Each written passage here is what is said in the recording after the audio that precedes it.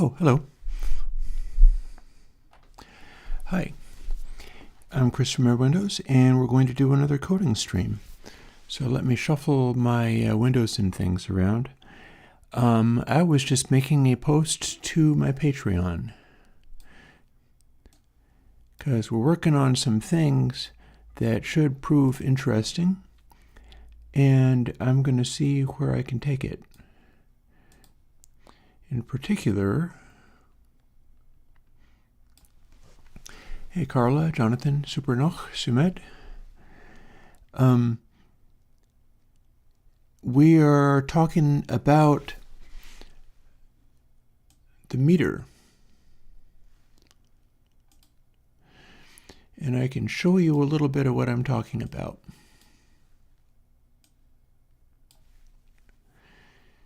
Because I'm thinking on diving back into that reverb undersampling thing that I was working on, and probably also making a standalone DRes plugin based on that.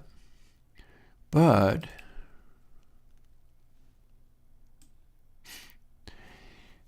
one of the things that I'm doing is going through all of these songs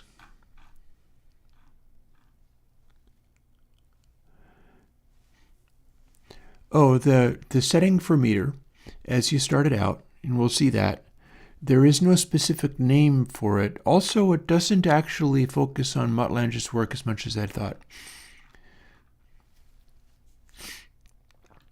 But here we've got a bunch of songs I've already prepared,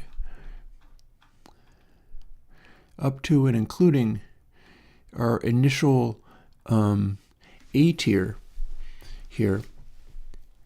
And I posted to my Patreon because as soon as I get like some more formats for meter, the most recent version of meter I built yesterday, you might notice that the lettering on there is a little different than it had been. We're not dealing with like quadruple or triple A anymore.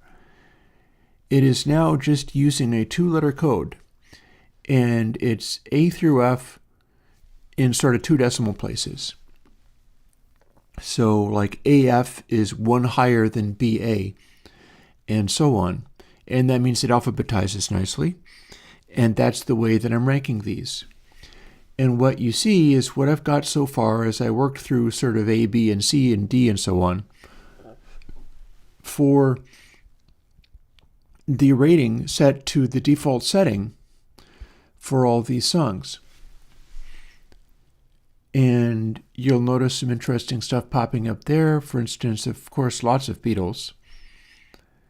I was a little bit worried that I was setting up for a tier, but that's actually AA that I'm looking for. And there's 2 Beatles songs. One of them is Tomorrow Never Knows, and the S is The Gates of Delirium. And that's it as far as AAA, or AA rather. But the whole A tier contains everything up to and including Chuck Berry's Johnny B. Good. We've got several Boston songs. We've got a couple of Aerosmith songs, although Mama Kin might be a ringer because it has a lot of crackle, and that might be boosting it unfairly. And we have a actually a couple of Boston songs, but For Play Long Time is rated up there. We've got Cheap Trick Live at Budokan. And just a lot of stuff that registers quite highly. And as we zoom down to the B tier, we've got AC/DC, we've got Burial, that's classic dubstep, and that shows up. We've got an Allman Brothers track, Duran Duran, more Beatles, more Boston. We've got a couple of Creedence tracks. We've got Journey, classic Aerosmith, more Duran Duran, Culture Club, just a lot of stuff. And this is what I was doing. We've got more Burial, Madonna. I don't have any hip-hop tracks yet, but one of the things that we could do is look at stuff. Notice that we've also got like Benny Goodman And that's old swing music. That's an old swing record. And yet, it rates up there with the first entries, well, among the first entries of Bruce Springsteen in the Born in the USA album, which is extremely 80s to the point where it loses out for being slightly too bright. And we've got Count Basie. There's just there's a Bee Gees track, but it didn't rate very high. We've got Jive Talk in there, but that's a D tier. And I'm about to do a little check on Eagles, Take It Easy. So we're using I've been running this basically for days, doing this stuff. And I'm like listening to YouTube videos and things like that while constantly keeping this going so that I can measure all this stuff. Remember that this is specifically hit record targeted, so it is perfectly legitimate. Like, look right down at the bottom here that you can see on the screen. There's Billy Joel, there's Bee Gees, Crosby, Stills, and Nash twice, and a Bruce Springsteen song. And the Bruce Springsteen song was in fact a hit, but it wasn't about hype. We got Donald Fagen down here, New Frontier, IGY, In Excess's Need You Tonight. Those were in fact hits. They were not hype. They were not this particular type of sound. But the one that we're looking at right now is in fact closer to that kind of sound. So stuff where you're using, like, it should be fairly clear as to what kind of thing we're doing here. Because, this is all the stuff I haven't reviewed yet. I should go through some Stevie Wonder. We can do that while I talk. But you can see in the list there that the stuff that registers high on this is pretty transformative and pretty high attention, high energy. It goes really hard in a way that something where the intent is chill doesn't go nearly as hard. So what I made a post about on my Patreon was the idea that I should come up with some kind of way of like rewarding people who have been really supportive and stuff, something I almost never do because I'm so committed to giving all of my tools to people who don't have any money. But this might be a way. And so I pitched the idea, can we do it in such a way that you can suggest tracks out of the stuff that I've got here, which is a very large list, and I'll only do stuff that somebody has suggested. I will, of course, still have to choose because there will be probably many suggestions, but I will only pick from stuff that somebody else other than me has suggested, but there's limits. If you're at a 1 plugin a year, then you can suggest up to C tier. And then if you're at 2 plugins a year, you get to suggest up to B tier, meaning this stuff here. And then if you're at 3 plugins a year or higher, you get to suggest the A tier, which is, we've got Beatles and Cheap Trick and Aerosmith and Boston and stuff like that, and Johnny B. Good. And hopefully somebody will eventually suggest that because I think it's informative. And the Eagles are not going to make it to A tier for this track, I don't think, because they're kind of just too mellow. But I'm not at all surprised that it made it to B tier or indeed pushing to go a little bit higher than that.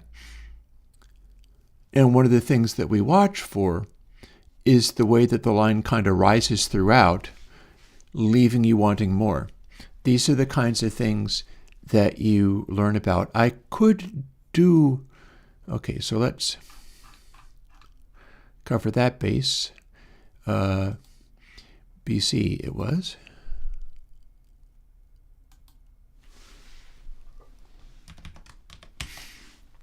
And I've just been doing this endlessly. So I saw hip-hop mentioned in Marvin Gaye. I've got only Let's Get It On recorded, although I do have what's unfortunately a fairly crackly version of what's going on. I'd love to have a cleaner copy of that. I think I've probably got the beasties already because I've been going kind of alphabetically.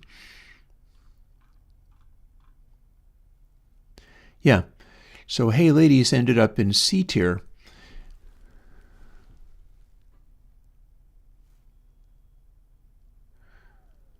And let's see.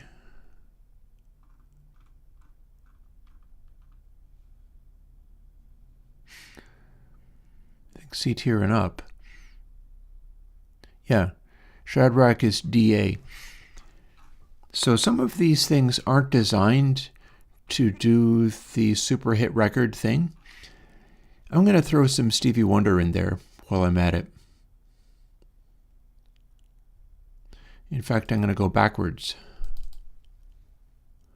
So hit that button to reset. And we're going to do our content hide D thing. Some of this stuff I'll be able to play so that you can actually hear it. Hopefully a fair bit, but at least some of it, if you choose appropriately, there will be things I can put on. And one of the things about Motown era Stevie Wonder is that it's going to get a really high score. As far as a Spotify Strip Club Bangers playlist, I don't know. It's interesting. There are many questions around all of this. Like, here, I can while we're doing this, I can show you something.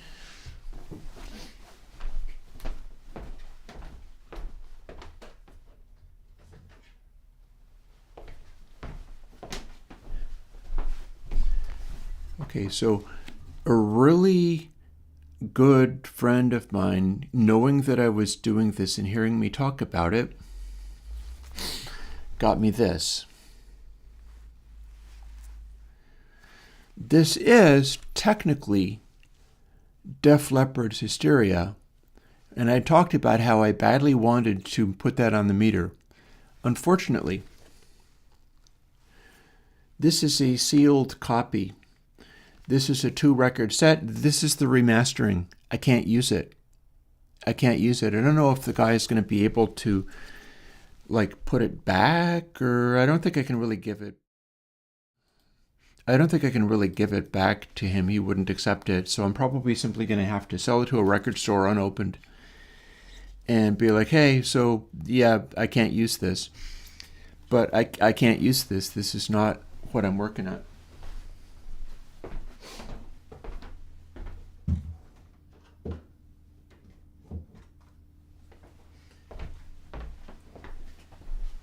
And you know, that's sad, but at the same time, probably, I mean, if I can find an original pressing, I will simply buy it. I have some stuff that I did earlier. In particular, let's bounce over here. Yep. You can't judge a book by its cover as BF.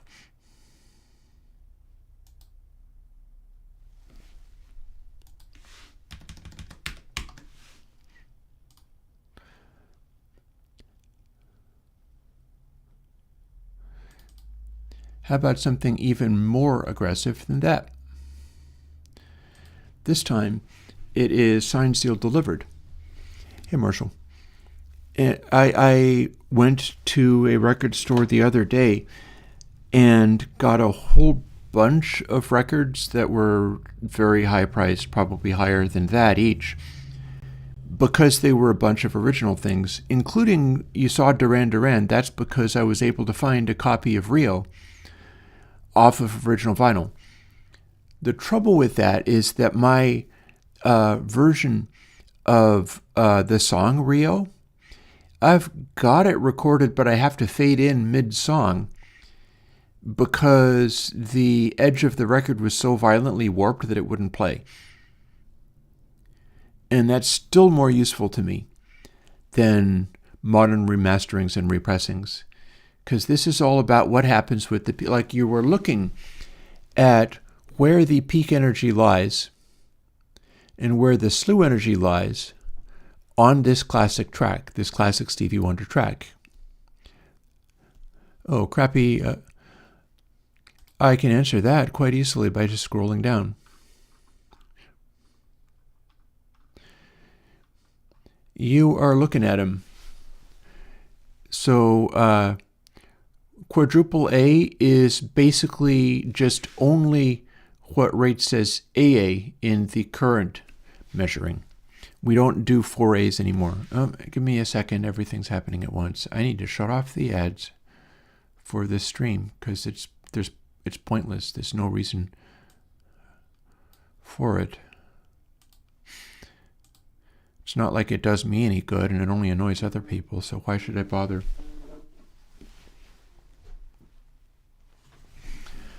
So let's see about turning that off. Too many things happen. I might have to break for coffee if this many things are happening all at once. And here's this finishing up.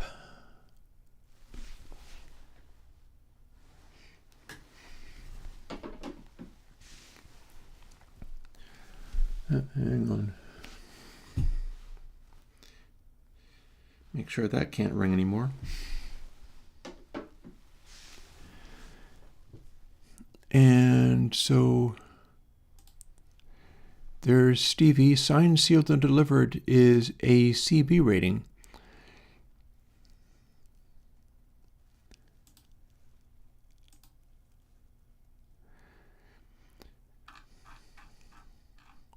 There it is.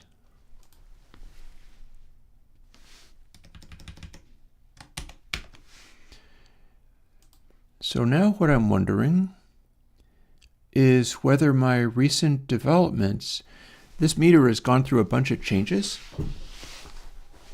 and I might be remembering previous ways that it worked.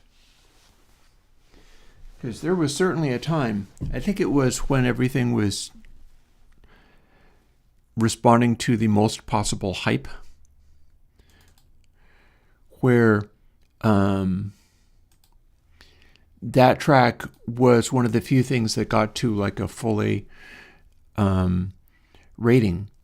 But I've since adjusted it to be able to cope with things like great Fleetwood Mac hits and so on. And so you're able to tune it, you're able to target it, that vibe to hype meter. And as such, I have to do over like all of the 350 songs again from scratch on the meter to get them rated. Because it's not going to say all the same things. But I'm able to tune it more and more towards what actually was influential and powerful in its day. And as such, the comments on the most recent version of the meter explain a little better what you were getting with it, like if you were using it for the purpose of doing this hit record metering. Like, I've explained it as follows, that it's now in essentially 6, I think, A, B, C, D, E, F, 6 classes of metering.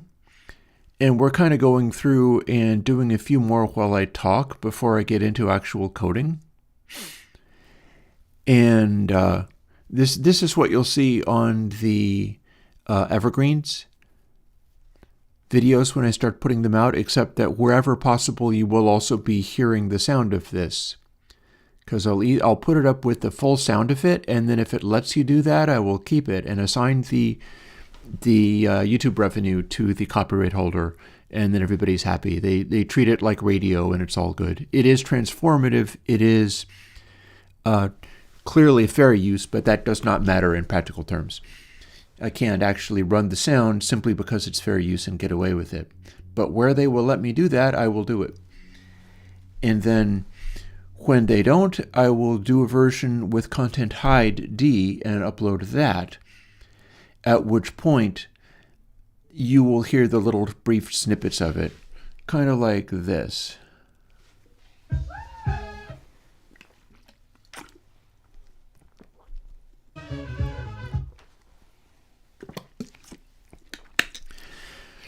Sir Duke is kind of mellow.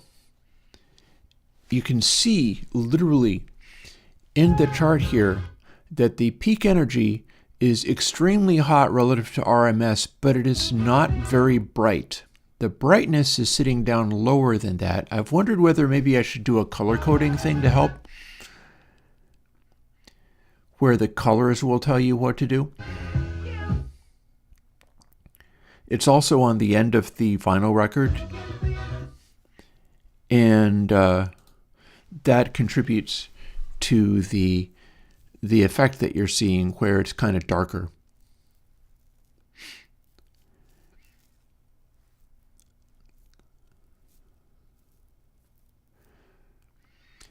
The point I was making about the hit record meter and the fact that it's now doing 2 letters instead of 1 so that I have a little more granularity.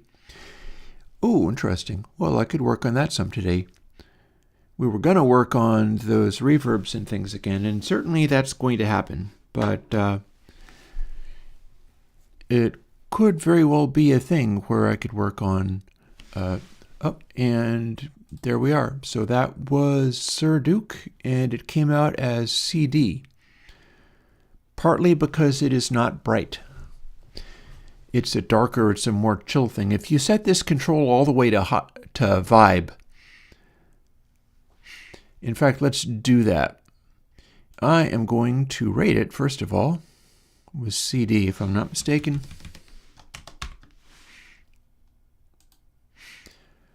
But now let's quickly jump back into this again, start over, but this time we are checking it out rated on full vibe. Nothing changes in the sound, but it will be registering the stuff where it is less bright. And as you know, with this little control here,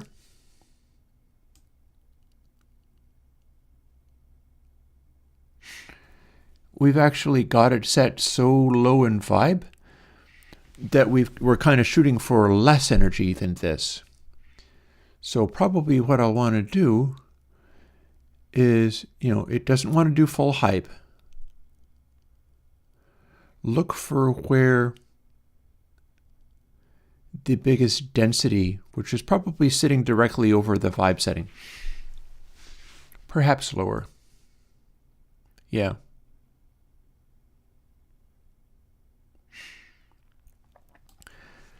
So this is a target that you could literally do.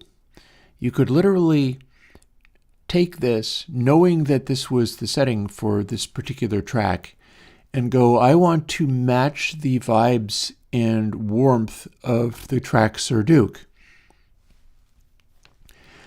And then set it to the same setting and try to get the same results on it. That is something that you could do. And we're going to just let it play. But my point being that I've been redesigning this. I've been designing it to get more granularity on these readings.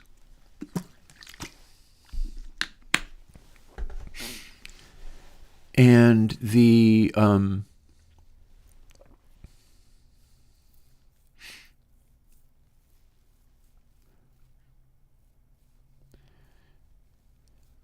when using these categories, letter categories, like their grades, and I think this is going to make it into a higher setting, although bear in mind, like this is not just finding a frequency or a density of tone.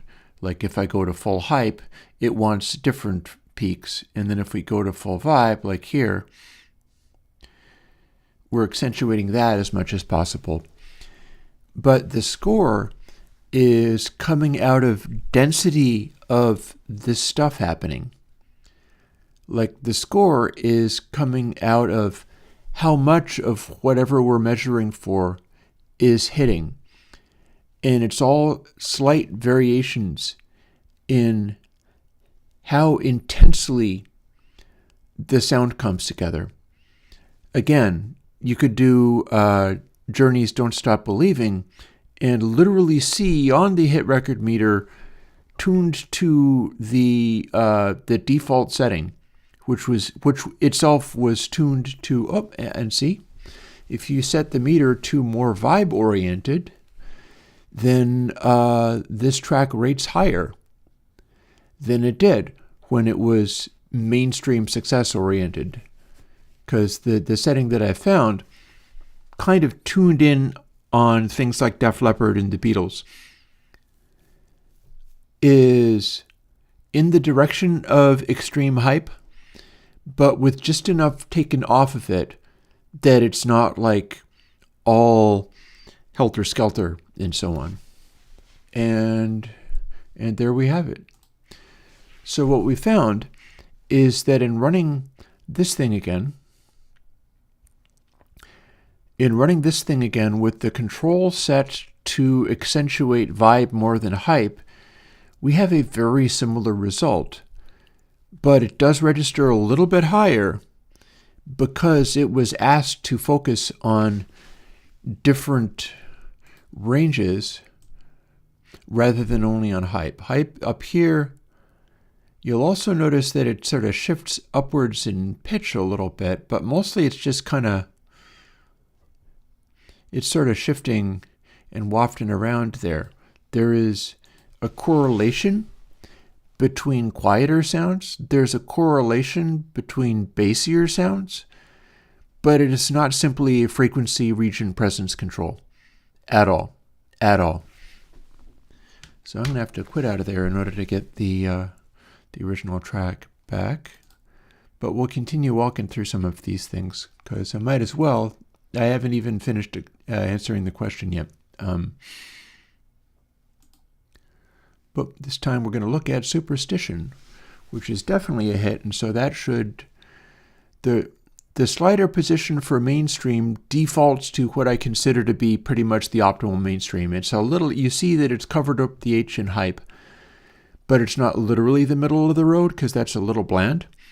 And it's not too far over into hype because that can be more alienating. That's like your Bon Scott era AC/DC, where they're just pushing so hard you can accept, like, okay, yeah, that's super aggressive, but at the same time, that's not necessarily what you want if you're trying to, like, Metallica, for instance, would have rated very well for extreme hype for something like Injustice for All, probably, certainly earlier stuff.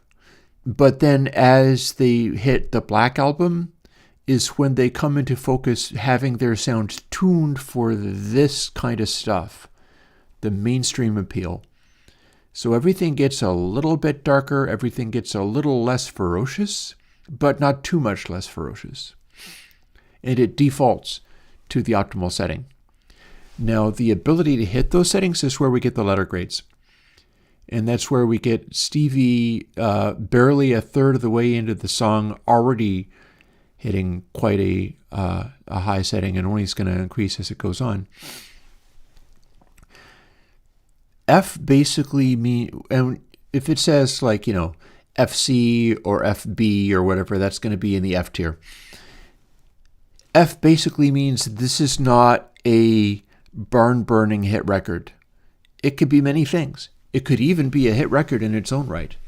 But it's not a hit record sound style hit record. Like, take, for instance, like Def Leppard as produced by Mutt Lange. It's not that. F tier stuff is not that. It might have too much space in it. Some of the Police stuff does that. Some of the Police stuff off of the Synchronicity album does that. It's just all about being incredibly chill. And so it has a glossy sound. It has a hi-fi sound. But it is simply not going to be, and weirdly, Every Breath You Take counts for this to some extent. I think it'll get up to like C tier or whatever. But it's one of those ones where it's just not the Police's earliest stuff, like Next to You, So Lonely, Roxanne, are the ones that go really high on the meter. Not because they're brighter than Synchronicity, but because it's just a denser, more pummeling, more intense sound. it's a liver sound. There's more character coming through it. And it can be hard to interpret that stuff. But so F is not bad. F is, this is not a hit sound. D is also, that's where you get stuff where it's probably a different kind of hit song. D tier, as we can actually see and down here, D tier, we've got some Allman Brothers, some great Allman Brothers. It's just very chill. D tier is where we've got Donald Fagen. Those were hits, but those were not like Def Leppard style hits. They're not Birthday or Back in the USSR. They simply don't rock that hard. I got a Chet Atkins song in there. We've got all of the Billy Joel, seemingly. We got Shadrach, that is because it has hip-hop bass in it, and it needs to make space for the bass. C is a passing grade for being a straight-up hit song. We've got Crosby, Stills, and Nash made it up to C for Sweet Judy Blue Eyes, which is not the case.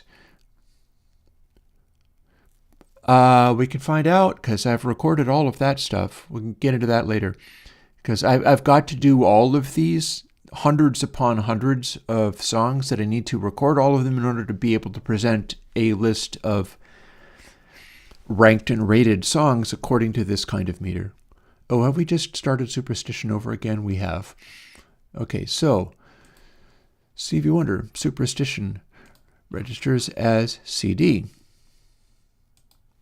Let's just bounce around madly. You mentioned Pink Floyd, Dark Side of the Moon. I did say it was just CD, yes. Name one. Here's all the stuff that I've got. I've also got post Dark Side of the Moon. Dogs rates quite well. How about really old? You want to hear Let There Be More Light, or at least see it on the meter? We've got several things from Echoes, Metal. I've got stuff from Obscured by Clouds. That's quite interesting. Let's jump in and do Let There Be More Light. That's a great example because that is characteristic of the super old Pink Floyd. Oh, I've got that. Let me do this first. You don't get to actually hear it because I'm doing a live stream and I'm not willing to play music over the live stream. But yeah, and it's the Astronomy Domine off of Amagama. So that I consider to be a very big deal. But yeah, C is passing grade for a solid gold hit song that sounds like a hit song, like in that realm of it's trying to be Def Leppard, it's trying to be the Beatles, so on and so forth. C tier is where you find a lot of Creedence Clearwater Revival, for instance. B tier is best of that lot, meaning it's not only trying to be a hit song, but it's being very successful at doing it. Whereas the C tier is maybe a little bit more chill, or Bruce Springsteen is here largely because Born in the USA is really bright. We've got some Burial. Doobie Brothers, What a Fool Believes. On the whole, it's kind of chill. It's kind of spacious. Here Comes the Sun. Beastie Boys, Hey Ladies. Maybelline. Just a lot of stuff will show up in the C tier. This is like entry to being a big old, life-changing hit song. Pink Floyd, Shine On You Crazy Diamond. And that one's there because I was doing really long tracks at one point. And that's mostly the chorus where it goes very high in rating. And we've got a whole bunch of different Beatles in there. So the B tier is where we start getting stuff that really has energy. Like we've got some AC/DC that is life-changing AC/DC, platinum selling and so on. Big Aerosmith hits. Beatles hits, Bruce Springsteen, more Creedence, Jackson 5's I Want You Back shows up here, Madonna, I just did this morning. It shows up here as BE. More Aerosmith, more Burial. Count Basie track, that's swing music. Eagles. So B tier is best of the trying to be A tier, universe changing, the world was never the same again hit record. A tier, that's going to be your the world was never the same again hit records. Here we've got a utterly mind-blowing Cheap Trick song live at Budokan.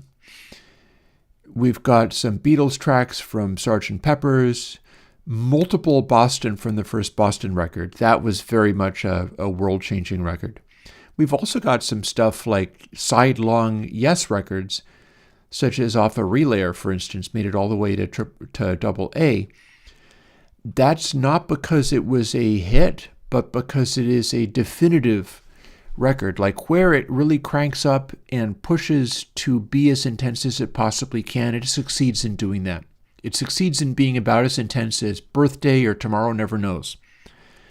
And that's a strong statement, but it's true.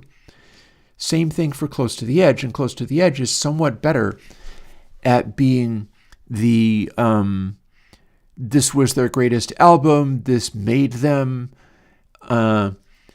they wrote off of that particular song and the creativity of doing that for the rest of their lives. And it was a lifetime achievement record, was Close to the Edge. Let There Be More Light, as you can see, is getting its own kind of sound. So I was asked about pre-Dark Side of the Moon Pink Floyd, and I'll also do Astronomy Domine, but this is worth doing. And what you see here, interestingly, is that it gets good, and looks like we're breaking for the high points there. Some of this stuff gets brighter than it needs to be, although it's focusing in a narrow range. This is doing some of the stuff like some of those Kinks and Beatles albums where they are more distorted than you think they are. This is off of a tube console. So this is off of the same console that all those Beatles records and also Piper at the Gates of Dawn was done on. And it's a very powerful sound. The fact that it saturates a little bit and is still able to put out a lot of high frequencies just zeroes it in on a kind of sound. Yep, this is the red console. It zeroes in on a kind of sound that does really well at doing sort of hypey hit records. So there we got Pink Floyd, Let There Be More Light, rating as a BE, which is pleasing to me. I'm glad to discover that. Stuff like Money, stuff off of the Dark Side of the Moon really blows the top off the charts. Did I just close that file? Yes, I did. So, Astronomy Domine was mentioned. And this is kind of a long one, but I'm sort of in the process of explaining all of this. Again, if you're here, you can, in fact, download this meter in its current condition. It's still in the process of development. One of the things I was asked for, and I think this is a fine time to continue refining this, is more color coding to make it possible to tune in how to optimize this stuff. Because what we've got here is our 3 meters. This is the peak and RMS meter. So this shows you sort of the saturation, how much of your peak energy is still there. For modern digital recording, the peaks will tend to poke way out, and you technically don't want to always have them poking out as far as they can. But the entire hit record sound is based off of peak energy.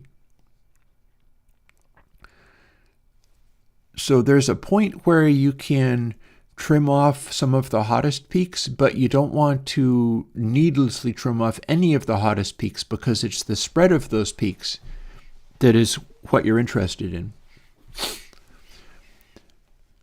Too much space is going to be like when there's loud bursts of music interspersed with silence, interspersed with quietness. I could show you stuff like that. It won't be here because what we're looking at is Pink Floyd live blasting away. So they're making a very dense cloud of sound. Now, one of the things that's happening with them is they're making a dense cloud of sound that's all between like 6 dB and 12 dB down. These two lines represent that. So that ends up finding a certain place in the meter. It ends up finding a certain place in how people hear sound. There's individual spikes that can go hotter than that, but that also means you could trim away, in particular when you see little spikes up here that are not the blue color, when they're tiny little dots. See, now we have loud outbursts that matter. But when you've got individual little dots up here that you can almost not see because they're not a blue dot, that stuff you could peak limit off or clip off and be fine. It's not dependent upon all your sound must be in this quiet realm. It's not dependent upon your sound must be quiet in a certain way. It's all dependent upon whether that particular peak is also matching the slew rate properly. And so everything that I'm doing here with regard to rating all of these songs for hit record potential is entirely mechanical, meaning that you can do it on your mixes as well. And fairly unsurprisingly, an interesting side note here, I'm pretty sure that this album was mixed on the Dark Side of the Moon console. I'm pretty sure this was mixed on the TG12345 before Dark Side of the Moon was done. I'm not 100% absolutely certain, but I think this is another example of it. This Adam Hart Mother, because the time period is about right. And if you look at the sound picture of this stuff, whether it is the peak energy, the zero cross meter, it really shows up as acting the same way. So yeah, to answer Jonathan's question of what does too much space mean, one of the things that happens, and this is like here, this is a beautiful example. We're doing Astronomy Domine live. It has this entire middle section where Rick Wright noodles on his organ. It's pretty music. Interestingly, you can see that the space in it is just all kind of depth and reverb, and it's making a cloud of mid-range frequencies out of the reverb.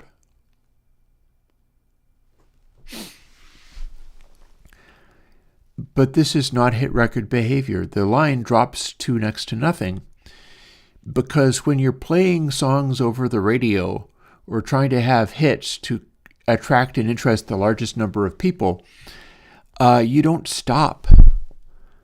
You don't have a crowd of people jumping around and dancing and go, okay, everybody shut up for 5 minutes because we're going to have Rick play his organ for a while everybody else goes off and, I don't know, smokes a joint or whatever it is that they do. And yet that's part of this song. And there's nothing wrong with it. There's nothing wrong with doing that. But it's going to make it harder for it to reach a hit record sound towards the end because all of its energy is dissipated.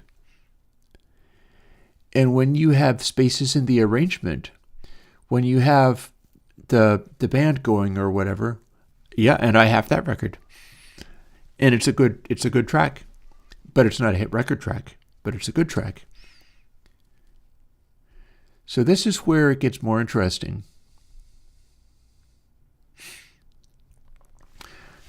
The bass and drums are coming back in. And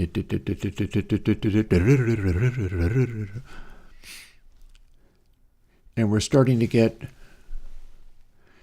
cymbals and things going. And you're going to see that it's going to just continue to build in energy. And that's because the band's coming back and getting louder again. And loud does well for like high rating hit record sound. As far as doing that kind of thing, going loud is a good way of getting people's attention, and hit record sound is all about getting people's attention. Yeah. If you're familiar with this track, if I'm lucky and we do the Evergreens thing and people get to request this, then I'll be able to play it and you'll be able to hear what you're seeing. And it is a very vibey sounding. I can actually leave it on content high D. We can hear bits of it.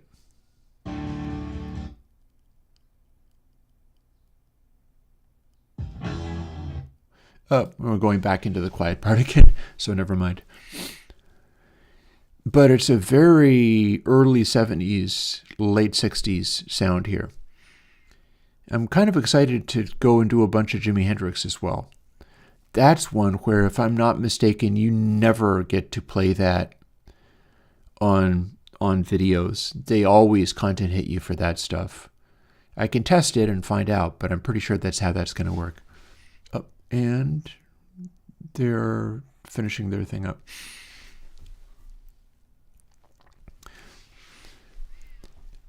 So yeah, this got up to a... see, this is C tier.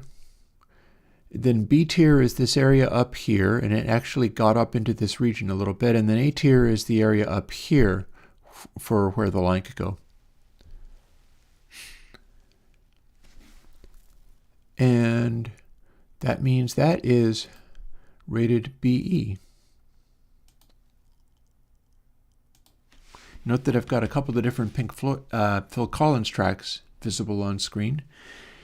I tuned some of this around, let's see, talk a little too much and forget what I'm doing. BE.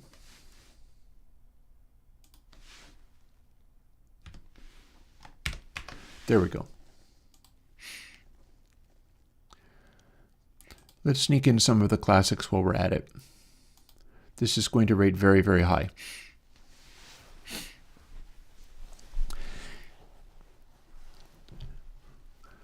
So the reason this rate's really high is because it's able to deliver immediate hit record sound even in the very first parts. Like, this is just the guitar and bass. Just the guitar and bass alone starts throwing in these points where the peak and the slew energy balance. And it pretty much does that across any possible sound. Any possible sound on Dark Side of the Moon is optimized for the right amount of brightness, the maximum amount of peak energy, and the density with which it's arranged is scattered across a wide range. Because you can do things where just all the energy is up here. One of the things that I need to do is go and buy somewhere a CD of Skrillex so that I can use this on it. Because I observed a neat thing, even just off the back of temporarily downloading it just to run it on the meter and then get rid of it again. I noticed that everything was distorted to hell, and so it died a death on the meter. But then when there's this one thing, everything cuts out, and there's a woman screaming, "Oh, what? Oh my God!" That was a line of maximum sonority peak energy, as loud as it could possibly get, and not a bit louder. It was dialed in to a T, perfectly arranged to be that kind of contrast to the normal sound of the music, and hyped as far as it would go. So rather than having all of this spotty energy down here, it was just a line across the top of like blue, intensely saturated blue blur, just splat right there. It was that well tuned. And it was really interesting to observe that that was a thing. That's how some of my burial tracks that are just bought off of his Bandcamp, and that I don't really have to worry about finding them on vinyl, which might be kind of hard. I mean, this is off of vinyl, but stuff from all genres finds ways of interacting with this meter. It's just that if you design sound to not be able to work with this meter, you end up having to generate types of music that don't correspond to it. You end up generating types of music where it relies on stuff other than the meter because it can't actually make those sounds and also be as loud as it feels it needs to be. But this is what you get when you have that classic hit record sound. This is the guitar solo, or the beginning of the guitar solo. And it's pushing right up into the A tier, which is understandable because that's what this album, and this song in particular, was a single. That's what this did for them, is the impression people got from this song was, oh my goodness, this band is changing the world. These are incredible, huge megastars. Well, this is how you create that impression. You'll notice that as they break out of that loud part of the solo, it never actually drops below A tier, even for the quiet bit. And that's because all of these sounds are that well tuned that everything is just sort of hitting at full intensity, and it never lets up. And so that also answers the question of too much space. You see here that it cut back to the quiet bit where the guitar solos are just much cleaner, less reverb and stuff, but there's still so much happening in the peak area. There isn't any space in the peak area. And now we've got pretty much the same look and pattern, but it's all much louder. And it's just, with Pink Floyd of this era, typically the music and the guitar and saxophone solos and things kind of carried it. And not as much as with, say, a Journey, where it is the vocals that hit at the full hit record kind of thing. So we've dropped back to where the singing is happening, and Dave Gilmour is not like a Robert Palmer, so they have to quiet down a little bit for him to be heard, and that the energy tapers down a bit. You can see where he is singing with these dark areas. These dark areas are David Gilmour's voice. And you can see that it's dialed in to exactly nail the right frequencies. And then we sort of gradually head into the fade. And this was a AE track, so I'm going to note that down.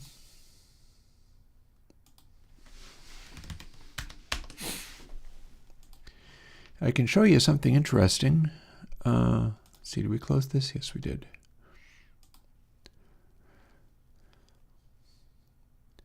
Let's have a look at something which is not going to rate as high because it has too much space. At least I am reasonably confident that this is not going to rate as high. This is Pink Floyd's Another Brick in the Wall, 1 and 2, with the helicopter part in between. It's so quiet I can simply put it on the content high D and we'll still barely hear it.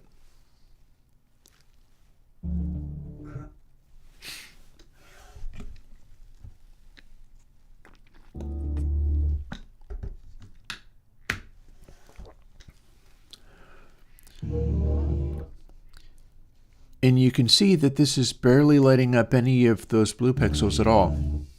There's a reason for that. This meter is showing us RMS. It is showing us the peak energy. It's making nice little clouds of that, but the arrangement, it's like chasing the bass. It's chasing the amplitude of that really closely.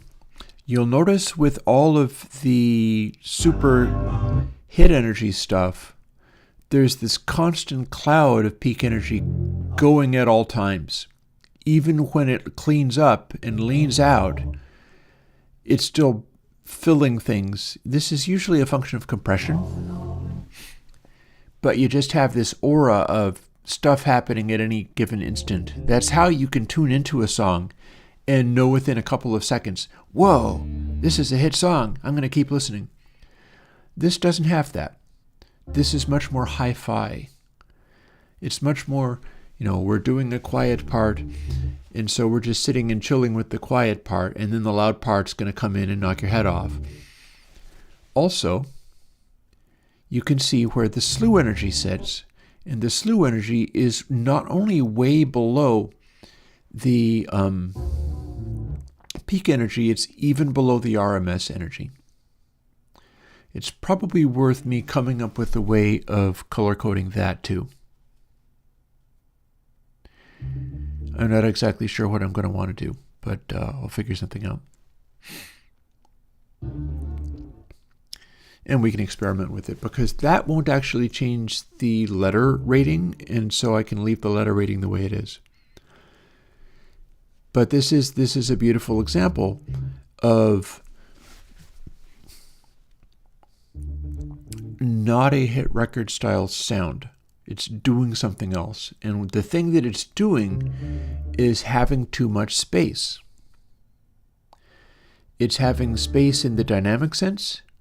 It's having space in the frequency sense, in that it's all these low frequency sounds, and there really isn't anything happening up there. There's no drums, nothing like that. It's just chill, laid-back guitar going. Maybe some reverby distance. The cloud here is actually quite good. This cloud is very well positioned. But this counts as too much space. And then we're going to go into that helicopter.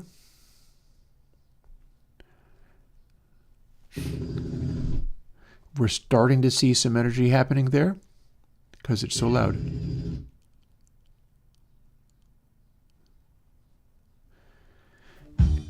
And that's what we're doing with our peak energy. You can see that this actually got to the point of clipping. But it's a drum hit against this backdrop of such incredible quiet.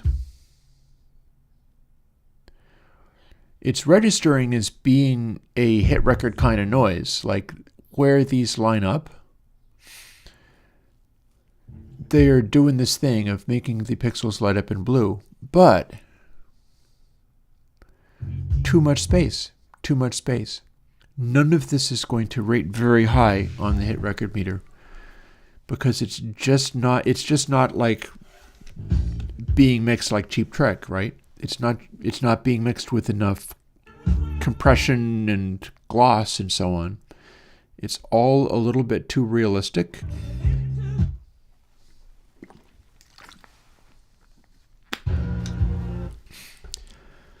And it has too much space. You don't need to have this much peak energy over the RMS. The hard limit is really probably your brief little spikes can go up to about 6 dB. The body of your sound could go up to about 12 dB, is pretty optimal. All that Beatles stuff. And 18 dB if you want to be very quiet and chill. And this is a whole level beyond that. This is like 24 dB down most of the time for RMS loudness. It is mixed impossibly quiet compared to everything else. And it's using those peaks, but only for individual drum transients. It's got very good drum transients, but I wouldn't call this the most masterful mix. It could very well be. I'm not sure if it really was the Quad 8. Some aspects of this remind me of the Quad 8. I understand it was like some kind of custom Spectrasonics with a sidecar mixer on it.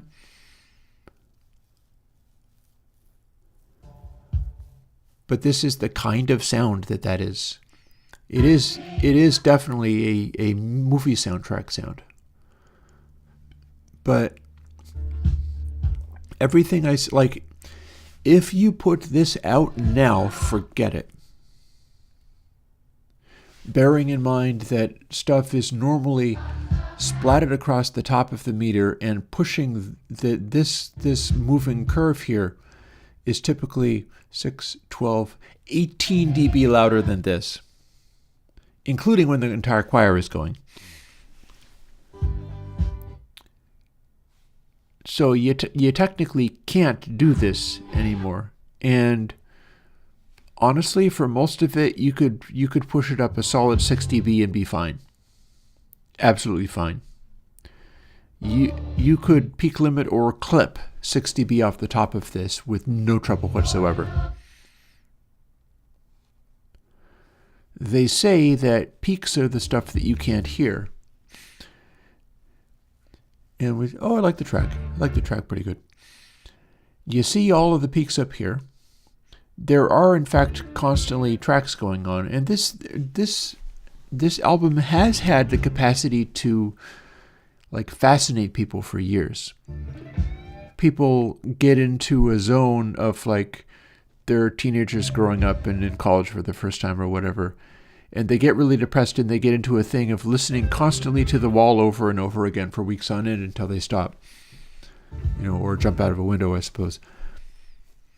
And that does tie in with the concept that the amount of peak energy corresponds to the amount of passion and sincerity behind a sound, whether it be, the intensity of the drums and how clearly they're defining a beat, or vocals and the energy off of the top of that. But bottom line is, you could easily make this be peak limited or clipped 6 dB with no trouble whatsoever. But we have made it up to DF, so there's that.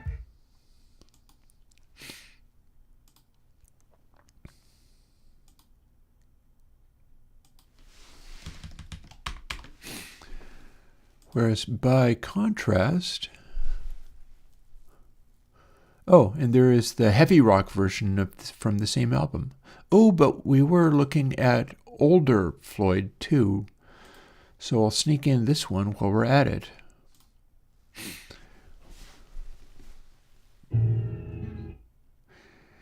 I don't think I have the final cut. It would act like The Wall, because Waters was completely in control of it.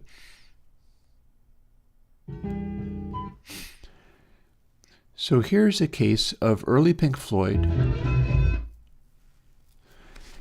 And that noise was, I think, Syd Barrett's guitar, because I'm pretty sure the slide guitar on this track is Syd, in one of the last things he did for the band.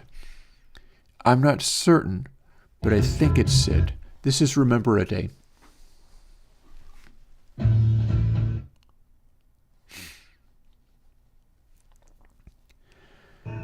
And this is another case of it's the same sound that we heard on The Wall. It's bass, it's warm, the slew is way below the peak until something's happening where it's brighter. But this is it's a big full sound and not as much is going on with it. Although when the vocals come in, they lift it a bit. I'm pretty sure there's going to be moments where the guitar starts getting into that zone where it lights up again.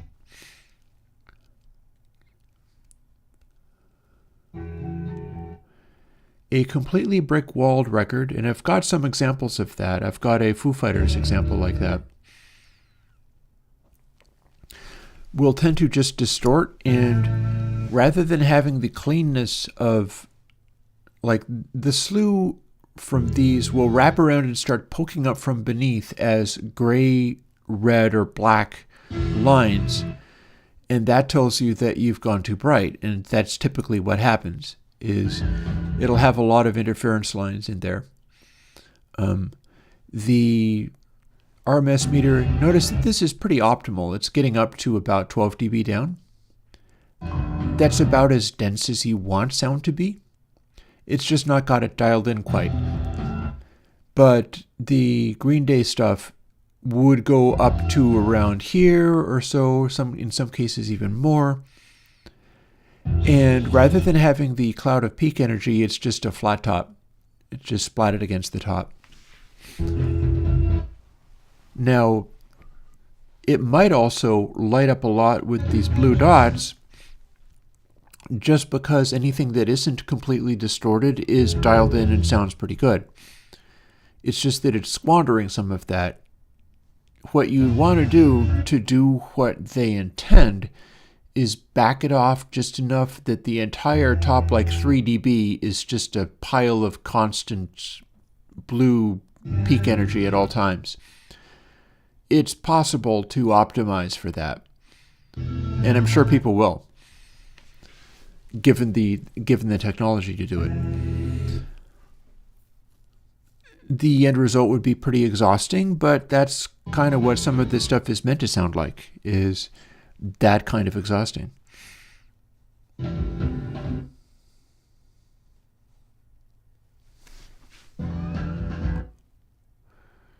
And I mentioned the guitar coming in,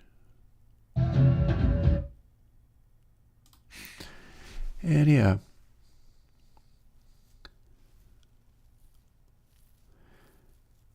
Well, here's the thing, is we kind of don't. Because remember, this doesn't know anything about sound. Well, it knows about sound, but it doesn't know anything about notes. It doesn't know anything about beats. It doesn't know anything about lyrics, although it does know how intensely people sing things, because that affects the amount of peak energy that they produce. And let's see, this counted as a DD. I'm getting some of this stuff done.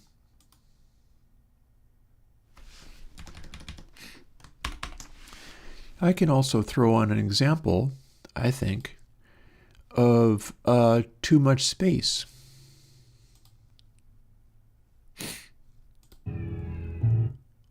Oh, no, I just opened the wrong thing.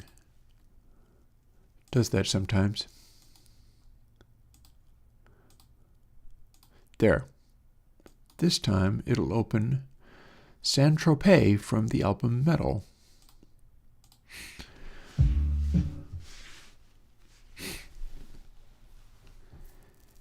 So this is going to be an example of too much space in the sound, of something that is otherwise very well positioned to be like hit record sound.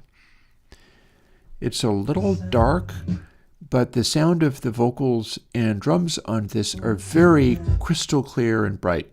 And in fact, the guitars and things are also crystal clear and bright. So it's got a real tendency of being able to show up on the meter. But it's a really chill song. It is a song where not that much is going, it's not full of sound. In fact, you can even see it's not taking up too much space in the waveform there. It goes right up to max volume, sure, but this is an example of too much space in the sound. It's not compressed up or limited or distorted in any way to where it's making a full sound. It's more of an empty sound. When you got things like these, the drums and bass and so on, but they're very clean sounds. The rhythm guitar is a very clean sound. The slide guitar there, it's an extremely clean sound. So the spikes, the dynamic spikes on the end of it pop right up to the top of the meter, but then it's kind of gone again. The background of it is empty. And that's an example of too much space. And the funny thing about it is that this is also a way to get stuff that's very satisfying to listen to, because it's still using that area on the assumption that the cloud of peak energy is where sort of the star quality lives. The thing is that we are not really maximizing it. We're not doing enough with it. On your enormous hit Beatles tracks and so on, this is a dense cloud of just stuff happening constantly, just screaming, "Oh my God, this is the Beatles, ah!" And this is just way more chill, way more chill. I'm going to throw on a Robert Palmer or something after this, I think, and then we can get to more color coding and giving more information. I think some of that I'm going to want to confine to this central meter and leave some of the rest of this alone.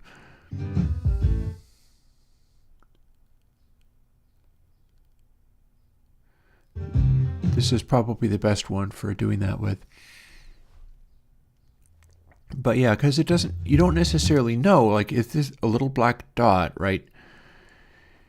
Does that mean that it is quieter than the balance point, or in fact louder? Because it's not always going to be the same. It's not one space that's going to go one color. So let's see, DF. This one's DF.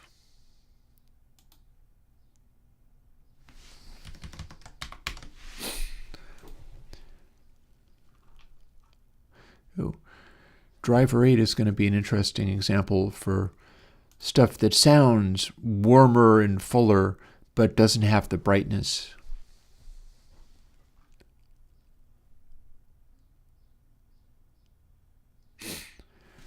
I am speculating on putting in Spanish Moon or Sneakin' Sally. I'm going to do Spanish Moon. I don't think this counted as a hit. It also has too much space in it. But what it does have is some of Robert Palmer's most intense belts and a really incredible high energy soul/funk mix. I hope I get to put this as an evergreens. It's ravishing. It's such a cool song.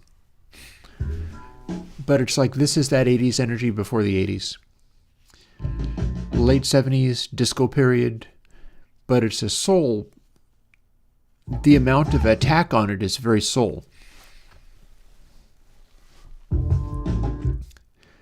And what you're going to end up seeing is you can barely pick them out among the drums and things, but you've got these darkened areas, and you see in the peak energy that it just lights up like crazy because Robert Palmer is singing.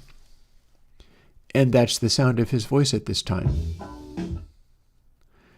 And anytime you can have the guy singing something and it just makes a splat of blue across the area.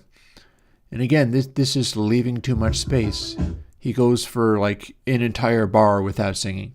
He just lets the band go. And here he comes again. He stepped inside and stood by the door while darker girls sang and played the guitar.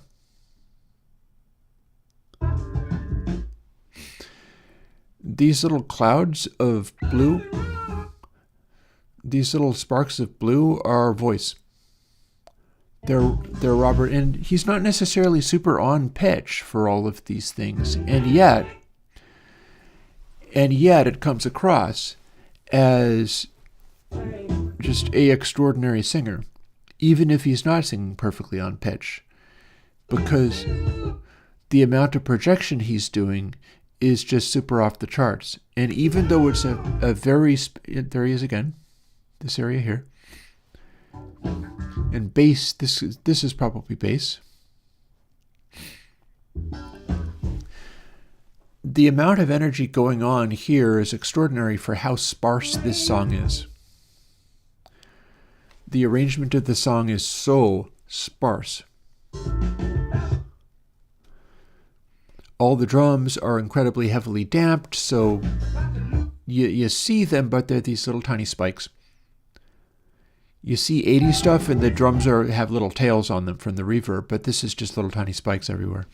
And yeah, some of those bursts of energy are purely the vocal. There's not a lot of reverb on here. And yet, even without the amount of compression, without the amount of fullness that would take this into a mainstream zone, like for this one, we could probably push the hype farther and it would still light up like crazy for all these same things. This is perhaps something of an obscure track, too. This is Spanish Moon off the album Some People Can Do What They Like, which is a favorite of mine.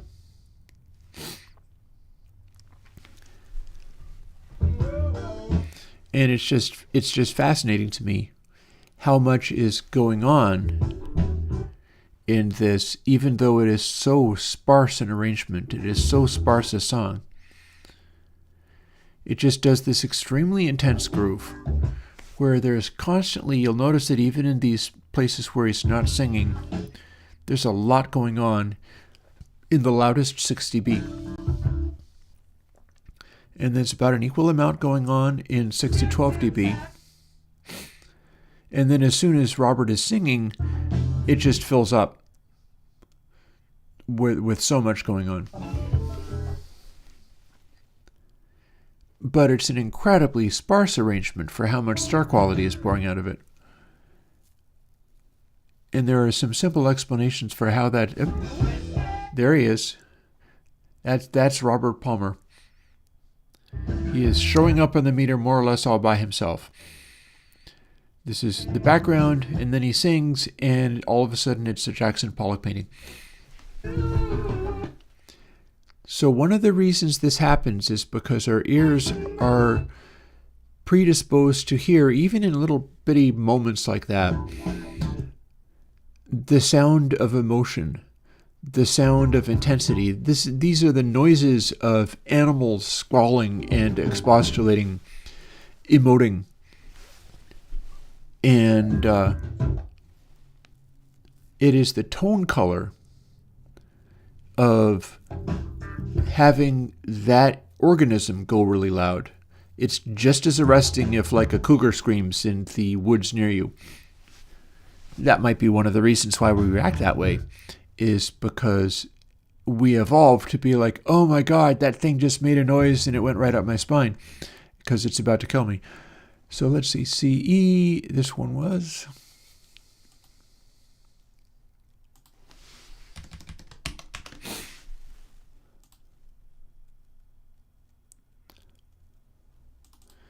Sneak and Sally is interesting. Give me some time to talk about this stuff more too. Again, an example of a mix that has way too much space, but it is such a good mix that it rises above that. It's extremely sparse, and this is an even better example of Robert Palmer's star quality. Like, that's largely his voice. This is largely his voice.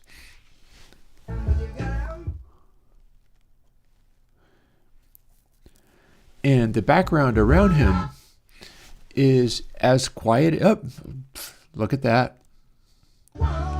So I'm not surprised. This is going to light up like crazy. It does have an entire song in the middle of it, Hey Julia, that's much quieter. But this is going to give me a hit record reading that's surprisingly high for how sparse it is. And again, 6, 12, mostly 18 dB down, including the bass guitar. But the vocals get to be quite a bit louder, and the vocals do this.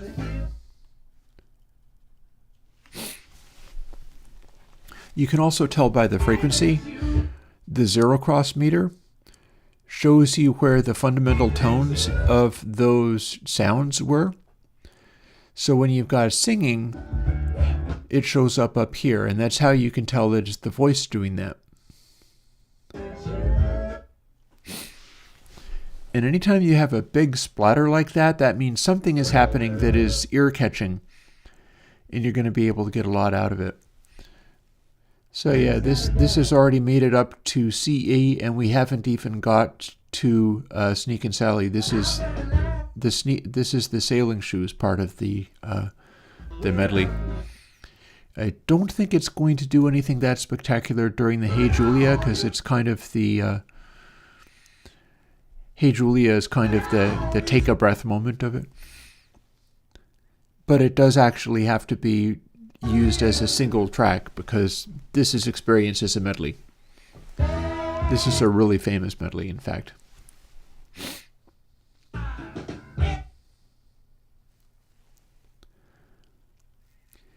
And yeah, the degree to which it is a truism that these things converge on the same balances between peak energy and slew energy, I mean, it works so well that it surprises me a little bit even.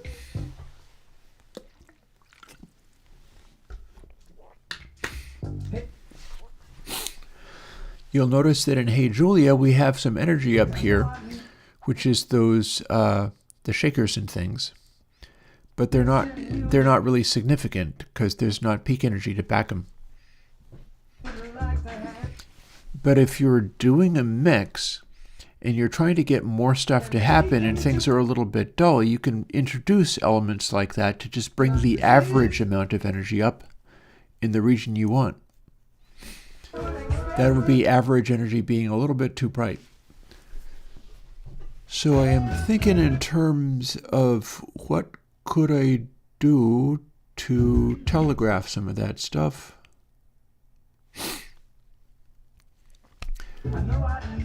In ways that would show up on the meter.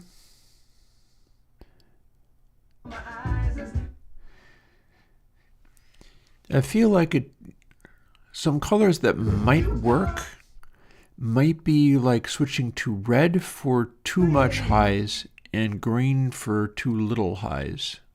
Because we're already using blue for optimal, and having other stuff contrasting with that might be useful.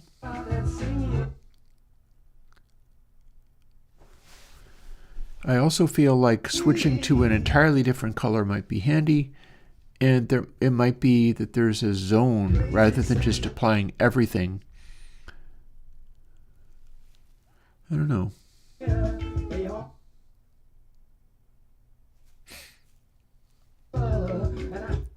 You got me thinking about this stuff now, because this is a fine day to do it.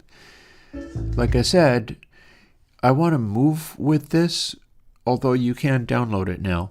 But I want to move with this once I have a clap, and possibly a VST2 version downloadable. Oh, well, I mean, you're looking at me and going, I don't know, that might be more work.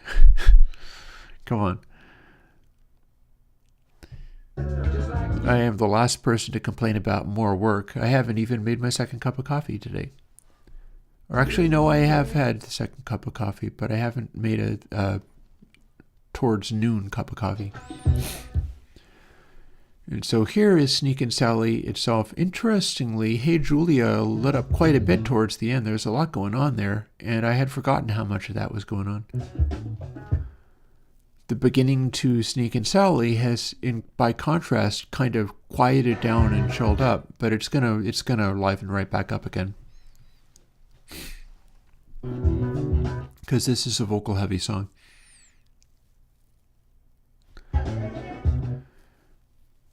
That said, kind of Marshall mentioned how the vocals are mixed too loud. This is not really mixed too loud. One thing to notice about some of this is that the vocals are compressed less than you think. And that's important because Robert Palmer's sound is being produced by that peak energy. Now, there's multiple ways of dealing with compressing vocals. You can compress vocals in such a way that it retains peak energy. You just attack and decay slower. Or you can compress vocals with a much faster release. so that it cuts back on the peak energy to some extent. But what Robert's got going on here tends to be his mic is not that compressed, so he has the capacity to get really loud at moments like this. And like there. And like probably a whole bunch of other stuff.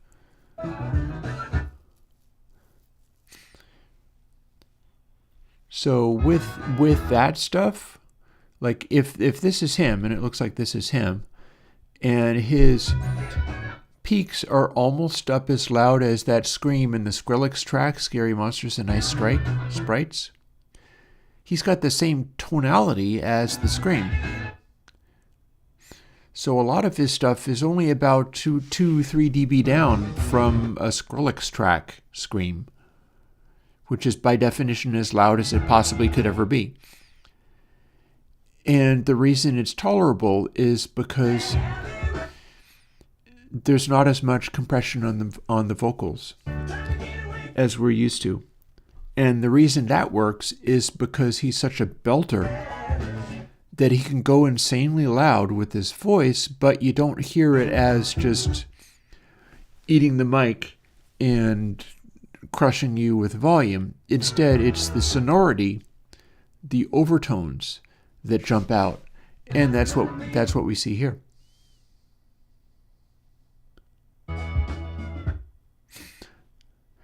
Mama just looked at me, so I was crazy. She didn't even bat an eyelash.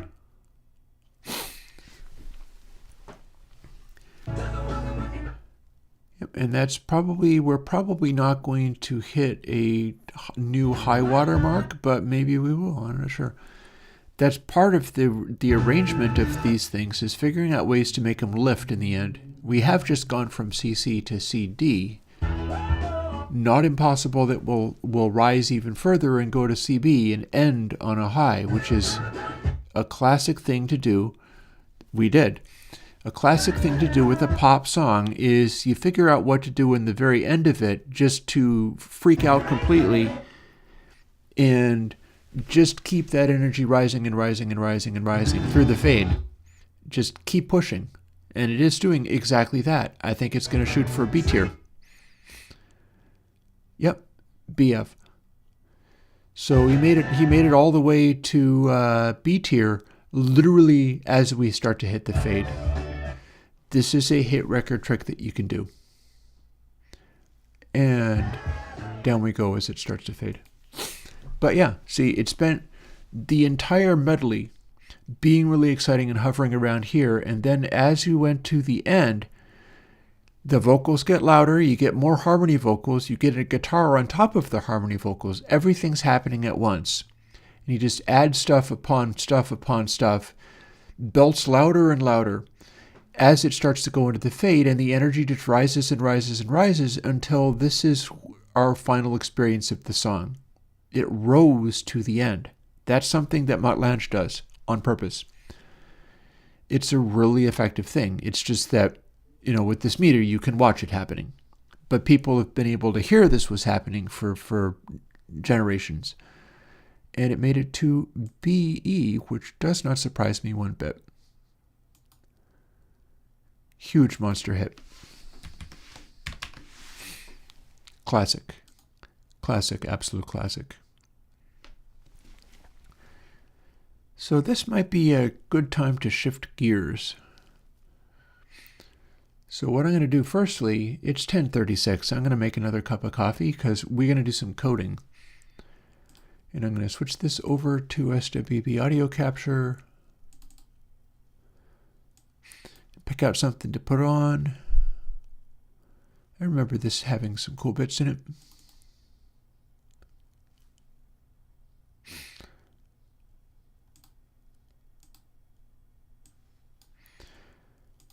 And I'll shut off the content hiding, and we'll skip ahead to the middle once I've. These are live performances, and so I start off and just start trying to get a sound and go from there. Or maybe I'll jump ahead to here and see what it's doing. And I'm going to go and make another cup of coffee, maybe grab a snack, and I'll be right back, and we're going to start putting more color coding into the information on these meters. In particular, I'm going to put color coding into specifically the slew meter alone, where rather than registering as, blue if it's doing that thing, if it is too bright, it will start showing up as red. If it is too bassy, it will start showing up as green. And then you'll get a color reading that will also kind of help, because the thing about it is you don't necessarily know if you see sort of dots coming in below the blue reading. That doesn't necessarily tell you whether it's brighter or darker, because it's part of the peak readings, and the peak readings are literally all over the place. So that should be kind of useful. Hopefully it'll be useful anyway. And let me switch it over to some music, and I'll be back in a bit.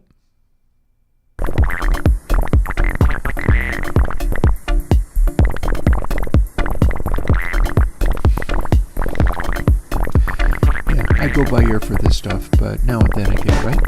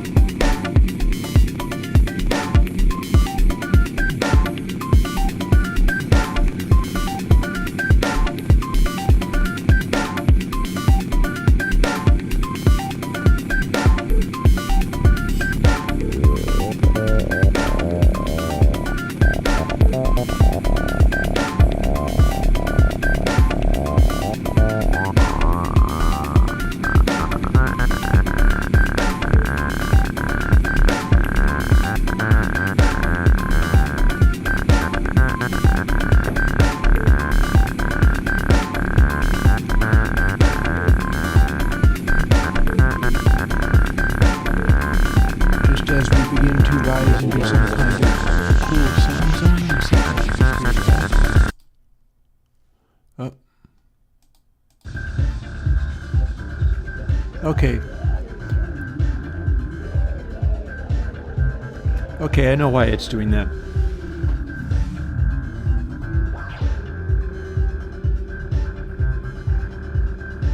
It's enjoying the noises that it's making, but one of the things that is helping it do that is a decent balance between bass and treble in the groove, and also that Zox box. Everybody loves the 303. And the other thing that's helping it do that is that this is a very dense mix. So that's Batik Erotic off of one of my live streams years ago.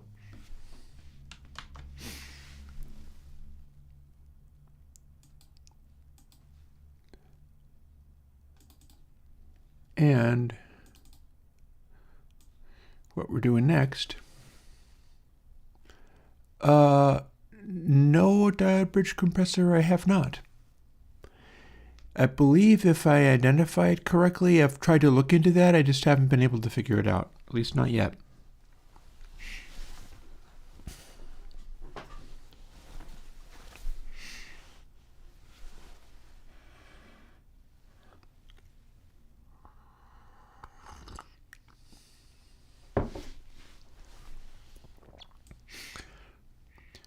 So here we are in the meter code.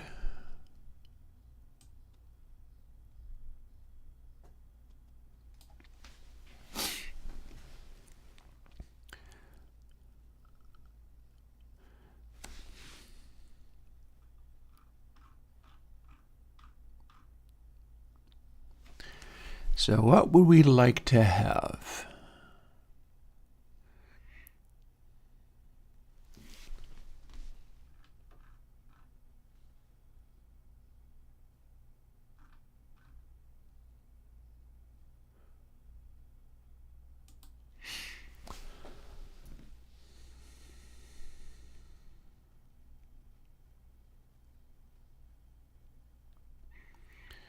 So there's two things I have in mind. One of these things is to go into the slew section of the meter and indicate whether stuff is too much or not enough.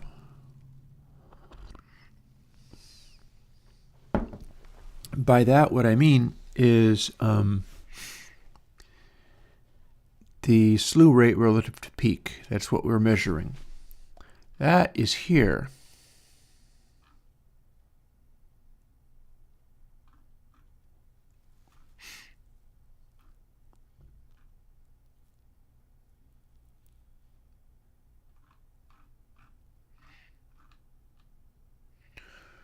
Or rather, I can lose some of this stuff because we're not going back to it.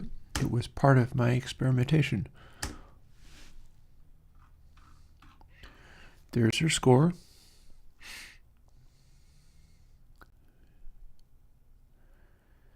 There's her line. So I'm going to try to see where we're drawing these things and override them.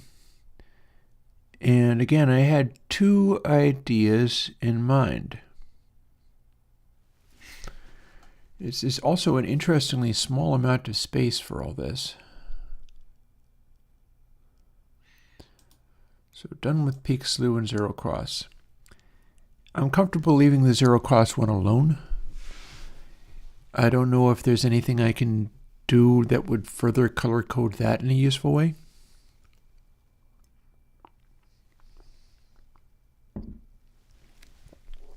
But slew needs to have some additional colors for this is consistently coming out darker than it should or consistently coming out brighter than it should. I've even got some examples I can use for those things. Like I could do Bruce Springsteen, Born in the USA, and immediately see what it looks like when a bunch of stuff is too bright and shouldn't be as bright as it is. Or Fleetwood Mac's Sentimental Lady for too dark. and otherwise good. And then what I'm wondering is what I was observing on the Pink Floyd The Wall material. And could I do something where I put in an indicator and it says, yeah, you could absolutely clip this energy off, no problem. Because if I could do that, it would give further instructions.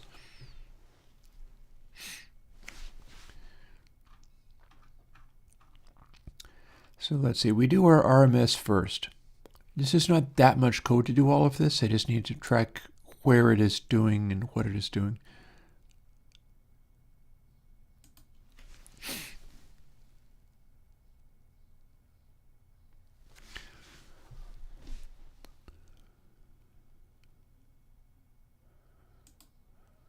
So if peak is larger than 197, that's all of this.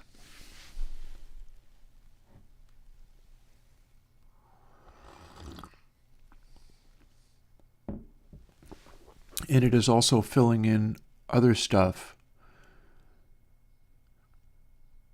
color-coded to the, well, I wonder whether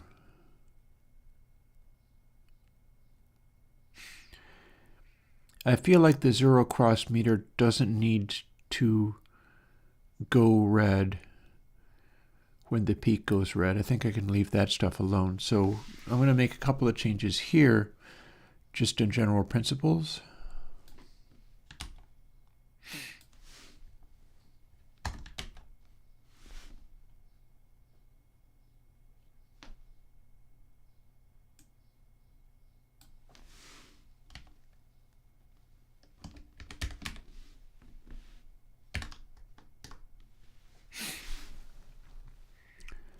And now I have too many parens, okay?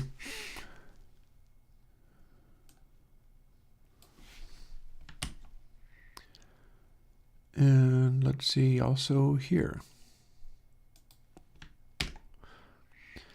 So now that I've done that, the zero cross meter doesn't get filled in red when we're clipping because it shouldn't actually care.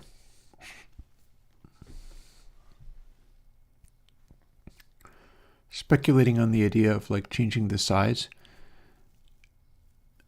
but I'm not sure that's really useful.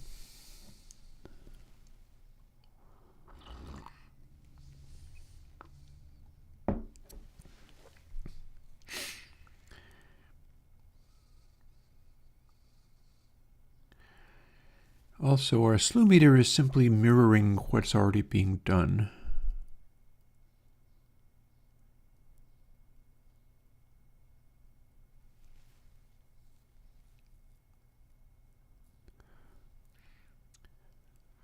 So I like the idea of the slew clipping filling in red when you're also distorting.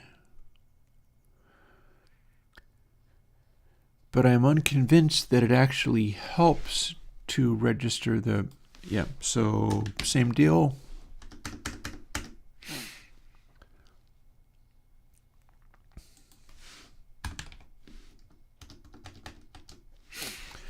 What I've just done is if the slew is also clipping at the same time, then we subtract it and draw a line, and that's what we were doing before. And that means that the slew lines get drawn in red if we are also clipping. I think that's a good enough warning. However, if the slew is not clipping and yet the peak is, we're no longer filling the slew in red either. That returns to black too.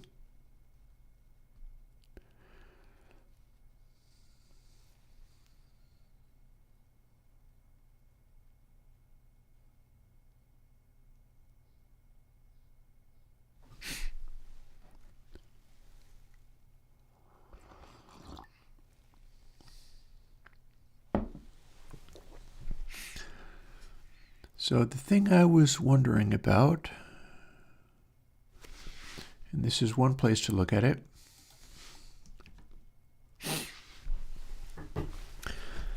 Can I do a thing where it is keeping track of the optimal points of these things regarding peak over RMS and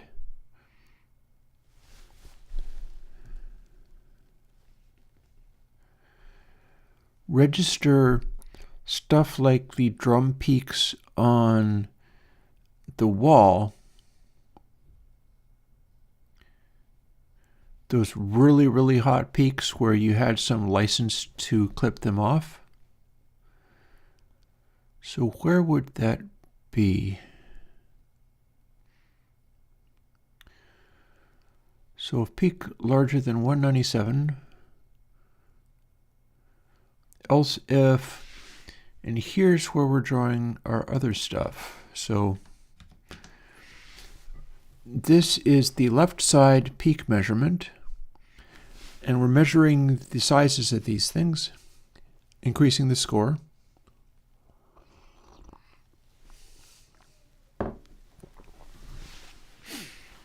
And let's see.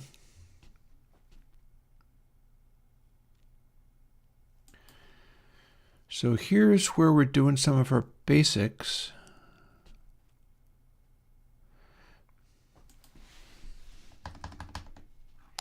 This is where we're doing our initial peak energy meter.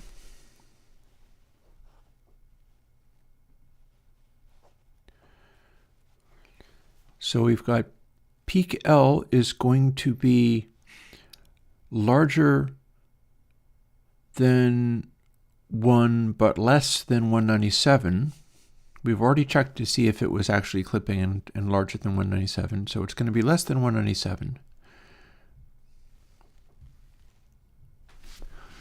Let's see how far down we're drawing some of these things. And we're calculating it as 200 minus that, so bust the calculator out for if I need to. I use that for if I have to do some kind of math things and I'm thinking way in left field and can't bother with math. If I need to understand what color the thing is to turn under certain circumstances, math might be the last thing on my mind. So also we're doing ps.size_L equals square root ps.size_L. That is going to make things larger if in fact it is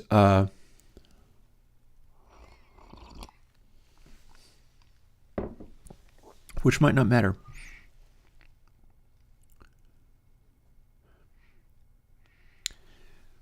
But all that's doing is setting it to full intensity blue.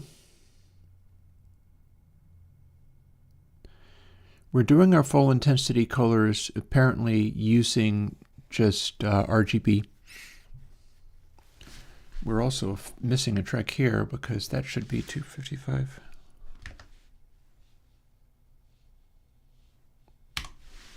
.0F to match with the other things.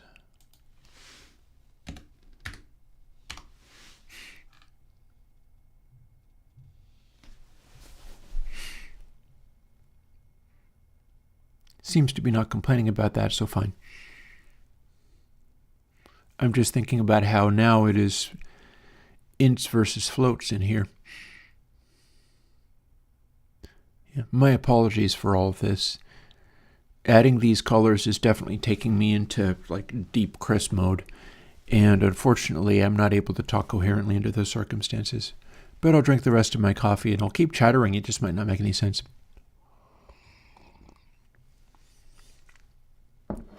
Done with RMS chunk and sound density, and I've isolated where we are drawing the RMS spikes.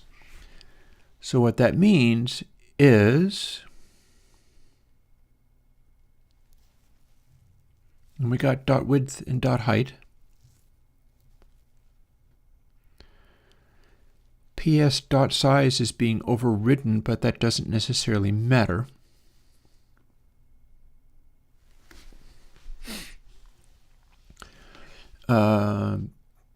200 minus peak L, so that's equating to about 0, really, if it's actually a low number. So if I was looking to do 6 dB markings, I would measure it down to about 60. So 60 is the number I'm thinking of.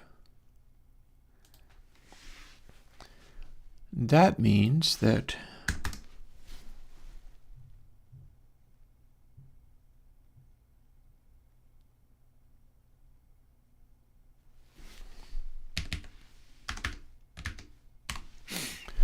write it down. So 200 minus peak L. So peak L is going to be larger and larger.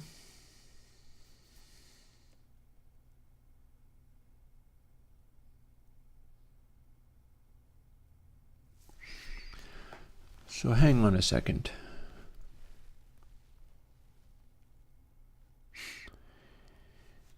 I'm struggling with a whole bunch of weirdness here. Don't mind me. 200 minus peak L. And then PS dot size L is how far off it is. And that gets smaller. PS dot size is a factor of the size of the spot, and then if it's beyond a certain amount, we color everything blue and go, oh hey, that's a hit record sound. Sounds very exciting, I know.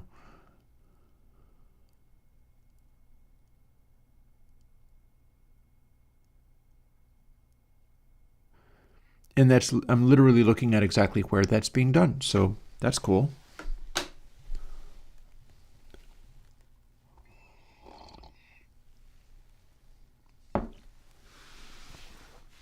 So what I'm thinking about here, why I'm stuck thinking about this, is that I have to deal with numbers like 197 or 196 or 200 minus that in order to get to where, if it's within 6 dB of the top and is also a significantly unimportant peak, I can color it as a big red spot, which indicates, hey, you don't have to use this.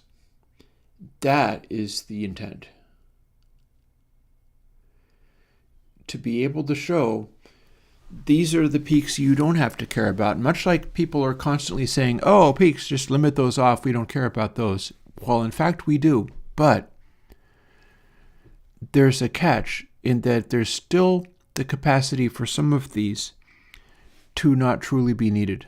And it should be able to make the meter show you when you can get away with clipping or limiting a little bit. And that Pink Floyd track is an example of how to go about it, because that Pink Floyd track I know has peaks that are hotter than they need to be for a hit record style sound. I know this. There's other stuff as well. I can go to some of the Trevor Horn's stuff, and he tends to have peaks that are hotter than they're necessary. There's a sweet spot, which the Beatles nailed pretty well. It's going to be even more important for working with DAWs, because DAWs naturally generate peaks hotter than you need. It's just people haven't learned that some of those you want and some of those you don't. So let's start with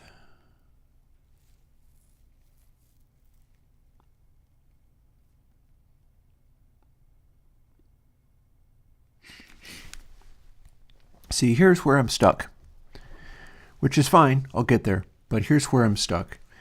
I'm looking at 60 there. I know that the measurements from 0 to 60 are the dB range I'm interested in. In fact, the closer we get to literal clipping, the more willing we should be to indicate that it could be clipped off. However,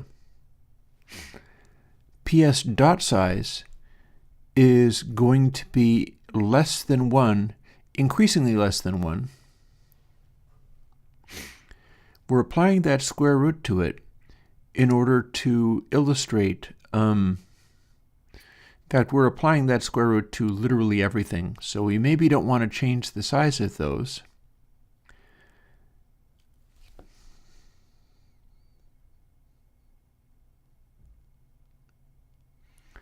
Nor are we necessarily able, well, no, we are technically able to do it only for the RMS peak meter.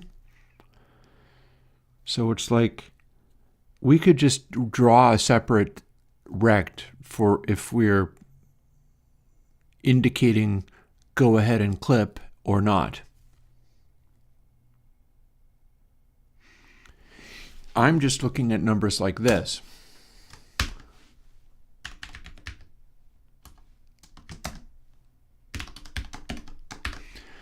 That is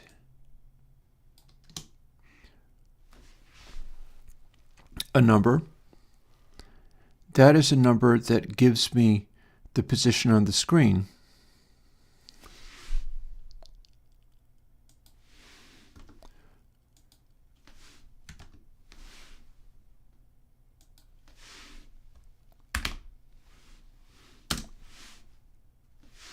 More parentheses.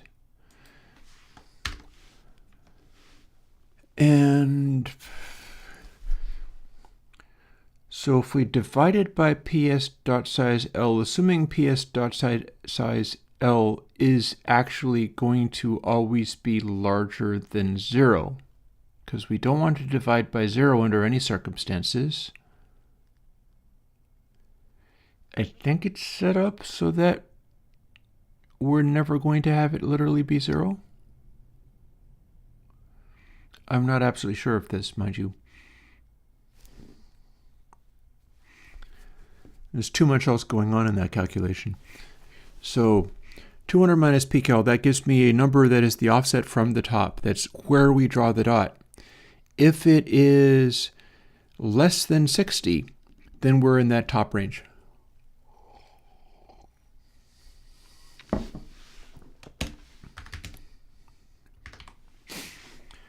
So that gives us a logic statement. Oh, we don't want that though. Settle down. It thinks it's the next statement because that is the next statement.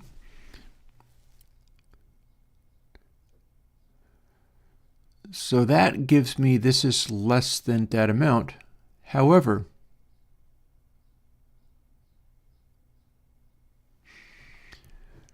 what I want is for it to,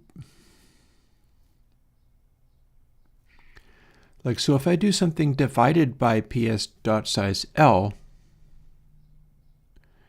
even though it's now square rooted, which is going to make it tend away from the really large numbers, I guess we can find out what happens by doing a simple thing like this.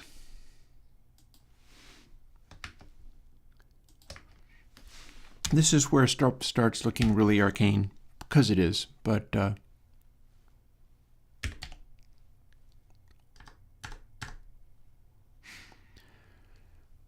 so what we have here is now how much is this less or more?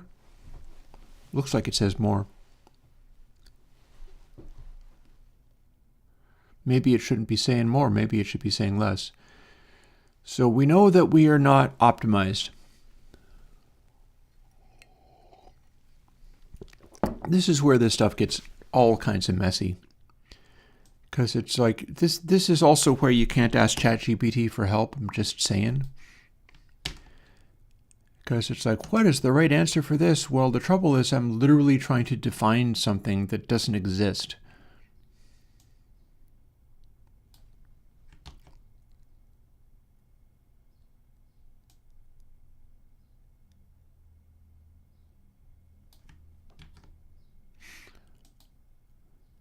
Red, green, blue. Oh, and wrong answer. Let's settle that.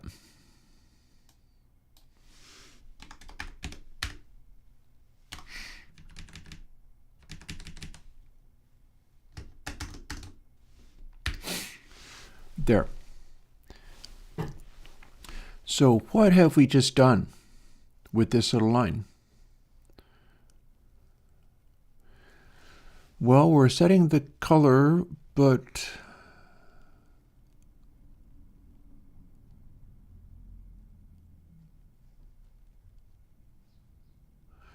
it's going to affect other stuff, but we can override the other stuff too. That is setting our dot color to full red. That part I know. I am certain that I'm setting that color to full red.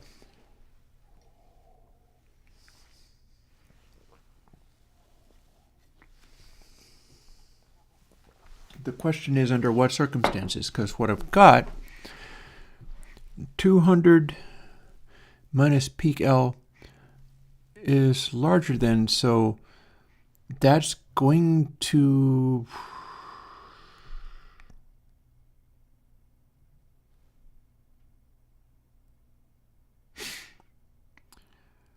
So peak L becomes larger as the peak amplitude gets higher, but 200, why does it say 220? Is that even correct?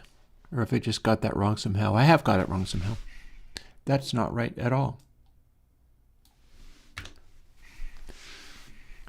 So what this is saying is, if this number, which starts at close to 0, if it's really, really loud, is larger than 6 divided by the dot size. So that starts at 6, but then it, so maybe what I should be looking at is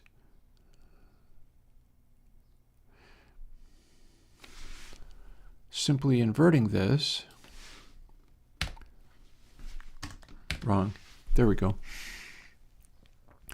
So if it's less than, because we're going to try to make it so that that's a smaller number, and then if it's less than, and then we start at 6, but 6 divided by dot size L, what that's going to do is that's going to make that number get bigger the farther away we are from the optimal setting. The optimal setting is 1 or more for PS dot size. That's where we're registering like, oh, hey, this is a good hit record sound, and it's lighting up in blue and all that kind of stuff.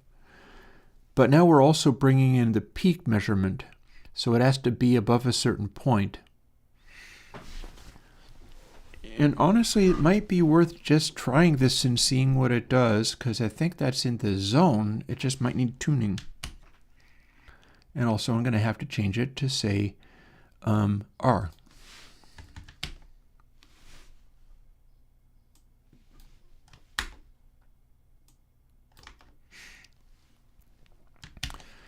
So let's see what we got. It's a start.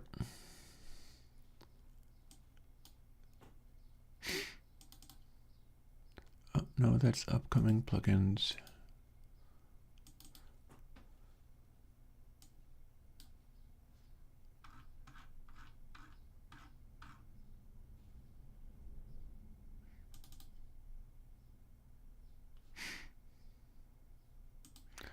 So now we are looking at Pink Floyd's Another Brick in the Wall. And we've skipped ahead, and we want to see whether any of these things light up with a blue dot on the peaks, indicating that we could clip them off. Not for that one, nor that.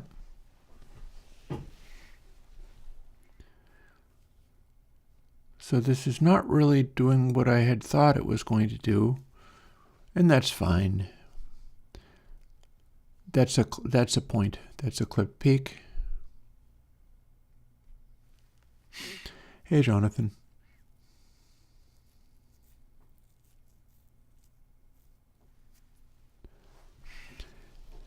I feel like maybe it's doing its thing. I feel like what I need to do is find a way of enhancing this so that it actually registers. Oh boy. So what I'm shooting for in doing this is taking a track like this, where we've got multiple drum peaks up here in the top 6 dB, and having it, like I think maybe that qualifies,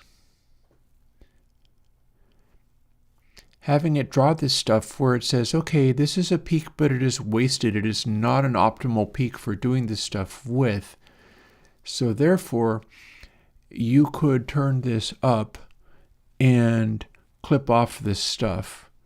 And to do that properly, I would need to draw it as a bright red dot. What I don't see is any of that registering right now. And I'm not entirely sure what I can use, but that's a whole other story.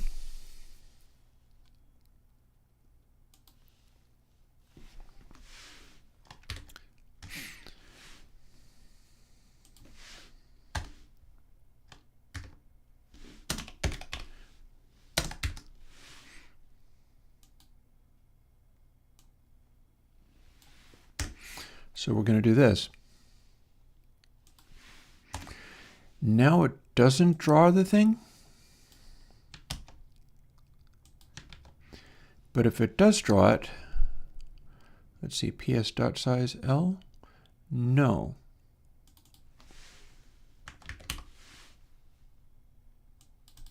Always draw 2.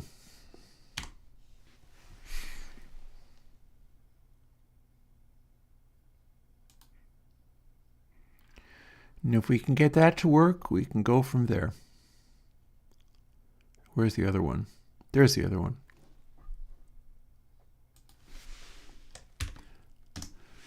There.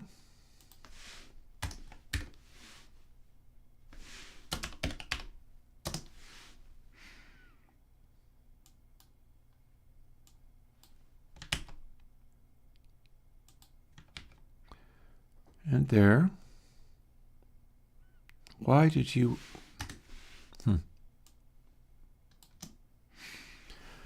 So now that's about the same thing, and do the same thing that I just did. No PS dot size when we are actually drawing the peak because the dot size is too small anyway. You definitely can't see the signal if it is set up to be too small anyway. So there we go, I guess.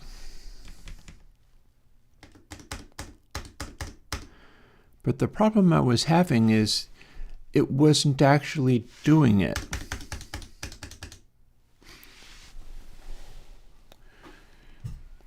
So if 200 minus peak L, louder that is, the more likely it's going to register. It has to be less than a thing that becomes larger as ps.size L gets smaller, so that also, the farther off it is, the more likely it's going to show up. Let's just see if we can get it to register a whole bunch. Let's go right back to 60 from sex.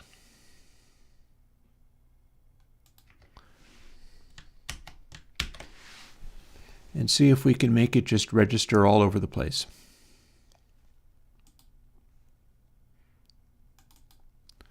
Because at this point we're trying to literally show that the code even works.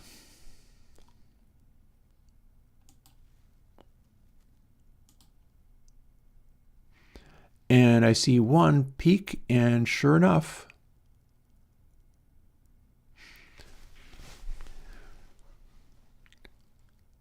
so I'm going to count that a good start.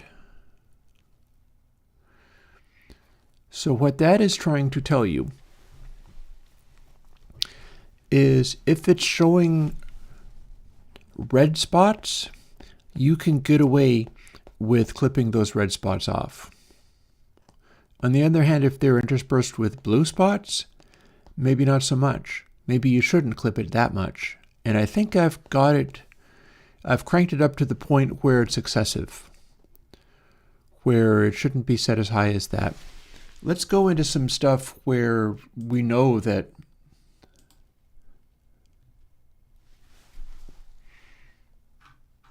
what have I got even that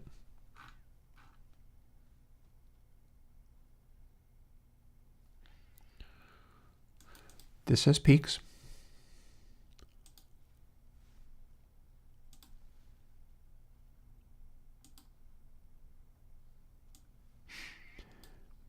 Yep, see, here we go. So what we're looking for is being able to play something like this, where it's got a huge amount of space in the mix, it's got a huge amount of dynamic range, and it starts showing you at what point you could clip off the top and get away with it. That said, it is being too bold at the moment, because I set it to 60 just in order to be able to see how extreme it could get.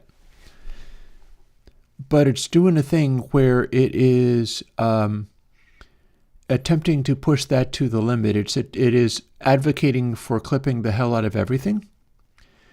And then as soon as it's actually stuff is happening, it kind of stops recommending that.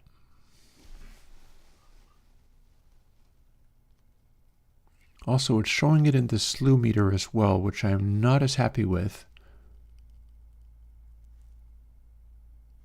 Oh. Well, as long as I'm looking at this,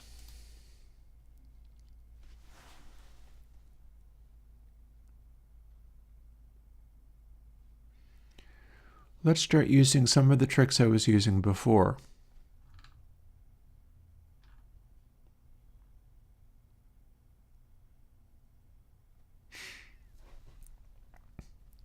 How about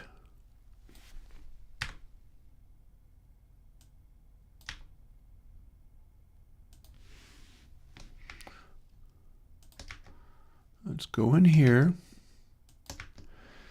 and we know that ps.size2 is less, but how much less? And what would happen?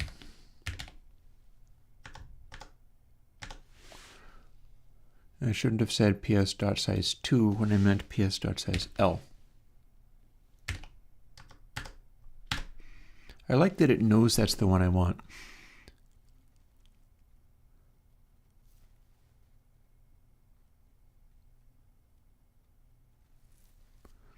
So that should be pretty aggressive.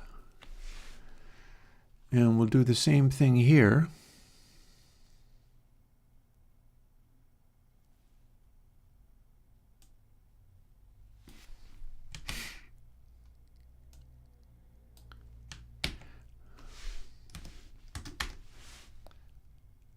See?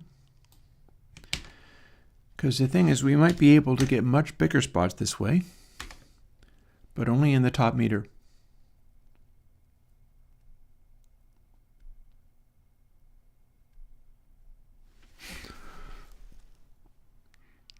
Also, we could set the color back. Let's do that.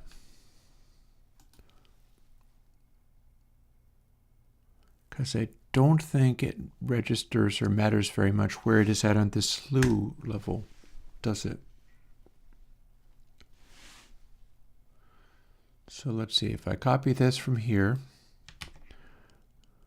we already know that we're not in the hit record meter thing, and so we can just put the color back to black once we're finished drawing this one dot that is in full red.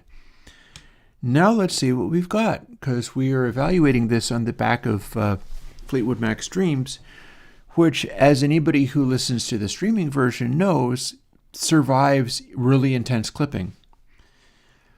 There's probably going to be an F-min for limiting the size of how big this spot's allowed to get, because it's going to become ridiculous. But let's see what we've got on the ridiculous mode.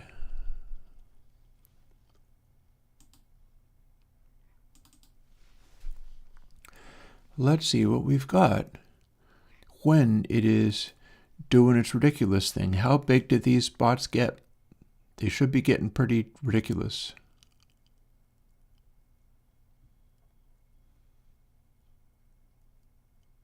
Huh. Is it not? What's up with that? I can't see the spots anymore. That's not right. That's not right at all. Okay, so what am I getting wrong? 1 divided by ps.size. ps.size is less than 1, and so therefore it should be making it larger. We'll start with 2 and see if that helps.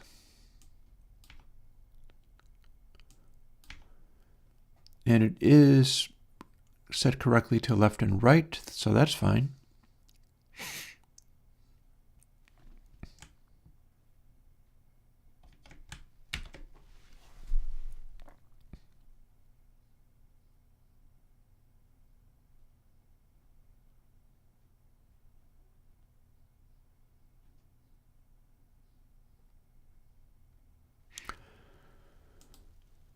Okay, once more, let's see whether it does the thing I wanted at all.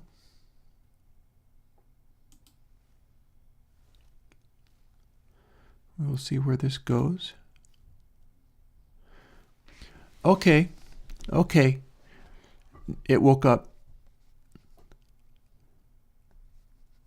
That said, there's still some concerns with this because we shouldn't really be triggering as hard.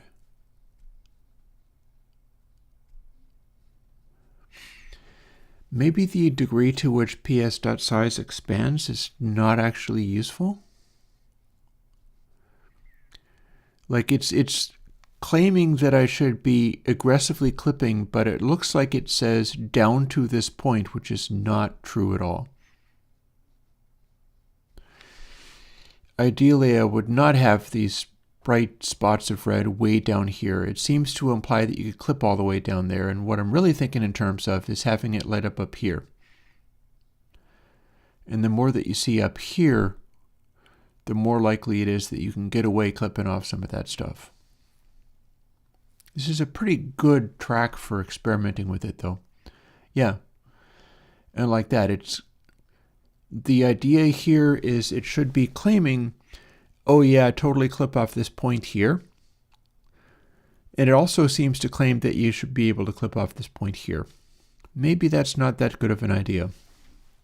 Because it sure looks like it's willing to go a lot farther. Yeah, it shouldn't be doing this.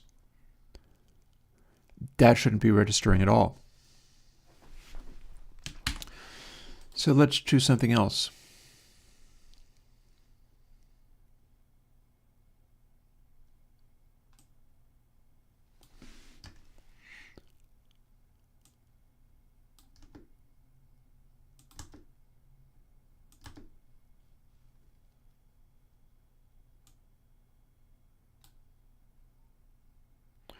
Oh, hello. What am I thinking? If it's doing the opposite of what I want, why don't I pick a much larger number and multiply it by ps.size instead of... Maybe that'll get it into a zone where I can work with it. We've got it set up to aggressively do its little thing, but it's like it's trying to do the opposite thing, so let's not do it quite that way.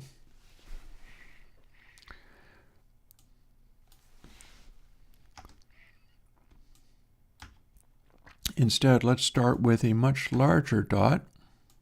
Much larger dot. You can see the direction I'm going in this, right? I'm going to sneak in the meme value again. Also, I should scooch this up so that I can see the 3 people that are still sticking around.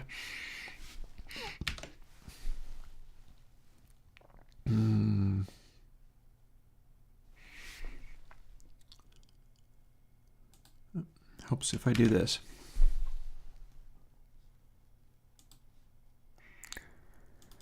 Now let's see what we get out of this stuff.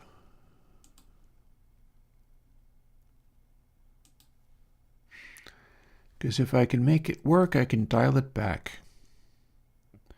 Up.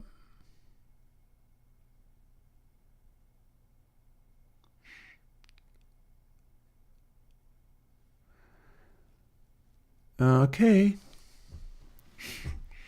I believe we are kind of in the zone here. It is more eagerly suggesting to be able to clip the top off of that stuff when it's closer to the peak, and that is the correct answer. So next thing I got to do is tune it so that it's not suggesting stuff way down here, and I know how to do that. And then probably scale back the indicator a little bit. But yeah, this is not wrong. This is suggesting the right basic kinds of things.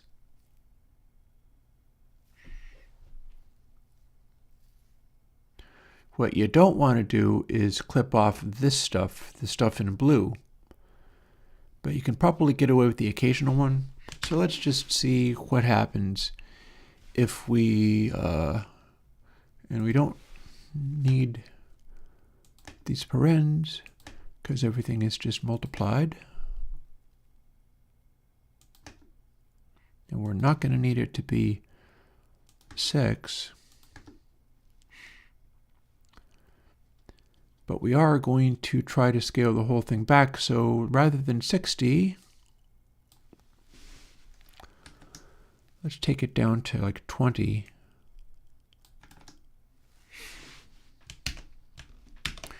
And see what it says about that.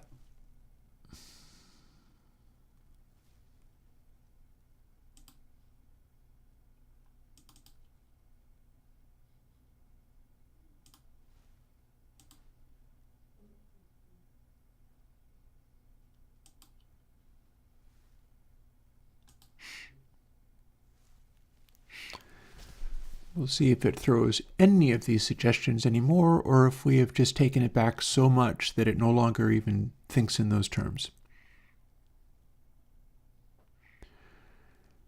Like, this is an area where it shouldn't be going, oh yeah, clip all that stuff off. But we should be able to get to an area where it is, in fact, thinking in those terms. Maybe changing from 60 to 20 is too far.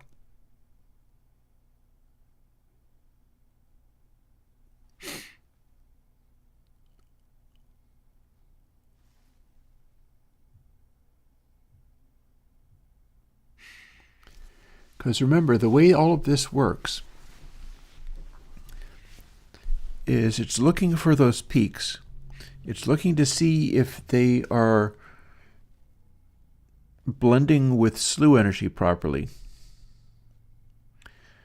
And then what it's supposed to be doing is looking for areas like this where there is a peak up here that is not very close to the blend. And yeah, we have taken it a little too far. Let's split the difference.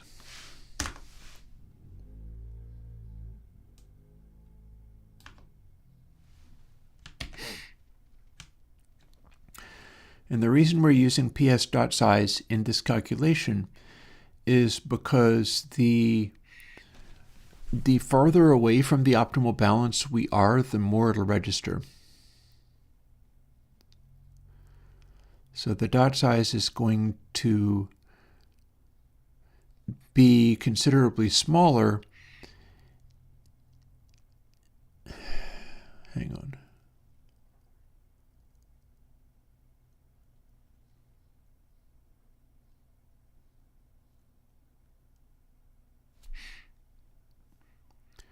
I'm contemplating bringing this entire thing into that else position.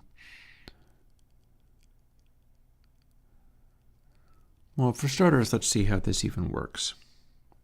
Okay. I have just made a change. I'm hoping to see whether the change does anything.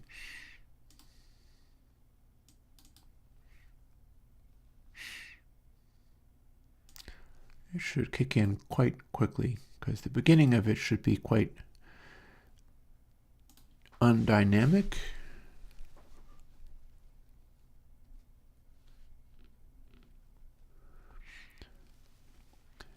And indeed, we have a dot indicating that we have a peak that isn't in line with what's, and then there we have another peak that is not in line with what we're trying to produce.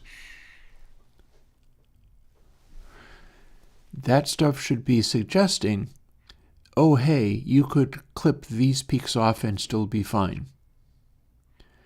And it would be on, and there's another, and it would be on you to go, well, wait a minute, there's too much of this good stuff around in this area too. But it should be when you have just these isolated little dots up there, and you could conceivably clip them off in order to get louder. And that is something that we could do as an experiment. Yeah, I think it's a good choice. It's a little bit like the opposite of what you want, but ooh, and then we have some very strong signals being sent there. Now, what happens when you do what's being suggested? So this is 6 dB, so half of that would be like 3 dB. And we can, in fact, apply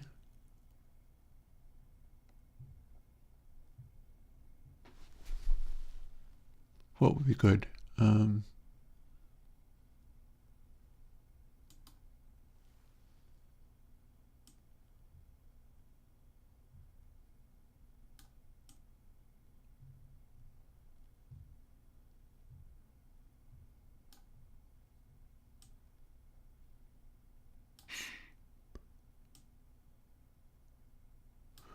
Just touch over 3 dB. And we will, I think, apply this to everything. And we just did. And now we can have a look at what that does. If we just selected only one channel, we have. There we go. So similar thing, but we've now just made everything that much louder.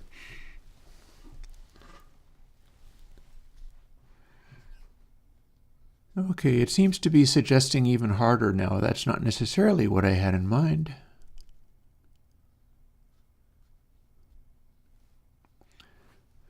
Because, like, what if we just, if you just jumped off the cliff because you thought everything was correct?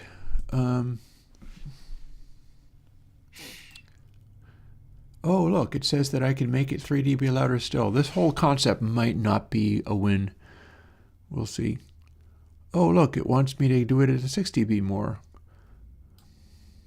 Apply. There. Oh, now it crashed. Hopefully we don't save that. Terrifying.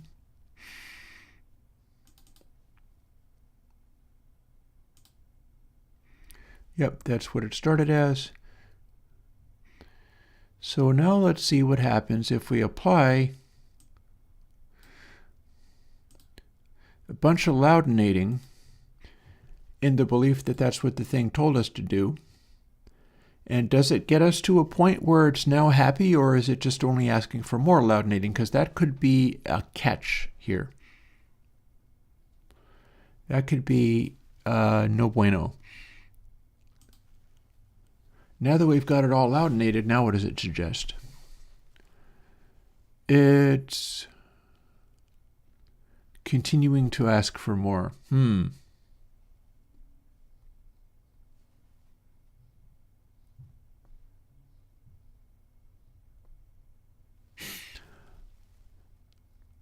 Yeah.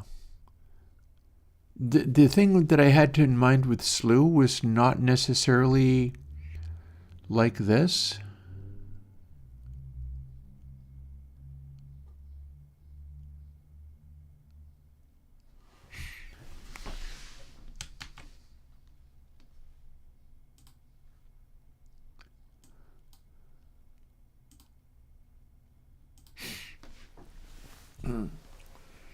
So that gives me something.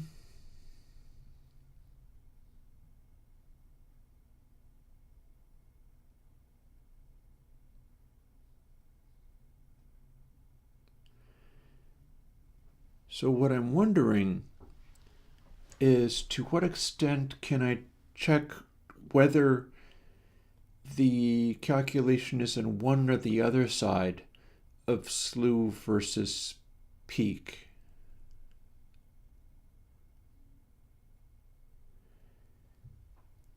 And can I check it in such a way where if we do this thing, it will not continue to ask for more and more loudination? Like if it's only asking for loudination on stuff where you really can get away with it.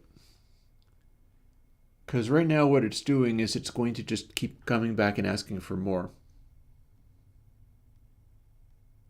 Like you saw what it did.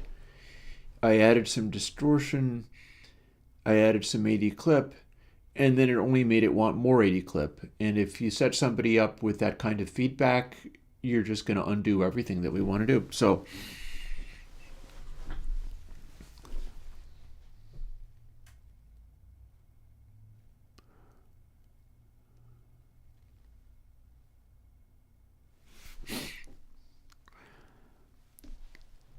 one thing I could do is add more logic.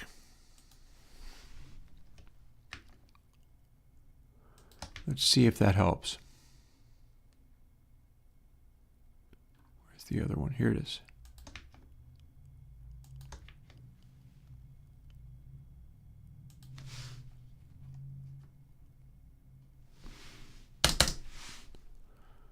And same one here. If I can find it, there it is. Kind of gaping at this weirdness and figuring out what it is.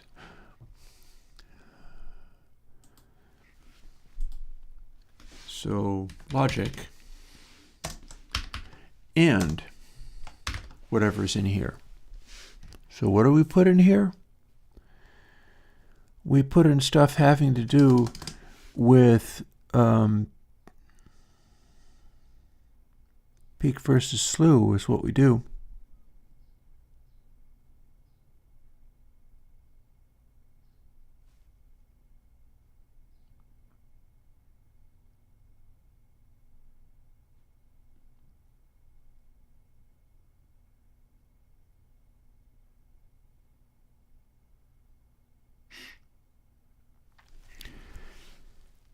And that calculation is being manipulated by the hype control a whole bunch, but we don't need to use that.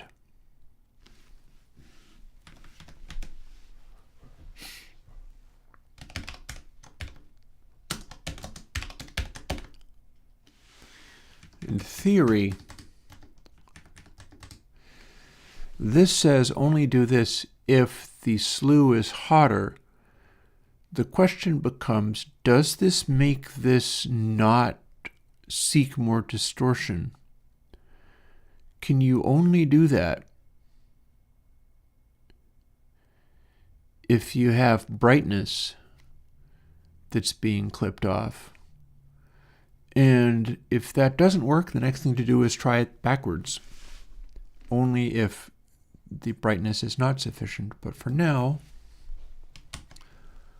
let's see what we get out of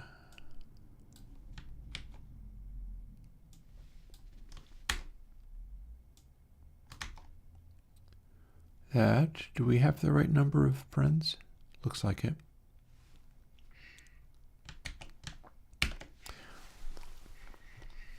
And we build that.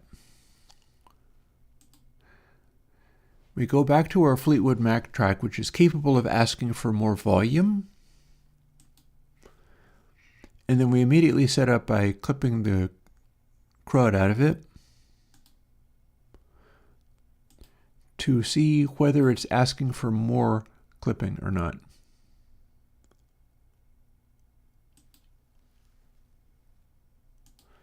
Is it asking for more clipping? Well, it's now got clipping. But no, I think actually that fixed that problem.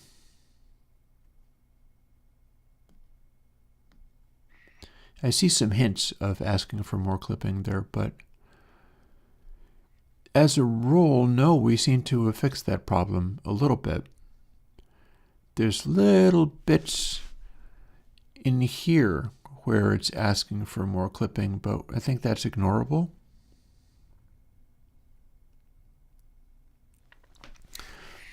But as a rule, no, we have told it, oh, there it suddenly is like, wait, this could be louder, but it's not really true.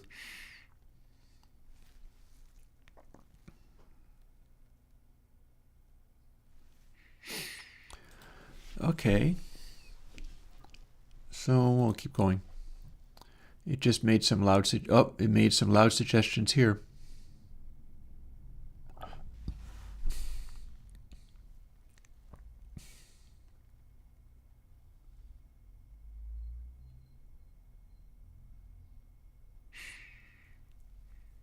It's making some aggressive suggestions there.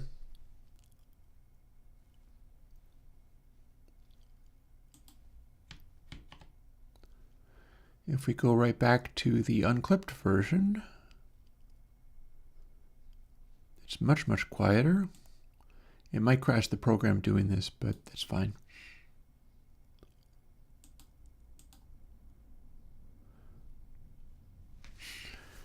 And the chorus.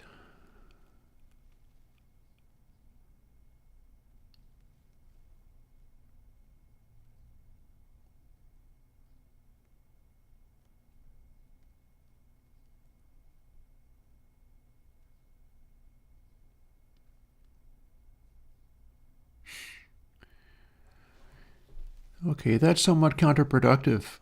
The funny thing is, all of this is the part that I wasn't actually gearing in on. Like, I was hoping to do literally the other part. This is the additional part that I threw in just because I thought I could make it work. I guess we'll find out if I can make it work. Maybe I can and maybe I can't. So we're supposed to be registering some of these little dots.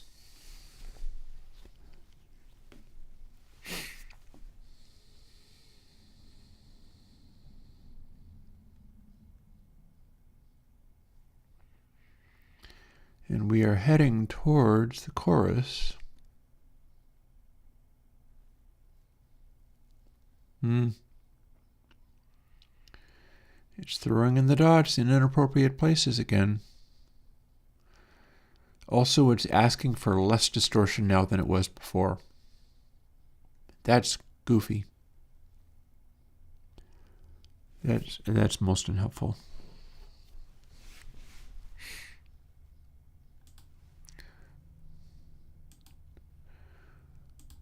What if we throw that Pink Floyd at it again?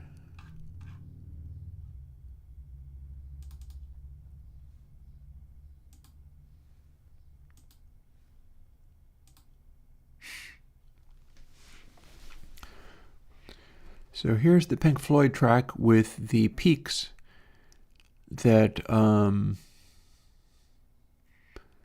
it maybe should suggest that you could clip them, but I don't see it making that suggestion.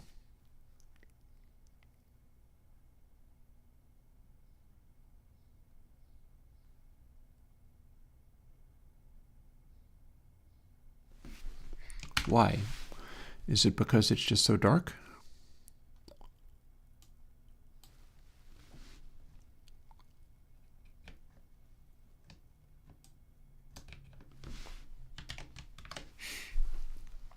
Invert the slew and peak thing. Now the logic will activate on that if it, in fact, it's able to make any sense of it.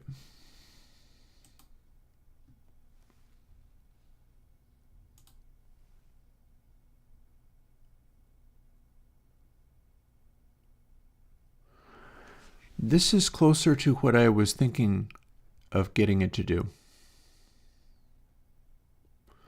The problem there is, if I'm not mistaken, all that will happen if we clip those off is it will come back and demand more clipping, more and more as it goes. I'm not sure if I see a way of getting around that problem, so this whole little sidetrack might be doomed. But for what it's worth, this is what I wanted it to do, but I wanted it to do only once. Let's test that experiment. So in theory, you could set it to clip this stuff and then it would not make any further requests, but I think we're going to find that's not the case.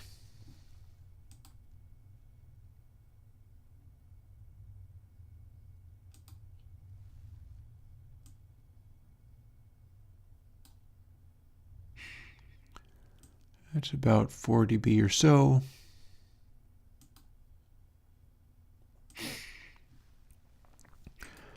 And if I'm not mistaken, it's going to continue to demand more clippage. And that's a problem. Yeah, I'm not wrong.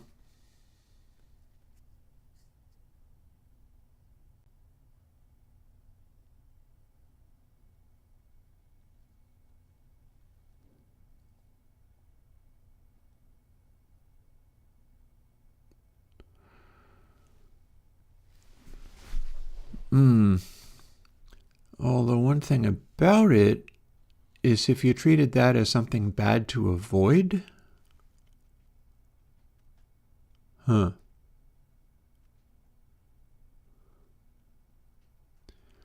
don't know if that works.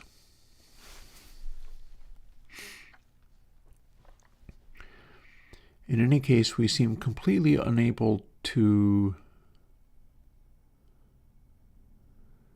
get this to work properly.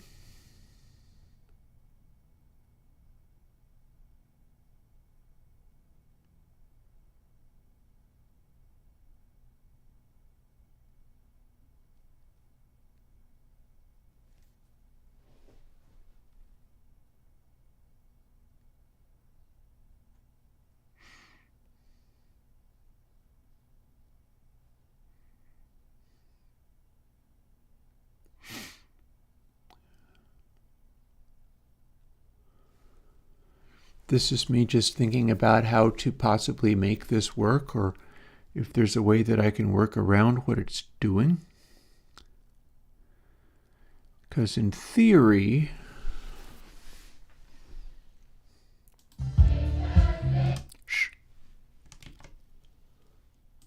so there's where we started.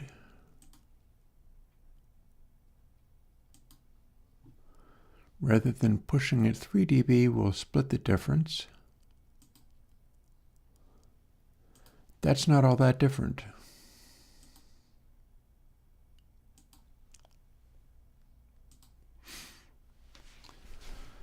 So now we're a lot closer.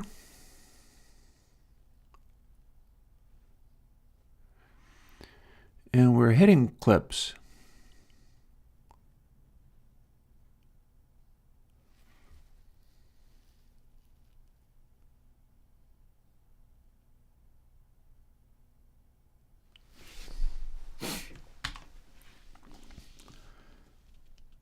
How about let's not save any of these changes. Okay, so the thing that I tried with the logic here failed. Therefore,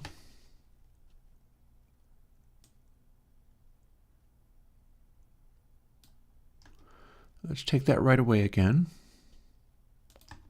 including this here.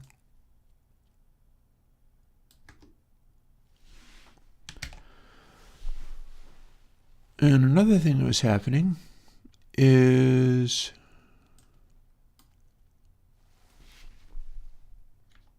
this.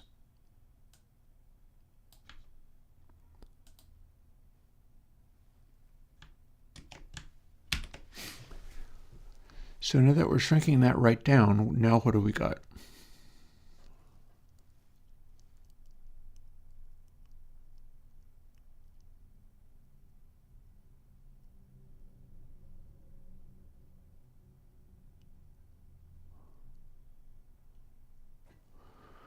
One of the things we've got is this times dot size thing might not be helping us.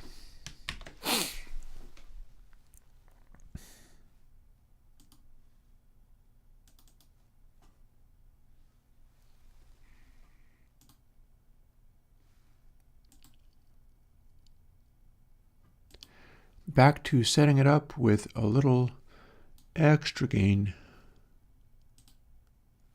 Yeah, Crappy Blonde says, looks like it's reading whatever is done to the file, not necessarily understanding what is rectified. Yeah, well, I mean, the problem is if I make it try to suggest more gain, it seems to be continuing to go back and demand more and more gain. And that's what I'm trying to look at is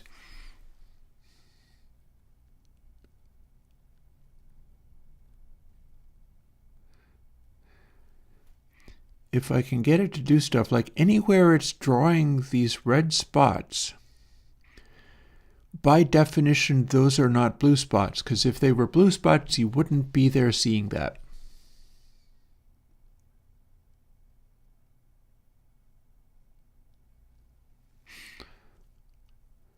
On the other hand, if you clip off the blue spots, then it no longer matters. So what this is doing is continuing to claim that you can make it louder and louder.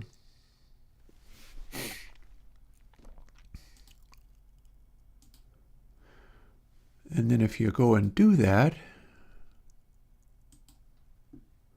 oh hi, I can make it louder, yes? And turn it into a post-2000s sausage, it's probably going to keep saying, oh yeah, that outside edge, you can totally make that louder.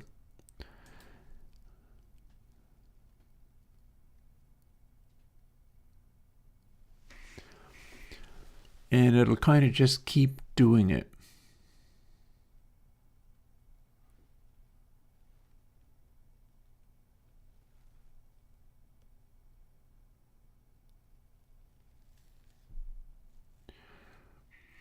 We could just put a hard limit in rather than having the one little dot.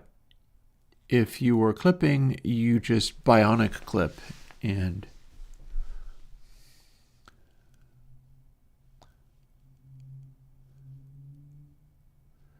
like, because that's definitely too loud.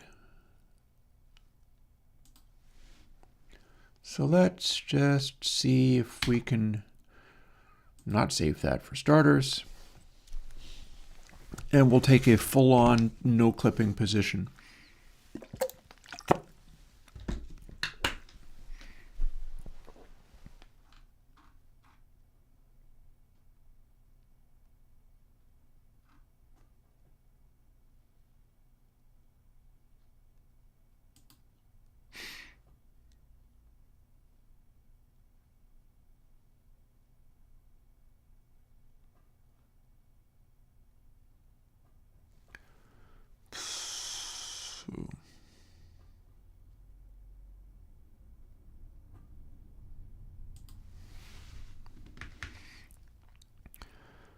Let's see what happens when we do this.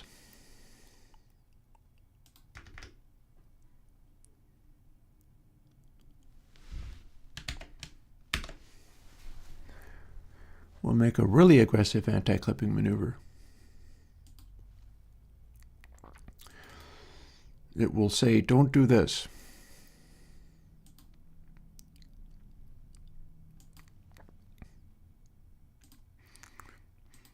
Don't do this.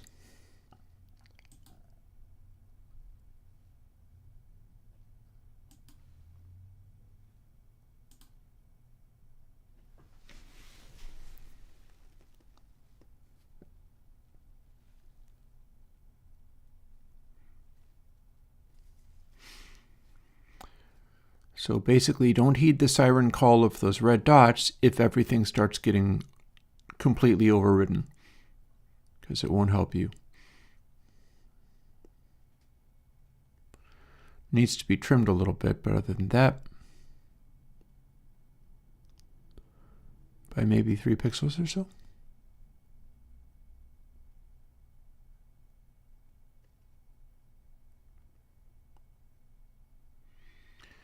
It's aggressive, but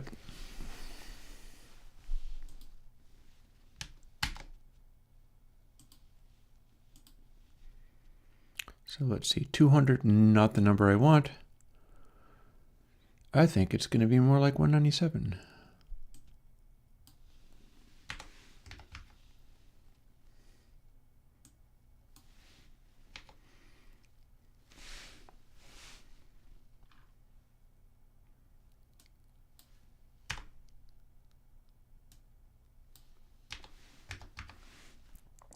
And you can take this out.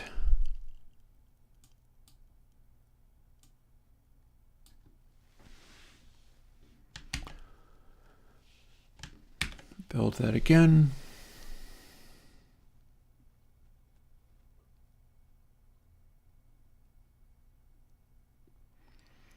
And while I'm at it, can I get it to make those suggestions less aggressively? This is one of the things we're thinking about. So here's where we're making our suggestions. 20.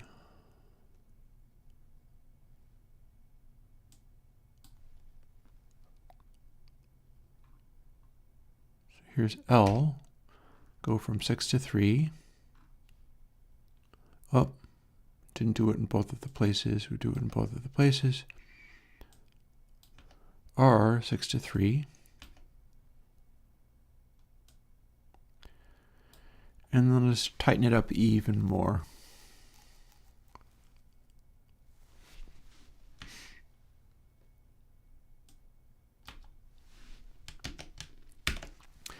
Now what do we got? So it'd be kind of nice if it would be able to do this in a coherent way.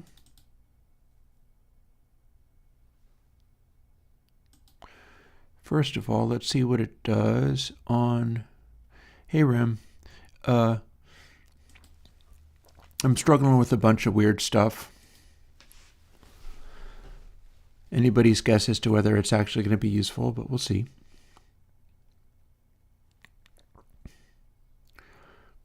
So that's Pink Floyd. It is too quiet.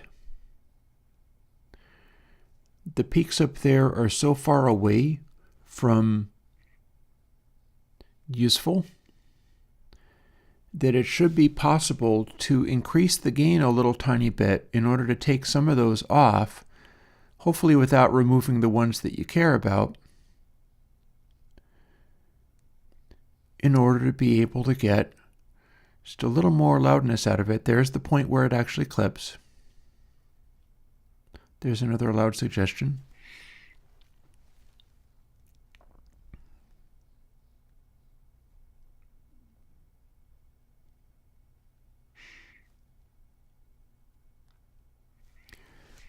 And it's supposed to be looking at areas like this, where we have these dots here that are not showing up in blue. They're not optimal. And so in theory, you could clip that stuff off and be fine, but that's not necessarily how it works.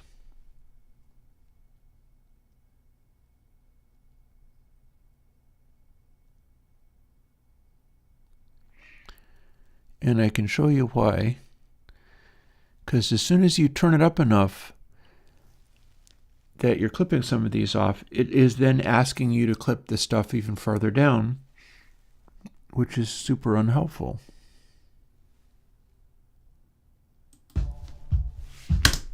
Dang it. Dang it, dang it, dang it.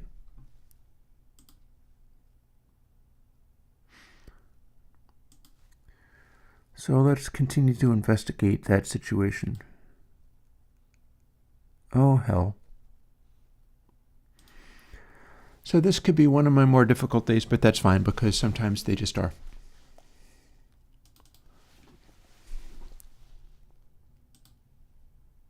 I don't care. I have stuff I'm trying to do. I will continue to try to do this stuff whether it's easy or not.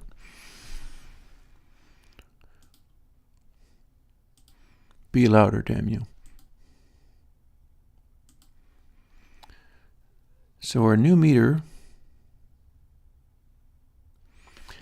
now registers clips as these vertical bars, quite aggressive.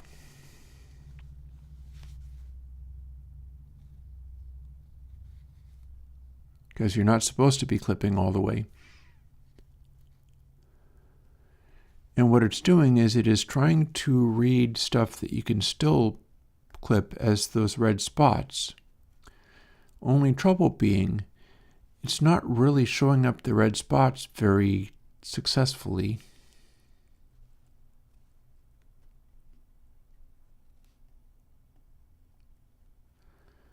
and kind of none of this is really helping. And that's a drag. That's just a drag.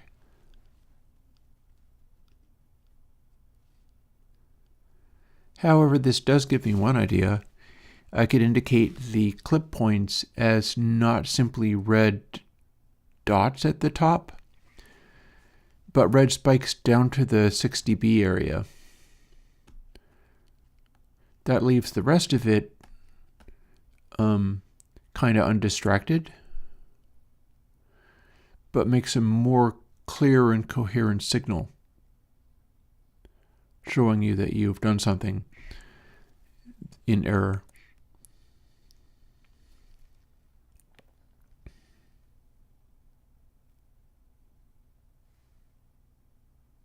Oh crap, people, don't worry about it. This is my job.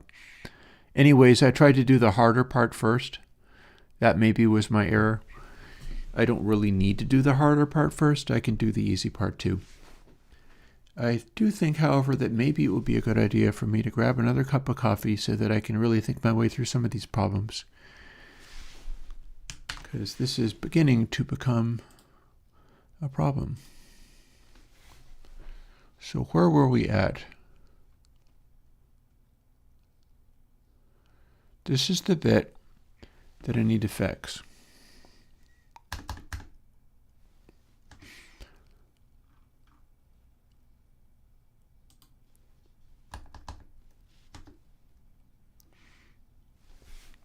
This is no longer of use. However,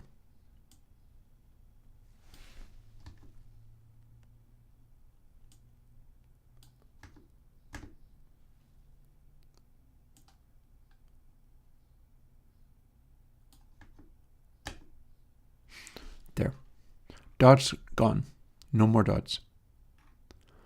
But another place where I was doing something similar, I just changed to make a big old line, and I would like to unline that line.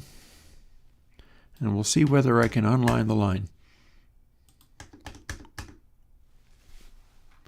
And where would that have been? Here. So rather than 197, the number I'm looking at is more like 60.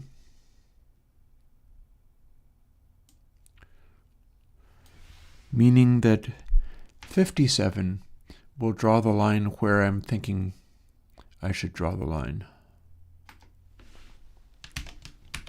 And we can do a quick little check and find out whether we are able to add that bit to it.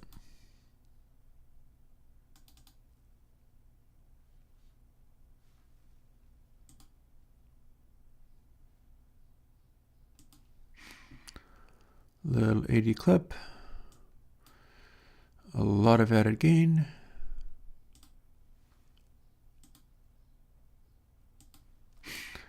And let's see if we're now drawing clip indications in an aggressive way that seems to fit with the design. I think so.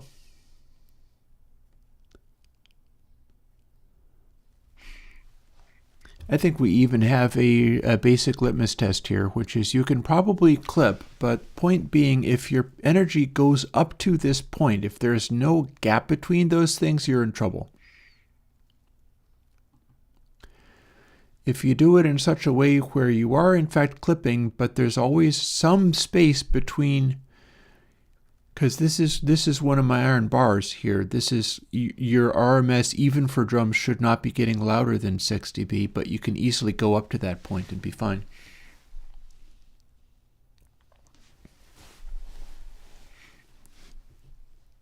And it cuts back from some of these issues, but that's fine too.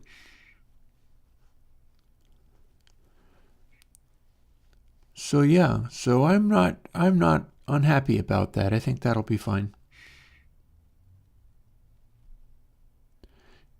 I mean, ideally, you don't want to be clipping. You really kind of shouldn't be going around clipping. But if you need to, this does end up being a way of showing at what point have you just gone way too far.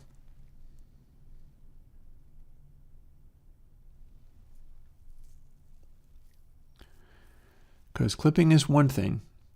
You can have some clipping as a treat, and I can even make it sound fairly nice. But if your RMS volume, which is drawn by this shape, goes higher than 6 dB down, and you're clipping at the same time, I think that's trouble.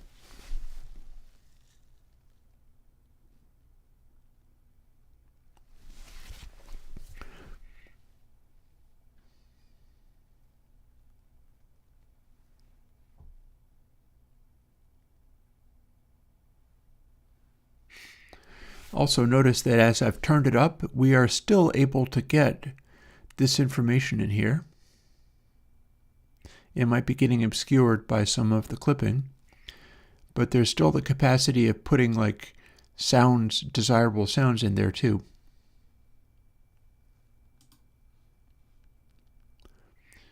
I'm going to just briefly listen to a clip.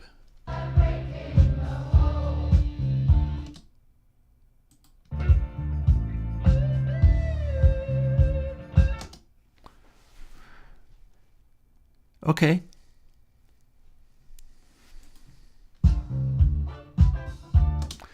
I wonder if I can do another check.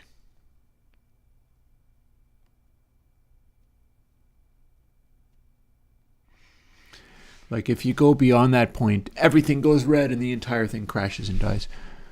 Or something to that effect.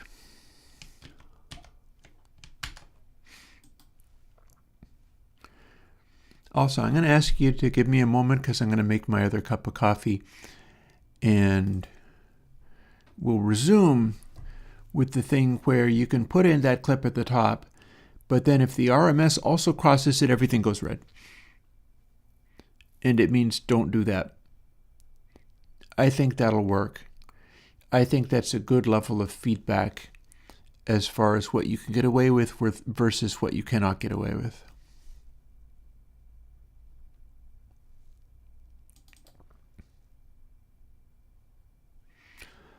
And funnily enough, we can test it out on this very track, which is probably louder than it needs to be because it looks kind of loud. So let's see what that noise does.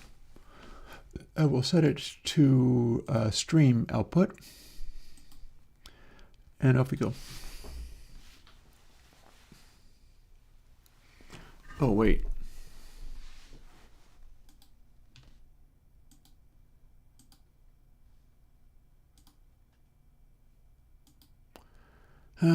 Hell, what's happening here? Oh, I know what's happening here. I didn't need to do this. There you go. Turn the audio on.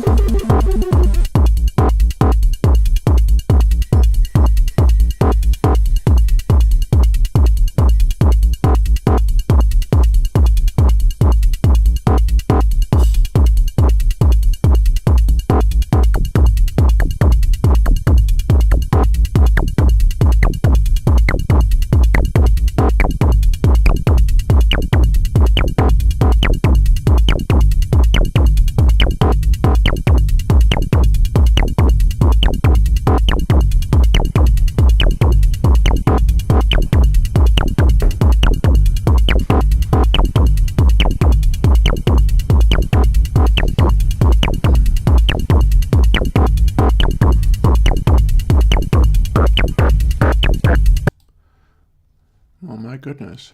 What noise is that making? Probably more of the Zox boxes and things. Sure enough.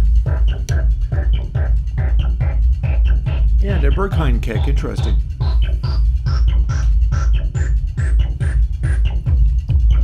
A Berghain kick that is about as loud as it can go. Well, that's interesting. If that really is an accurate Berghain kick, well, that's another indication of ways to get stuff to sound the way that you might. But while I was making coffee, I had another idea.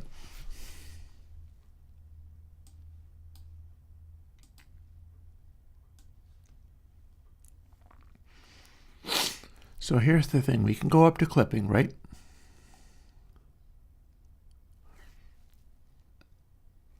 Here's how we go up to clipping. Here is the amount that we draw it as clipping.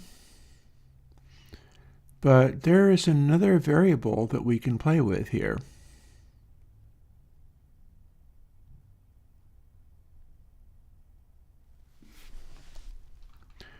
So here's our RMS chunk.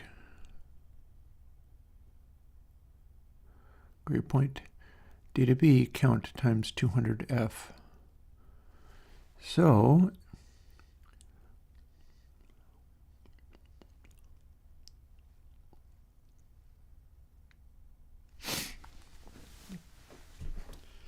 here's the thing.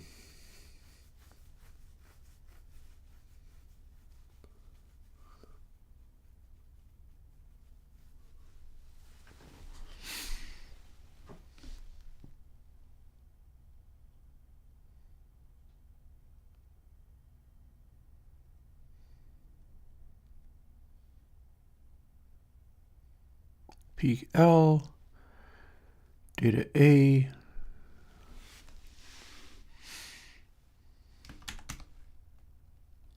hang on.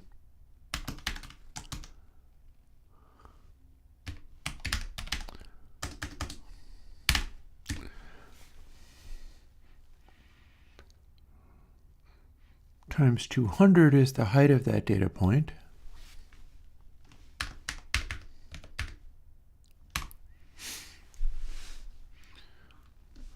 So if I do that and then I do data B here,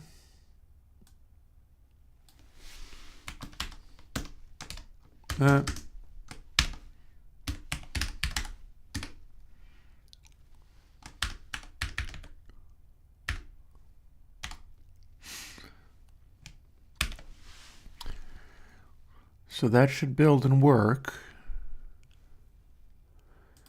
And the idea, this is not going to be dialed in yet, but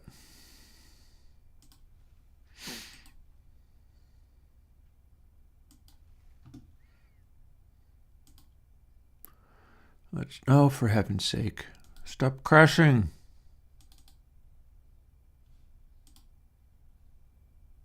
This program, I tell you.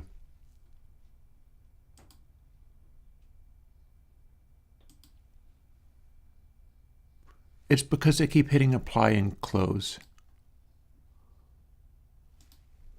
This program doesn't really deal very well with that. And I don't know why, it just doesn't. So here's the thing, we can hit clips. And we can be trying to draw the clips down, X amount.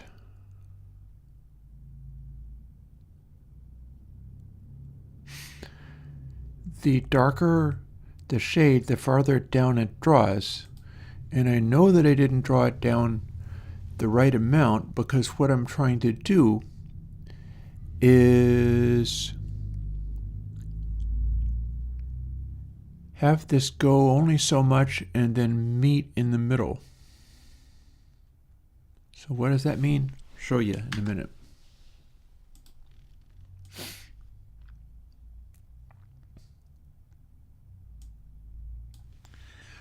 Let's assume that 60 is in fact the number I want.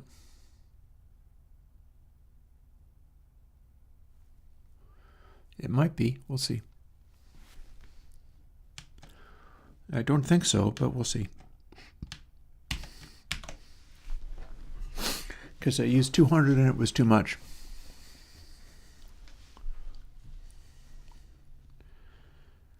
So here's the thing. If I write 60 instead, it shouldn't draw as far down. Good night, Crappy Blonde. You take it easy. It's not your fault that things are stressful for me sometimes. Maybe you suggested something that was good and worth doing, and it just was a hard thing, that's all. There's also no telling whether this would be hard things for other people or just only for me. Oh, gotta not hit apply and close, because sometimes it explodes.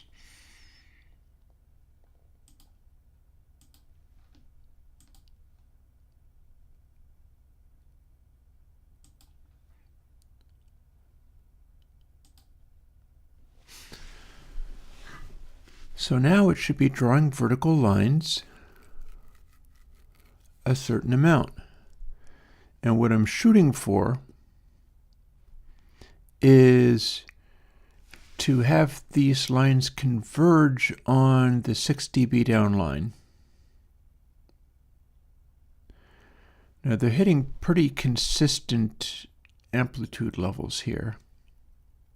So much so that I'm a little concerned. But by the same token, I think that's probably fine, because I think it is hitting a consistent amplitude level. And it's not the same as if I had a wide range of stuff going into there.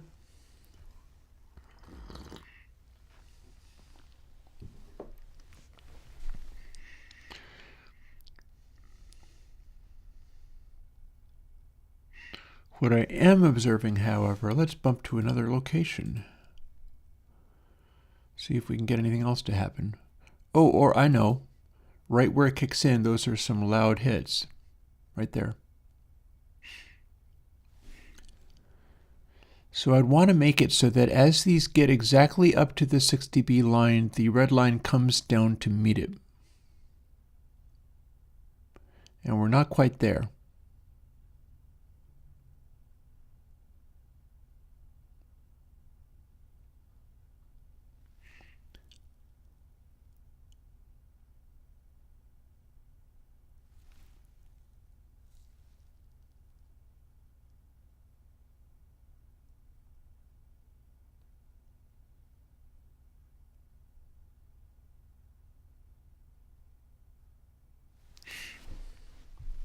We're not quite there, but we're getting there. So yeah, the warning sign, you can get away with this, but if it extends all the way to here, you're in trouble. So let's quit out of there. And my 60 is not the right number, so we'll try 70.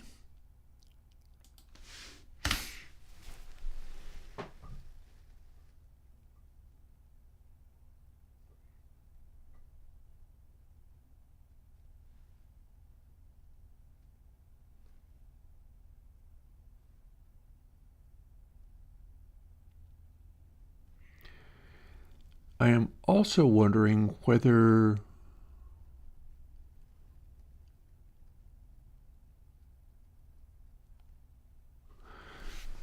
well, what do I get? If I have to multiply it by 70, what do I get if I actually multiply it by itself?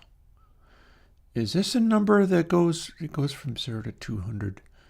Well, let's multiply it by itself and see what it does. How about?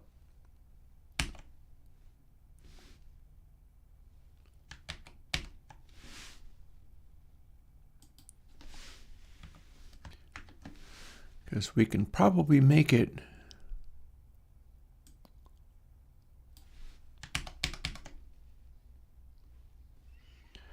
do its thing.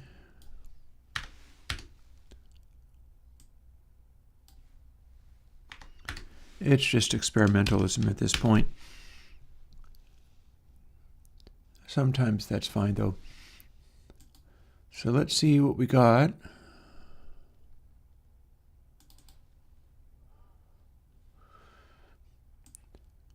And maybe do some Well done, crazy hacking of setting up a obvious fade, and then we'll clip that. And we'll clip it quite a bit. Oh, that time it was able to survive the thing that I did to it. Good for it. Good for it.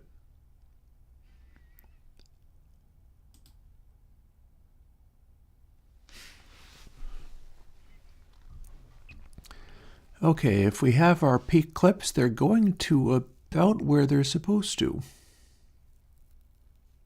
Maybe not quite as far as they should.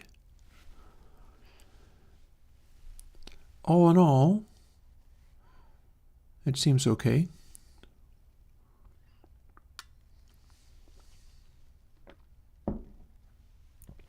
I probably want a little more. So then the next question is, as it fades, does it fade in a way where the diminishing clips are still visibly indicated, but they're not as extreme? I guess I can make it fade out to where it's not that obvious. Cool, cool. Because what it's doing here is a little interesting.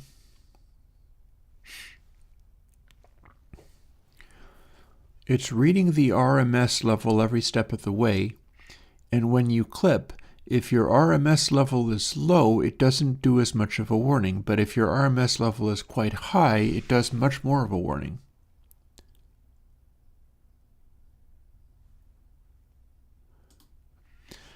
If I was listening to this, probably all of this would sound about the same. Like, this would not be registering as heavily clipped and distorted.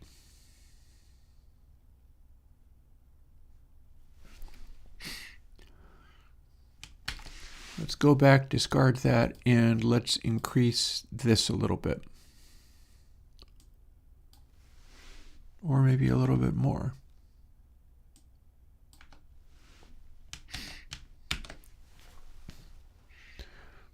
This might end up being useful. I might be much in Crappy Blonde's debt as far as instigating this, because this might end up being quite useful to people.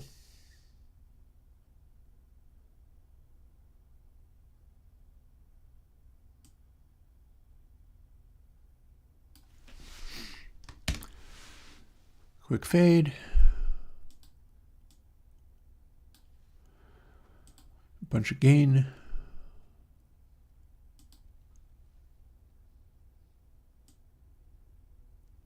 Too much.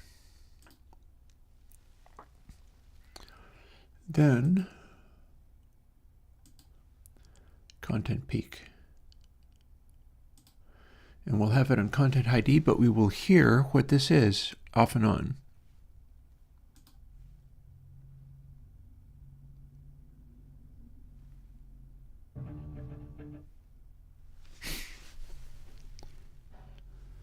Okay.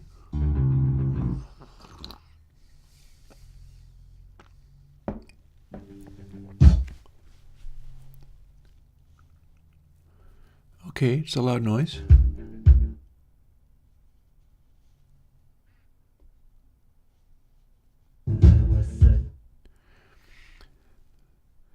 And now it starts to slowly fade out. And I'm listening for the moments when it does not cross over any longer. Because the points where the red and the gray meet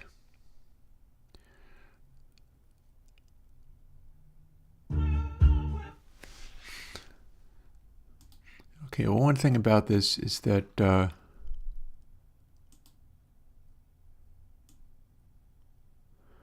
content ID is way too fuzzy. So we should be in the zone now where it is balancing too much gain and not enough gain.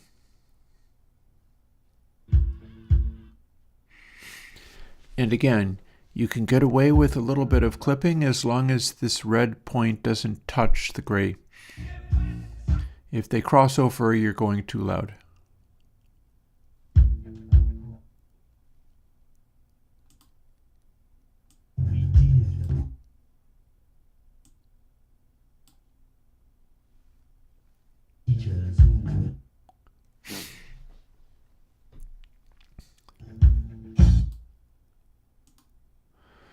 I'm just going to play snippets, thank you.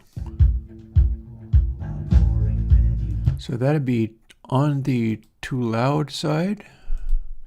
This would be way too much, so it's going to read as the red bar coming right down to cross over the gray. I can believe that that's too much, yes. I can sort of hear it squishing. Whereas that is a lot more tolerable. So you can do that much in safety. And then once we get over here, we're no longer clipping hardly at all. Oh, however, there was a big dramatic peak and it distorted a little bit.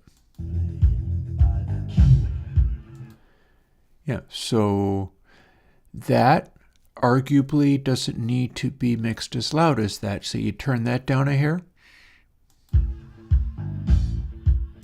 But that one was fine. And again, the red parts, they are clips, but that doesn't necessarily make it be a problem for you as long as you're not crossing over with the RMS loudness. Peak loudness, you can get away with that stuff a little easier. Yeah, like that one, you can get away with that. That's like right to the point, but not too much. And it's a amplitude level that is bearable. And in fact, if I zoom in on it,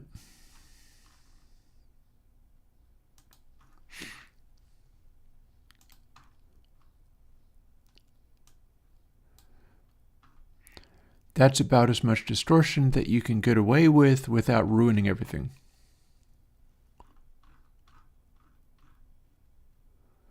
Whereas over here, we've got more.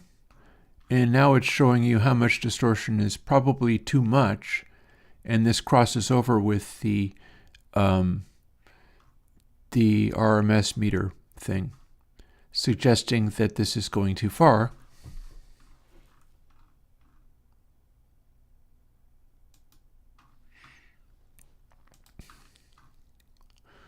Whereas something like this, you can get away with a little bit more. It's not going, maybe this is one of the ones where it went a little too hard.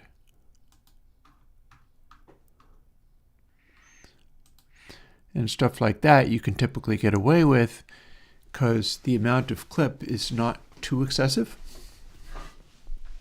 Okay, good enough for time being. We're going to not save that because heaven forbid. It's ruining everything. And straighten up some of my mess, maybe.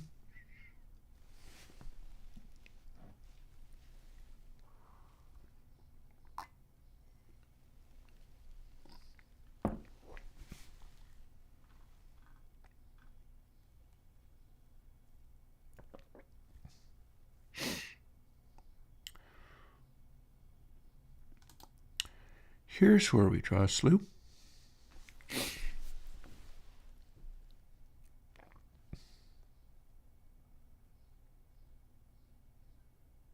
And there's where we draw the zero crest meter. So there's one slew.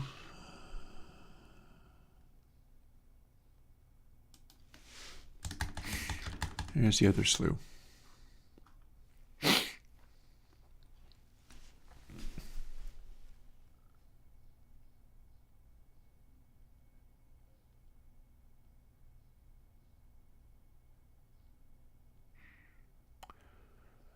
So a gray spike here is the gray color that we're drawing underneath everything.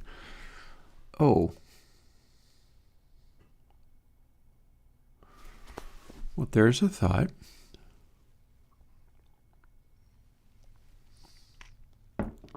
does it have to be gray?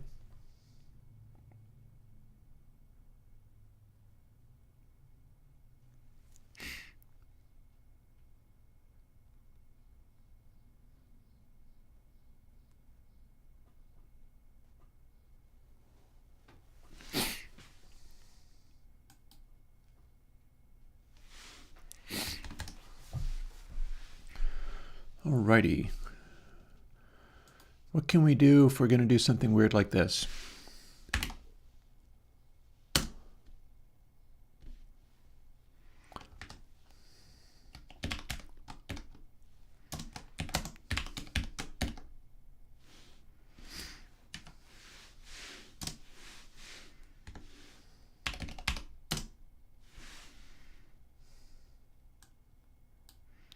Where's our...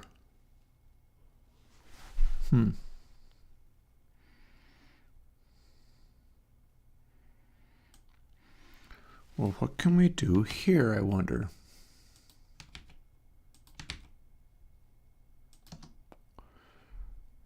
Firstly, let's put a space in here.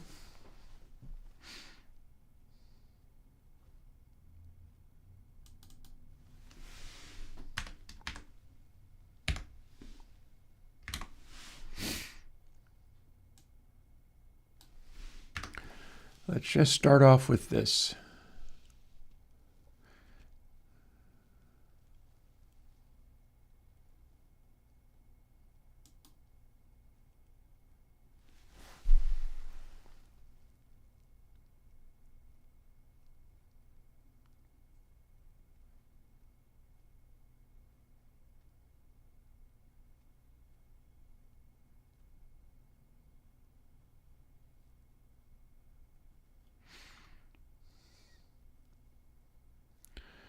And what else? And this.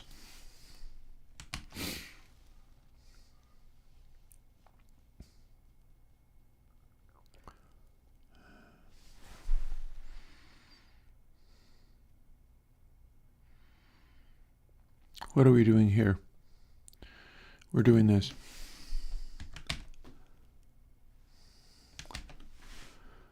So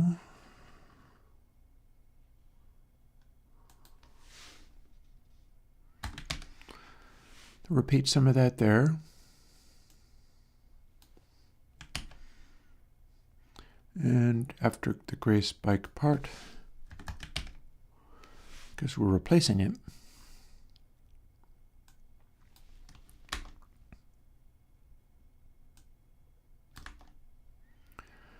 alrighty.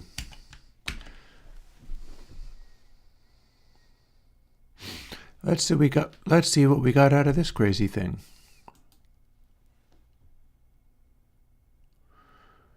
What's the first thing we're going to try? We're going to try something that we know is way darker than it needs to be. We're going to try, what's their name? Fleetwood Mac, Sentimental Lady.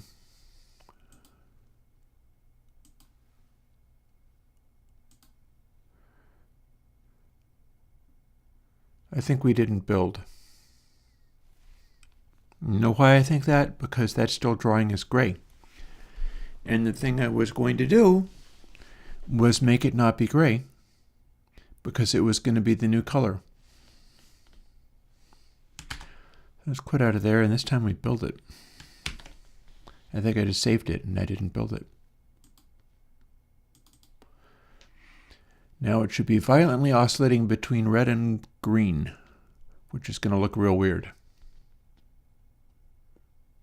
But there are ways to get around that. But first things first, let's see if we can make it look really gross.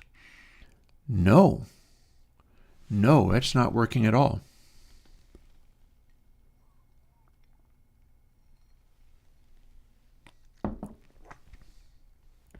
You're supposed to be drawing this gray stuff in differently.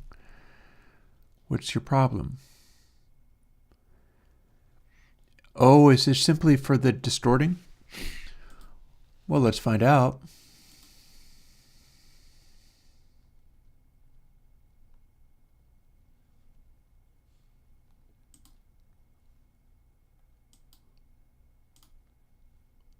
There.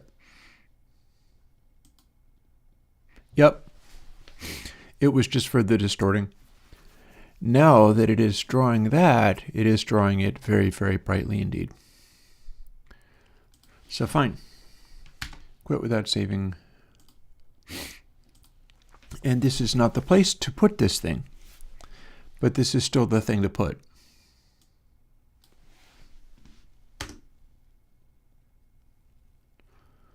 So let's undo some of this stuff.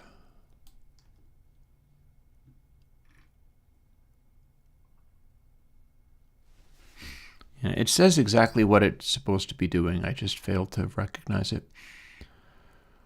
So done with RMS chunk and sound density.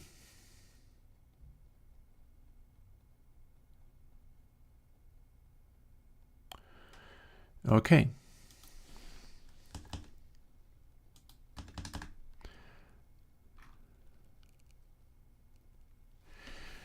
There's where we're getting it.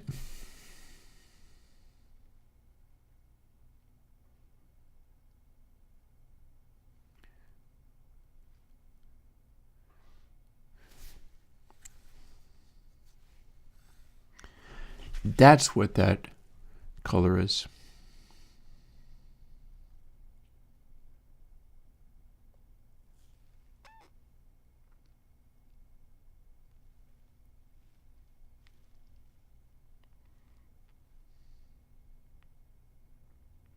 That's the place where I'm trying to draw this.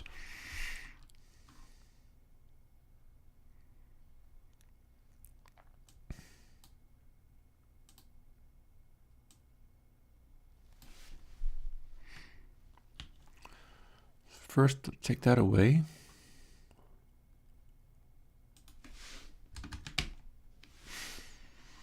Then let's take this away.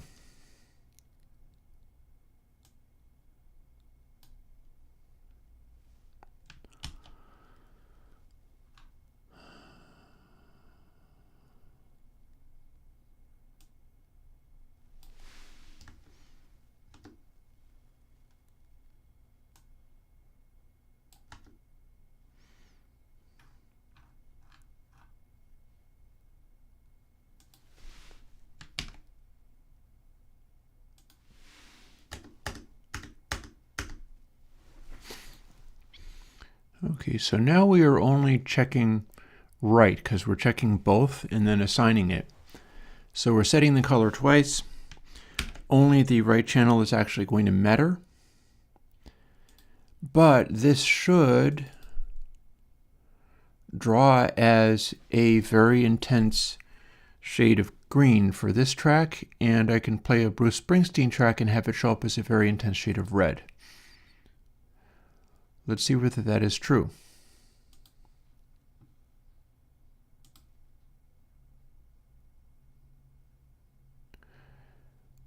Well, I guess it varies, doesn't it?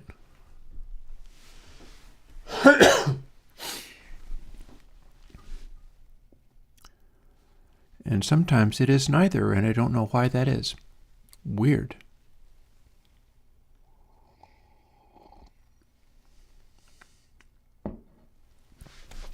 So why is it not assigning that every time?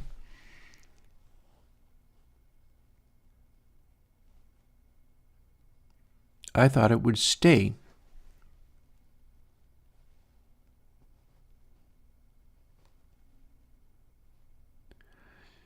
I mean, we can make this work, but I thought it was going to stay.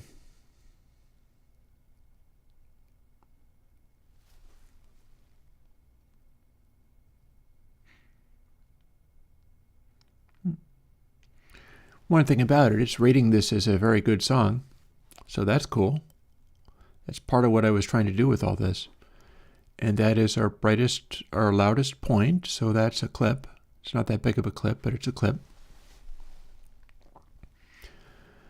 And the song is actually doing real well for itself, although you will notice that it is always showing the green, which I have decided indicates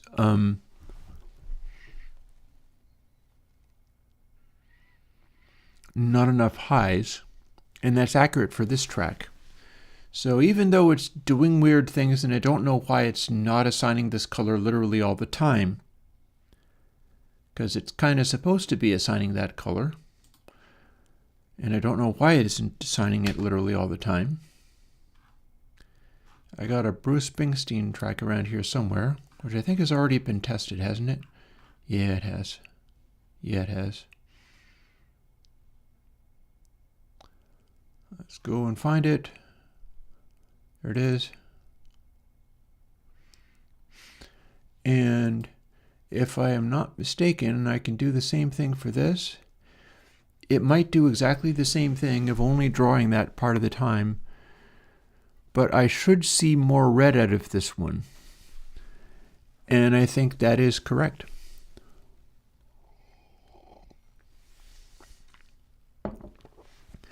Maybe what is happening is simply that every step of the way, I am telling it that if this is larger than that, do red, or if this is smaller than that, do green.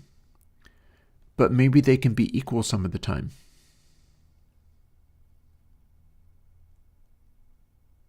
I wonder.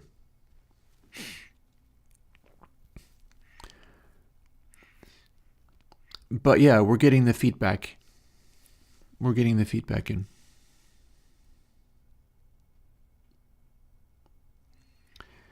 I am curious as to whether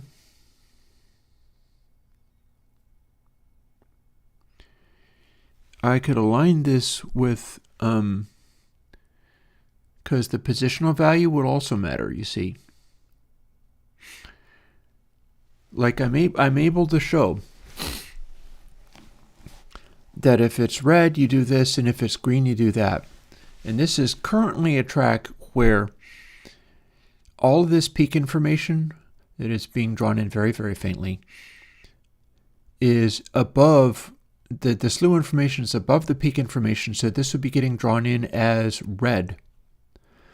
But what if it was all being drawn in under here? What if all of your to brightness was actually coming in lower down? That would tend to imply that your like reverb tails were too bright or something. Whereas if the loudest peaks are registering as too bright, that might mean that your transients on the drums would be excessive, or something like that. And I still don't know why it's registering. Like, shouldn't it be drawing all the way across without any of these gray sections in? Granted, it's doing quite a lot, but that's a little mysterious, isn't it? Anywho, let's play with this a little more.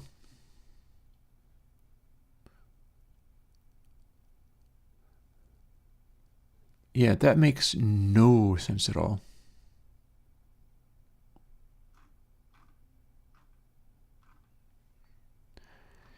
That said, I'm happy enough for it to draw in gray, but these two things here really should be able to stop that from ever happening. I don't get it.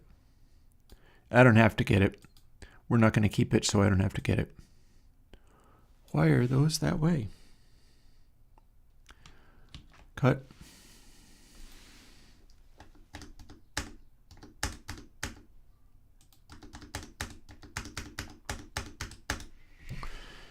We've established the basic concept here.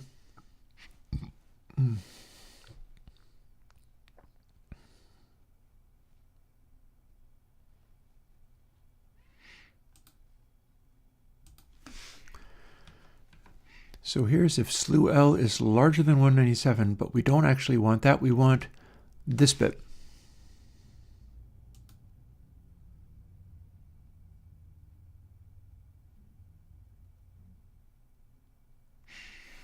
And if PS dot size is larger than 1, that's when we draw the blue dots.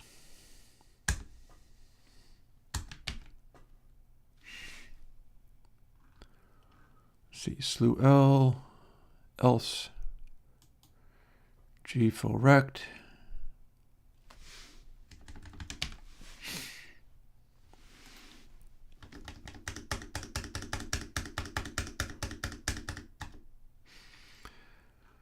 So here's the R section.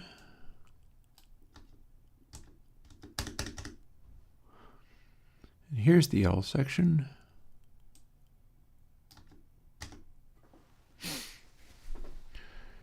And we need more logic, but just for now, let's see what happens when we override this part. So that's going to be interesting.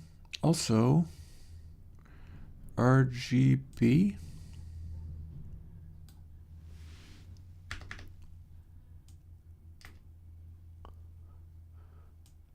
Let's take the brightness of these things down a little bit, just because the green was so bright that it was almost white, and you couldn't see it against the white.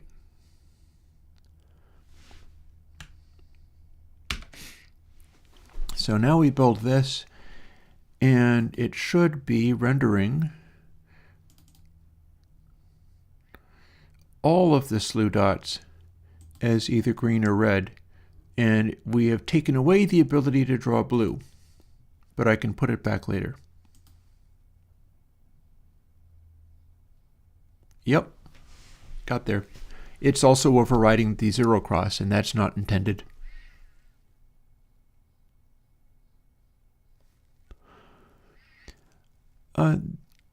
You can't tell whether maybe there would be something like that. Remember that I don't normally copy other people's stuff. That's kind of important.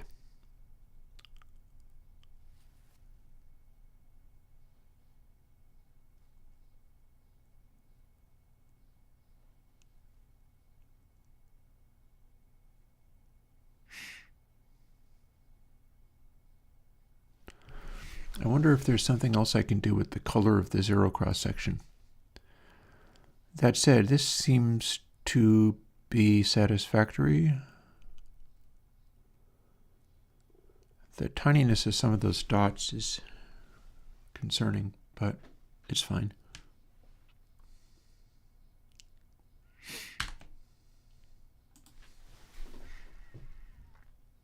Oh, I can think of something cool to do here.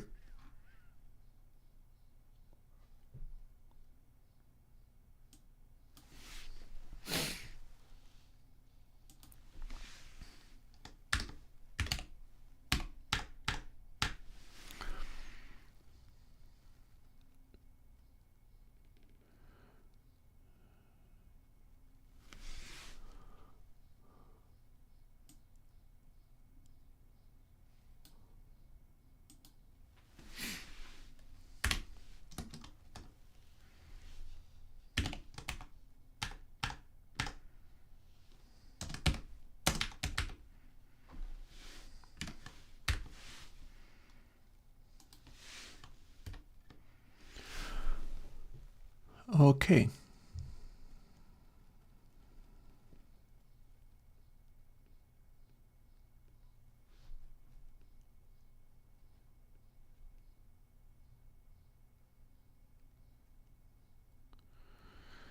Now the only thing that remains, if that works, and it might,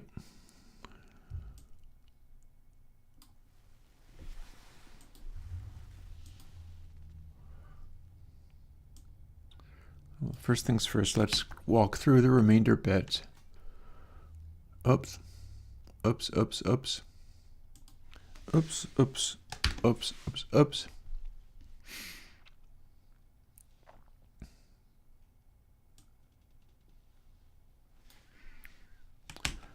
Copy, because we got to leave him as blue.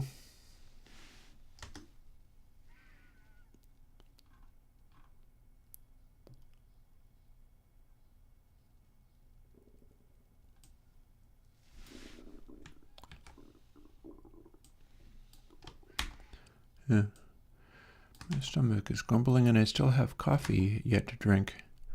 There's R here and R here. What that does is it will be a less intense shade as it gets smaller, meaning it'll be a little bit more visible.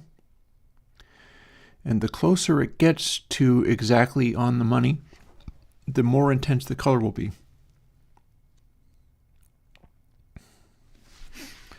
And then it's still going to be applying itself to the zero cross meter because I have not yet come up with a labor-saving technique for what you might want to do with the zero cross meter. Is this right? What's going on with this?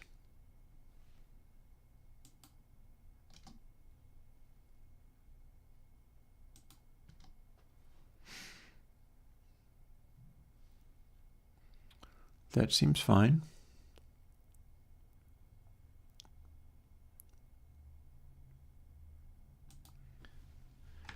That does in fact need to be there.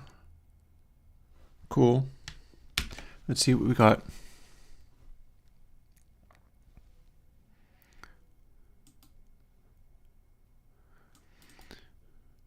Back to the Bruce.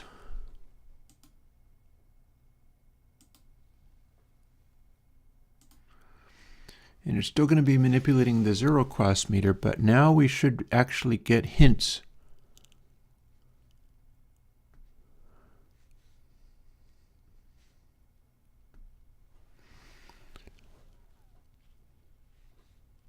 Okay, our brightness is a little on the delicate side here.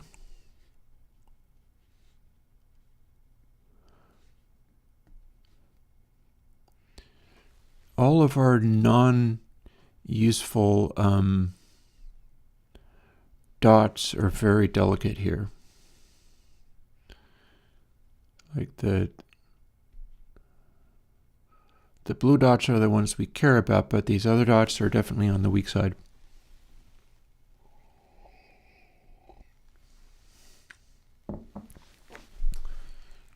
Well, the dot size is being made by a calculation having to do with multiplying a bunch of things together. So there's nothing necessarily stopping us from just straight up making those dot sizes bigger.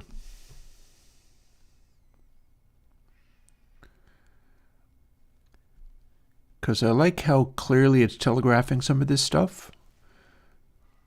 And I like how our new clip warning is working.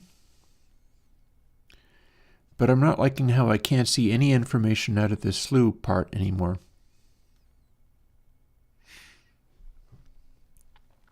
I should be able to see where stuff is happening, and I really can't.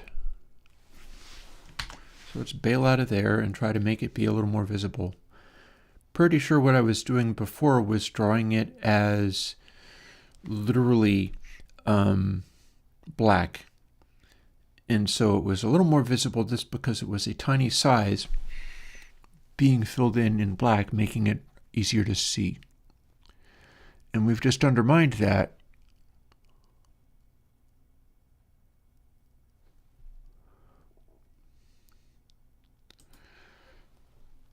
So we can kind of go back again.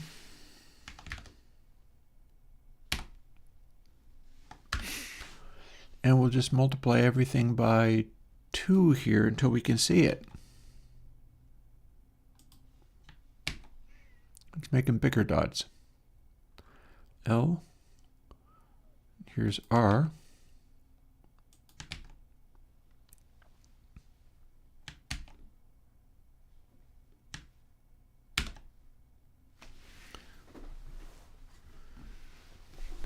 Because it can never get quite to the size of 2 because it's always by definition, if we're here, it's less than 1 no matter what. So let's see what that looks like. We could also tone down the saturation because the sheer intensity with which we are drawing these reds and greens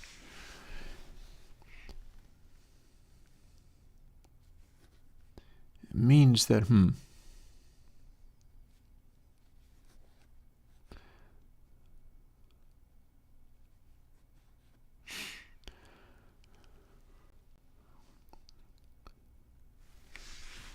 Okay, and turn off the content hide.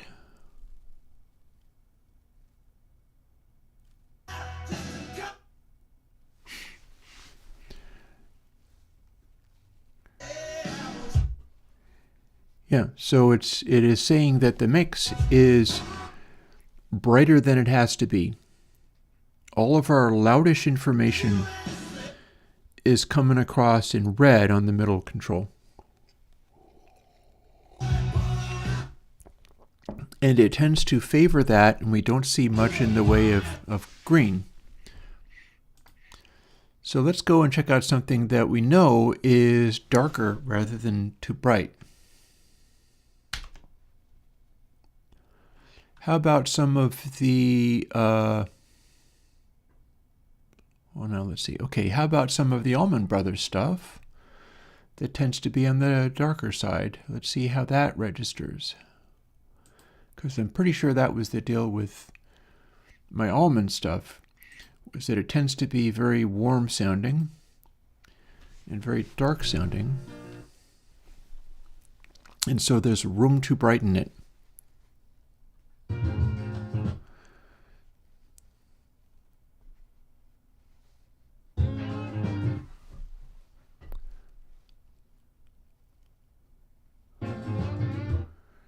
Also, this is interesting. Why is it now drawing all these dots in the middle much bigger than any of the other dots? What have I done to change that?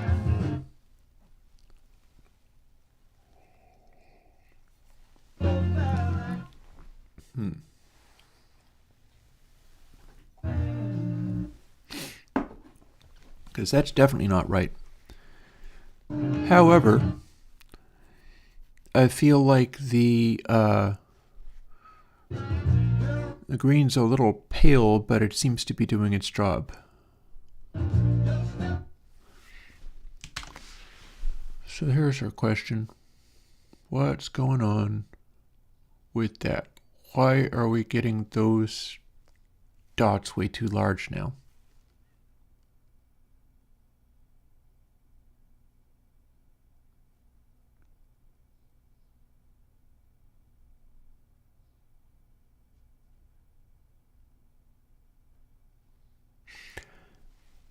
Because our fill rect is drawing all of the dots double size rather than just only the ones that we're correcting. That was simple. Okay. Meaning,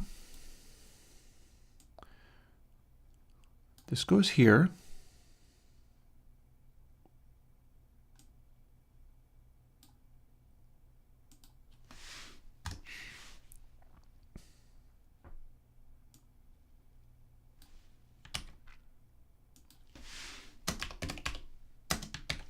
And that goes there. Because this is the one with the blue dots. And that is the one without. Got there. There's our double size.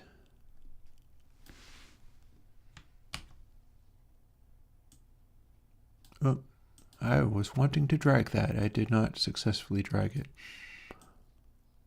There you go. So now that lives inside that if statement. And that lives outside it, and that's the blue dot, and that is not double size because it was already the correct size in the first place. There we go. Let's try that again. It should look much better now.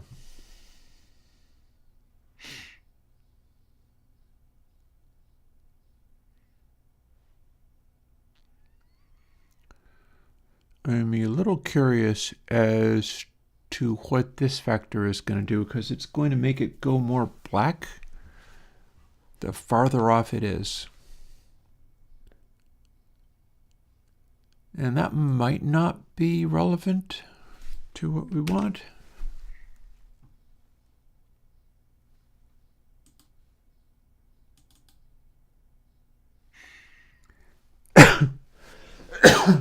Excuse me. One way to find out.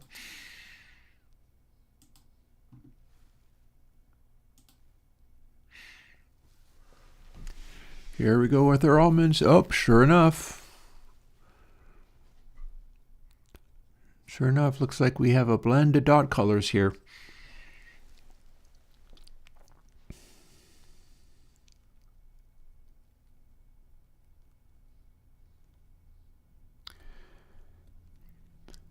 And the question becomes, what happens when we look at some other thing? Also, we do need to deal with the zero cross meter. Okay, so while we're sitting here looking at this, we're looking at the meter where it's showing us the slews, it's showing us the blue dots, which are optimal. There are relatively few of the red dots, meaning that it's brighter than it needs to be, although they do show up sometimes. And then there's a lot of the green dots, meaning that it is darker than it needs to be. And they are in the quieter sections. The next thing is to try this in like Def Leppard and see whether the compression changes things. But also, what should we be doing with the zero cross meter?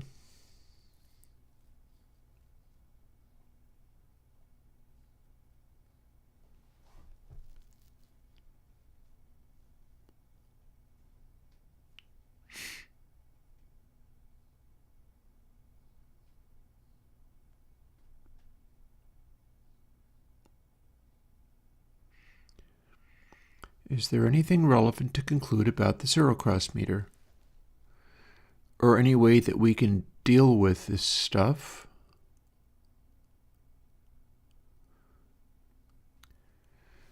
So, like, here's a thought. Our blue reading is about what is most sonority, and that is relevant to the zero cross meter, but then the rest of it, whether it's brighter or darker, matters less than how loud it is.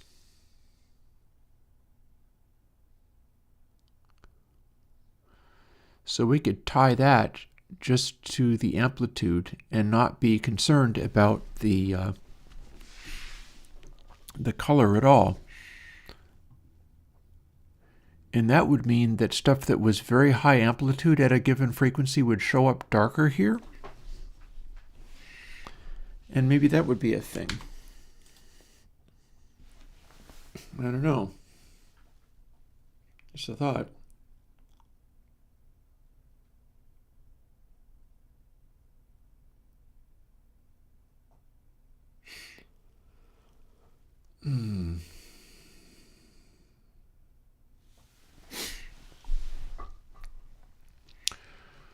So in that case, it would be yet another one of these checks, because the blue stuff, it's fine wherever it goes.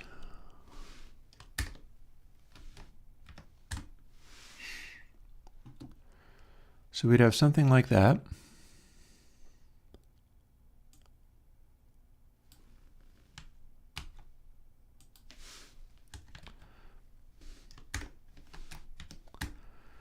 And then something like that. Because if the dot size is larger than 1, then we are always drawing it in blue, and we are always drawing it as a hit record sonority balance kind of sound. That is always relevant. The question is, what becomes relevant with the zero cross meter? And the answer is amplitude. The answer is always loudness.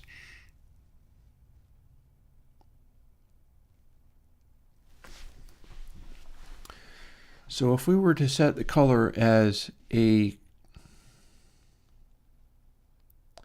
don't think we need to do float RGBA. Around here somewhere I had a set color that was doing a better job of that. Oh, here it is.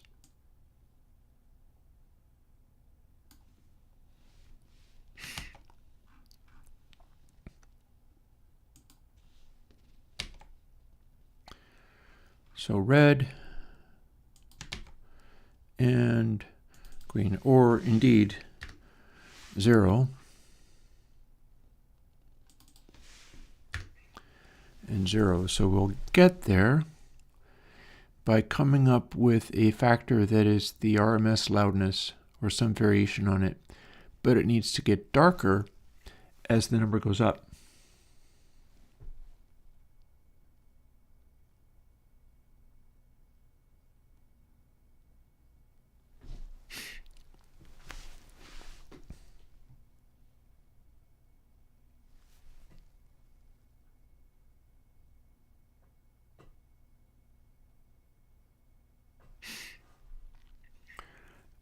again, probably same deal as before,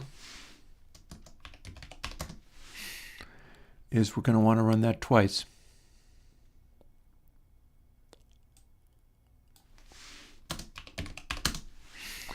So we're going to want to run that twice.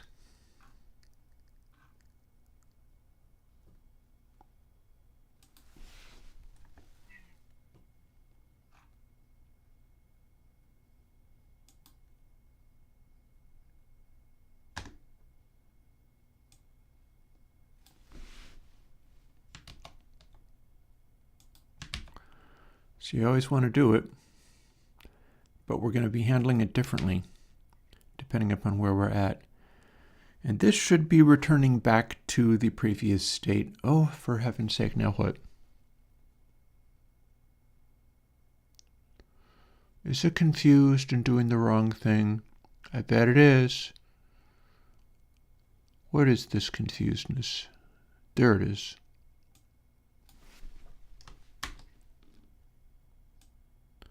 It only knows what ps.size r is in here. There we go. So this should be returning to the previous state. Hey, the Donald Fagen's track should also give me darkness.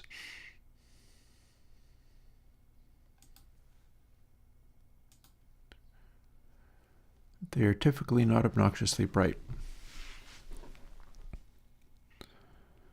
Okay.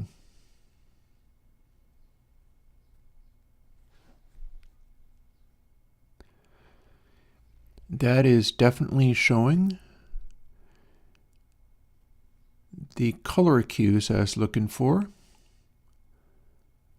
and hinting, although not in an overwhelming way, that you could be adding some brightness to this particular track and you could get away with it.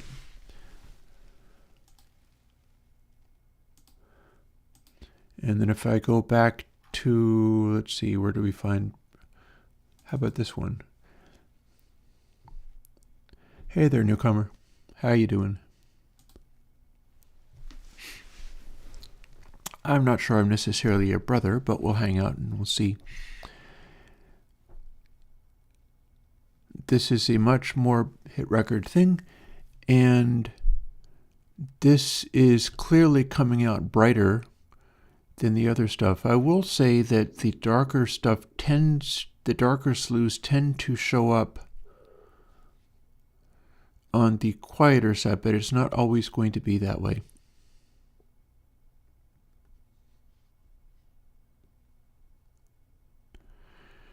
They should probably end up mixed up pretty good.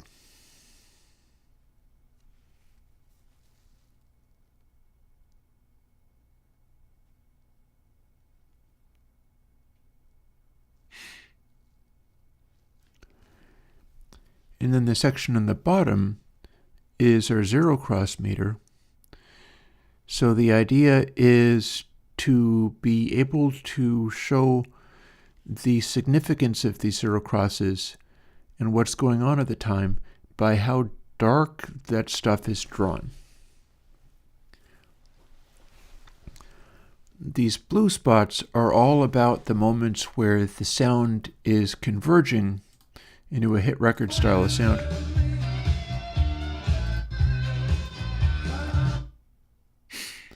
It's a Bruce Springsteen track from the 80s.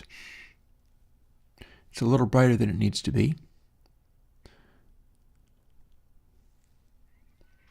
And so the next thing is to see where the weight of the zero crosses typically lie.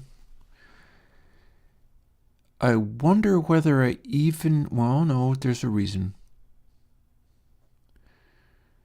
The reason to care about where that stuff registers is because it has a significance with what parts of the sound, like you can identify which things are going blue properly by where they sit on the zero cross meter, because a vocal is going to be between these two lines.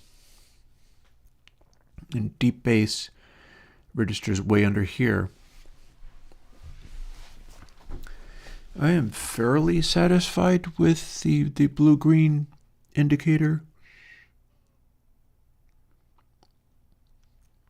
In particular, I find that, well, let's go and have a look at another one. I don't think I've done any of my police tracks. No, I haven't. So let's see what happens when we look at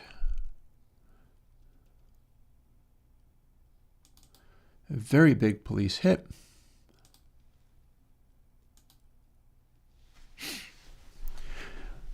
It's just stuff I do. Don't worry about it.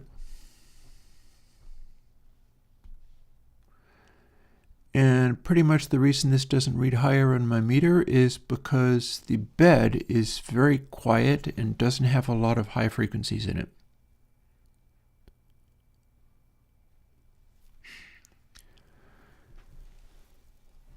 And the excessive brightness when it shows up, which isn't always, is, I could make those dots larger, couldn't I?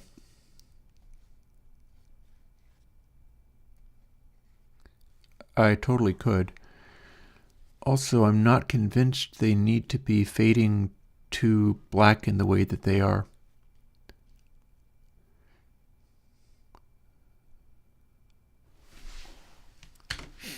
Let's make it be straight up 3 colors without any fading. So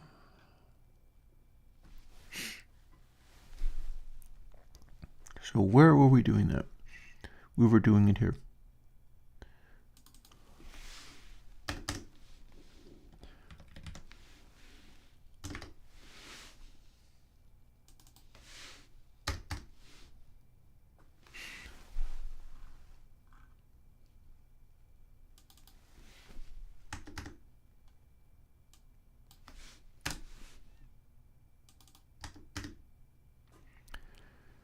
So now they will be full intensity colors, which probably means I can tone them back a little bit. It's easy enough to tell what color it is.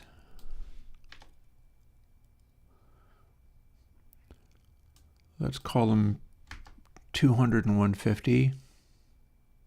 I think that's going to be readable enough. 200.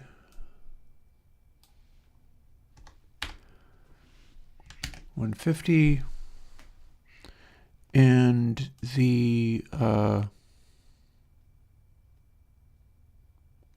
and I have not attended to one of these things yet. Also, I could be making these bigger.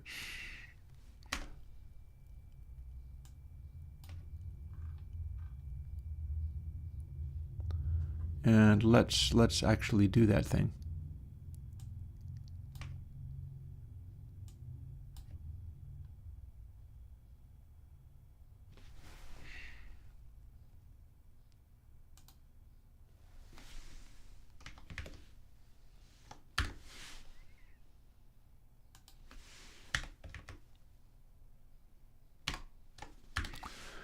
Let's remember to put the F in for floating point. That's R taken care of, so let's go up to here.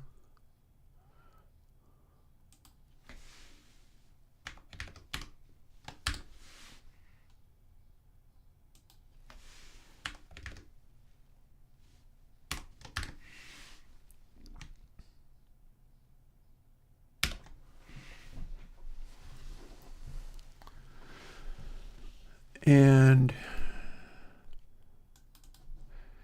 that should be doing a better job of drawing where the brightness and darkness is in the sound of this record.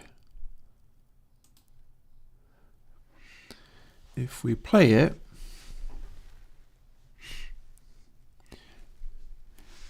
we've now got this. We have not got this yet adapting to the intensity of the RMS value of the sound. And that's kind of important on a zero cross meter because that's where you're going to be able to hear or not hear your bass. But this one seems to be doing fine, I think.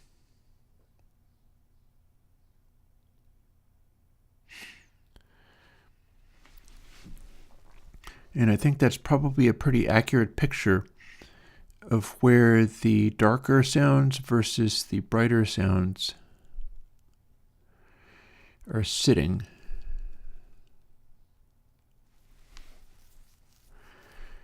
Typically, the brighter sounds are going to be... See, here's the thing, is if you have just a whole bunch of energy up here above all of these blue spots, that means the loudest high-frequency peaks could get restricted, and you would be able to do that in success. Like, here's some brighter stuff coming in over where the optimal ones are.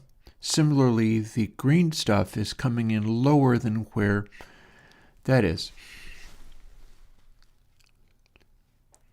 But then as it kicks in and everything kind of registers, it should be able to show you the extent to which these tones can or should be managed. I also wonder whether maybe allowing it to be full intensity red and full intensity green would actually be better. Because one thing about it is now it is drawing this darkish green and obscuring the light gray there, and I'm not sure it needs to do that. I'm not sure it's actually helpful.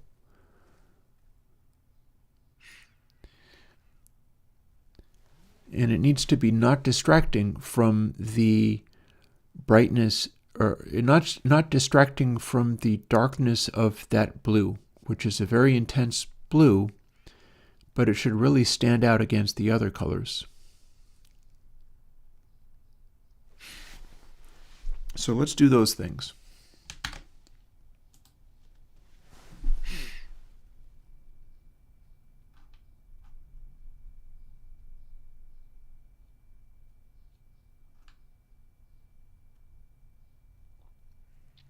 Here we go.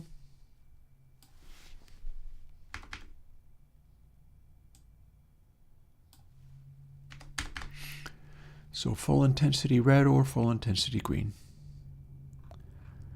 Here's our right side.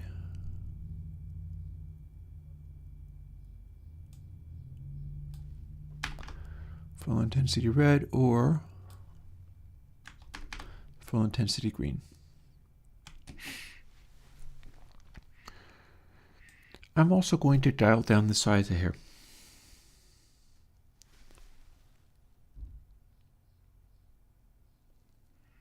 And I'm contemplating drawing them without this dot size reference.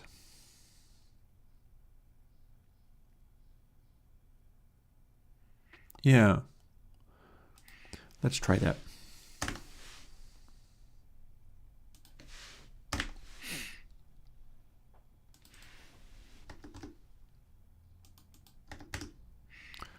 So there's the slew right, and here's the slew left. Yeah? Yeah.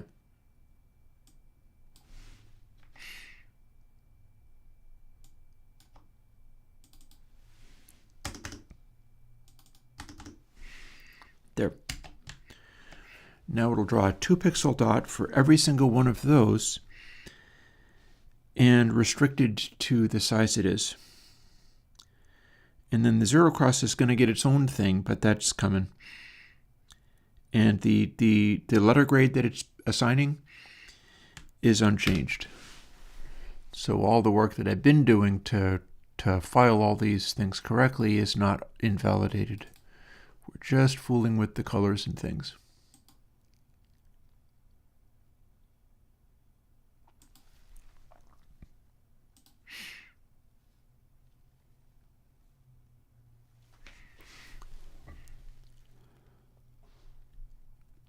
Okay, I feel pretty happy with that arrangement.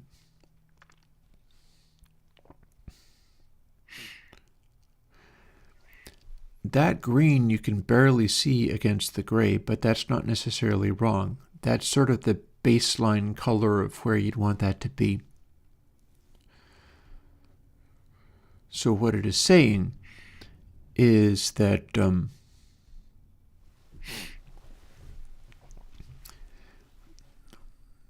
the baseline of the song, and not B-A-S-S, but B-A-S-E line of the song is kind of soft and lacking in high frequency information.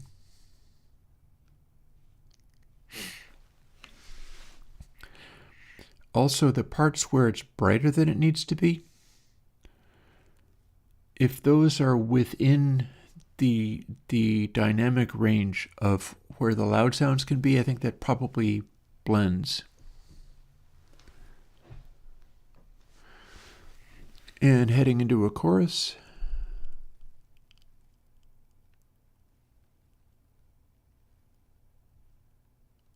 Fair.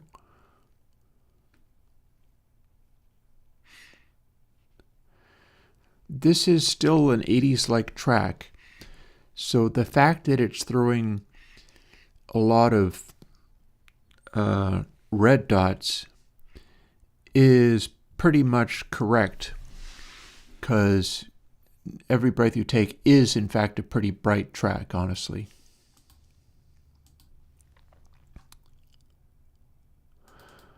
Here's a Stevie Wonder track. I'm pretty sure this is going to be a lot darker. Stevie tends not to mix really bright. And sure enough, as it gets rolling, the slew meter is showing very much in the way of aggressive, annoying highs, but it's sitting in that darker zone pretty much all the time. The bed of this track's sounds could get away with being brightened up. He just didn't want to do that, which is fine. Oh, I was going to check something else.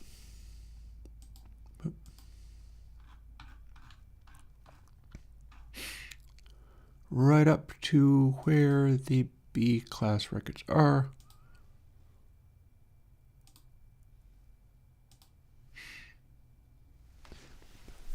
Def Leppard time. Ooh, the crackle in this is actually quite bright. The story this is telling is that there's some surface noise on this record.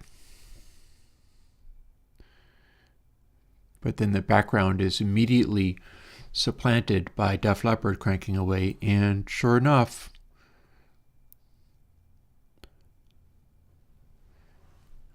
we just have a lot of high frequencies going on. And that's the sound we get here as we kick in. And they get louder. They are supplanting those high frequencies. But yeah, I got a feeling that that is crackle. Some of that is crackle, which is not necessarily what you want. Sometimes it is.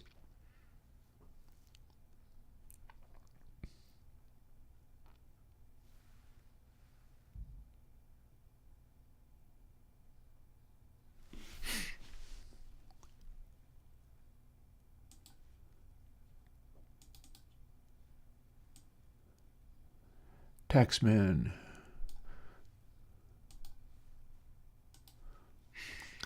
Let's have a quick little look at what something like this looks like.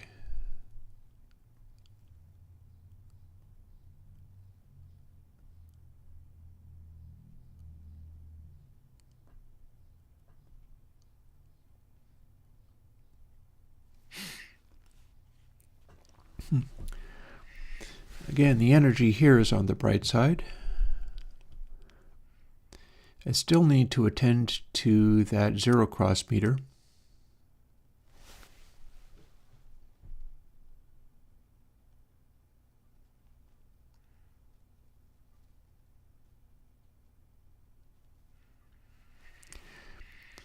But I think it's pretty legit that all this energy is very much bright energy. I think that is a pretty accurate perception of the sound of the Beatles at this time. They were going into those Fairchild limiters, those giant old tube limiters, and they were doing a lot of stuff that was initially done during the time of like Rubber Soul, when they were consciously imitating the birds and the sound of the birds, which is intensely compressed.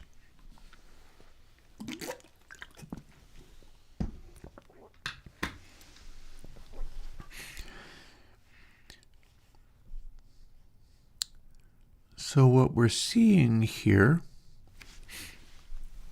I can probably darken these greens just a hair. They're very pale. The reds are probably fine. Is that we have a nice balance between this stuff. It's not really dialed in to be perfect. And the quieter sounds aren't falling through to much bassier.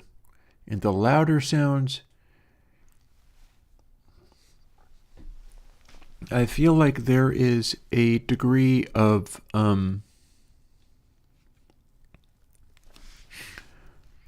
where these colors are relative to the primary color we're looking for matters.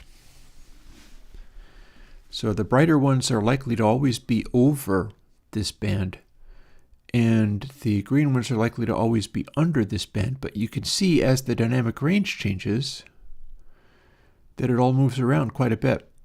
And you can also see that when there's a lot of surface noise, boy, that's just all crackly and stuff. That should be what vanishes away on this meter. We should be able to make that be invisible. So there's another thing to try.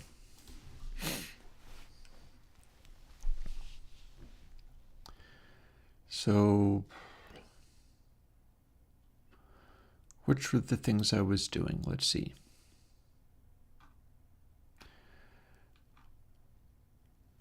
There's peak L, there's slew L.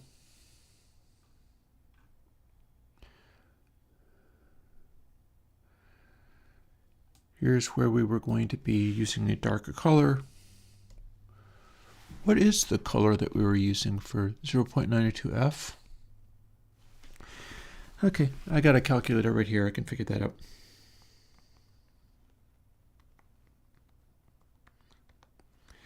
$234. Okay, so our green color is going to match be 234.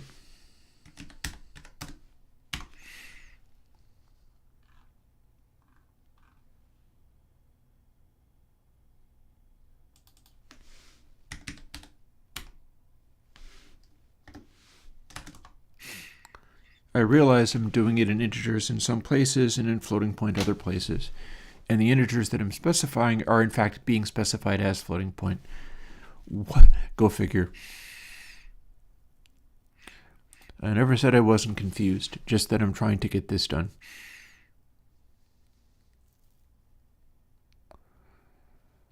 So here's our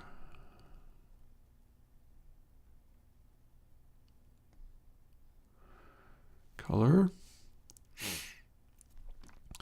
Zero cross, we don't necessarily want to use ps.size. We're going to try to use that RMS value instead. I think that's going between 0 and 1. We shall see. And we're going to go right back to Taxman because there's that surface noise crackle on it, and we can find out real fast whether it's actually registering appropriately. So meter 0. Where do we get the RMS value? I would have sworn I had it around here. So, oh, data A and data B. That's it. That's the one. So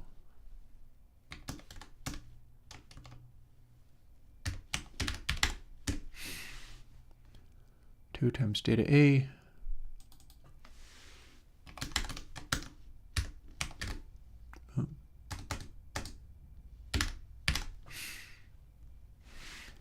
I am often not very good at typing. And let's see, where's our, there it is, there's a zero cross.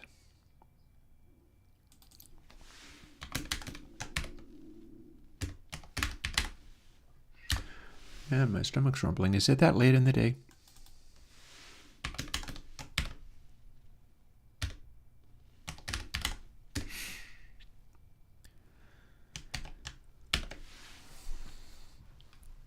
I probably need to make that be a larger number, but for now, let's see what it does.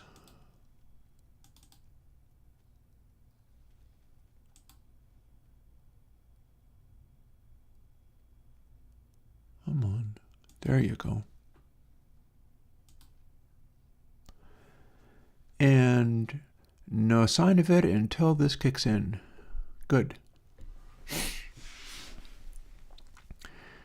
I think it is still not actually drawing the black spots dark enough, but we're in the right zone now. Let's jump right in and ramp that up some. Let's ramp that up more.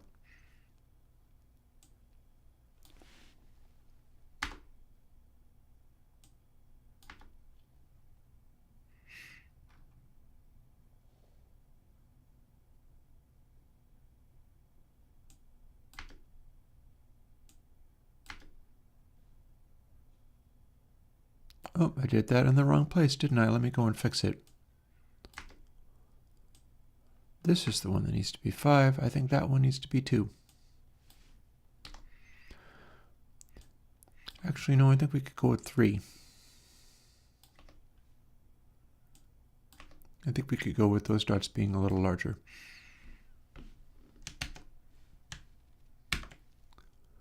Possibly not. Possibly not.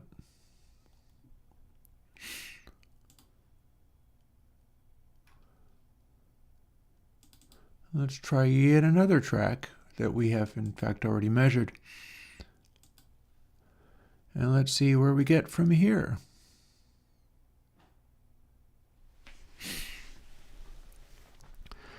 Okay, 3 is too big for the colored dots. They're a little overwhelming now.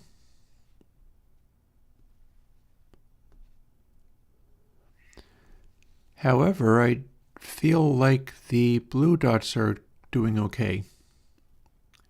That said, I wonder if they really need to be blue dots. Well, no, they can be blue dots all they want.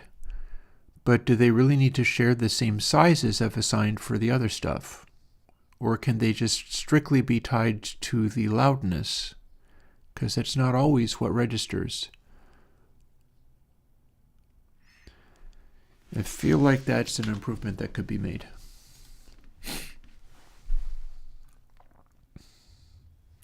So first of all, this goes right back to 2 again.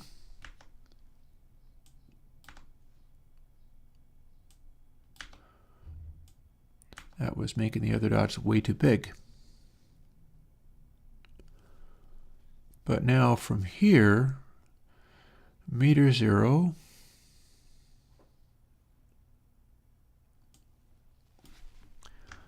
let's bump that to 6 and then apply it everywhere.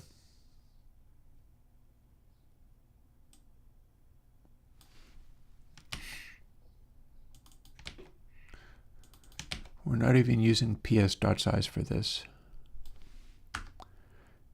All it cares about is how loud it is.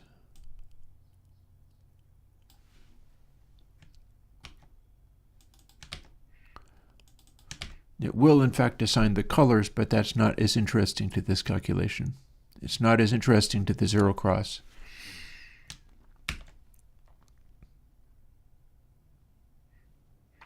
Done. Back to Taxman.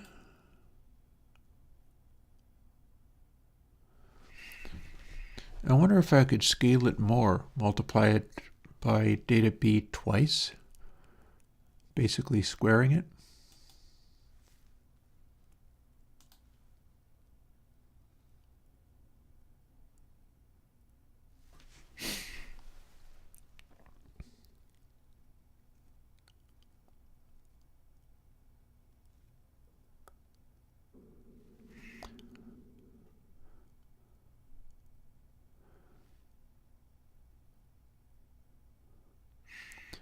All right, this is a colorful, complicated, and weird-looking thing, but all the same, I think it's getting there. In particular, this is all registering is very direct.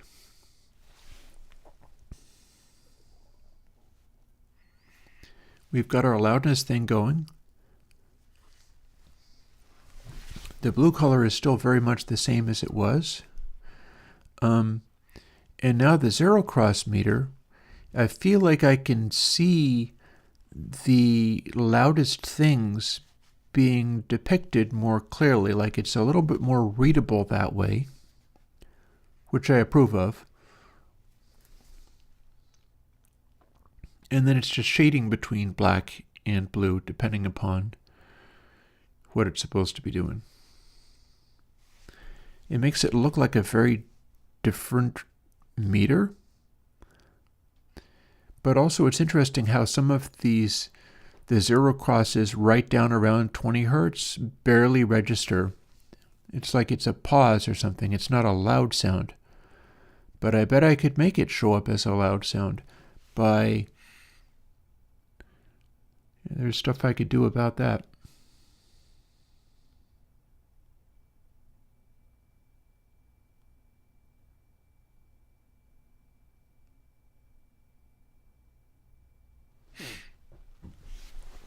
And yeah, the track has already made it to a rating of AF, AE. I'm pretty sure Helter Skelter isn't going to show me anything that interesting. Let's try For Play a Long Time. See, when it is this quiet on a record that doesn't have too much surface noise, the background in the zero cross meter is almost invisible, which is correct. That's how it should be. Then we've got our sustaining guitar chord. There's a little cloud of it being quiet.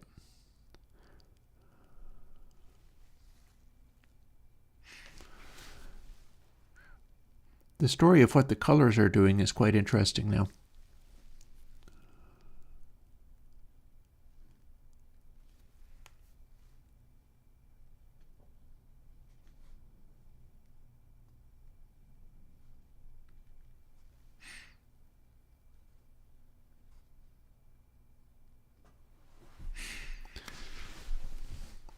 You can almost see where this is the bass guitar in this song that goes dun dun dun dun dun dun dun dun dun, and it's a very satisfying sound, and it is being a really balanced blend between the darker of this green and the brighter of the red, and then it swoops up and all of a sudden it's full crank, including loud keyboards, and they're kind of bright, and they're showing as this sort of red flame coming off of this stuff.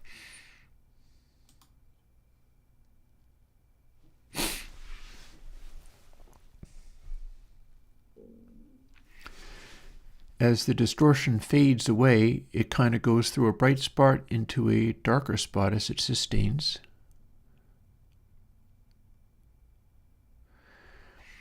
And I'm pretty sure this goes into a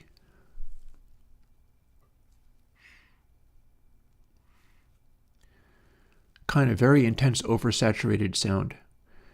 And that registers as this section where it's just all hovering around with these red dots, which are slew in excess of the optimal balance. And I remember it as being that sort of exhaustingly, like the organs are just crackling away there. Well, this is interesting. In our quiet passage in here, it's sort of balancing between these two colors without really emphasizing either of them that much. It's a quiet section, and so you can see that the zero cross meter shows next to nothing.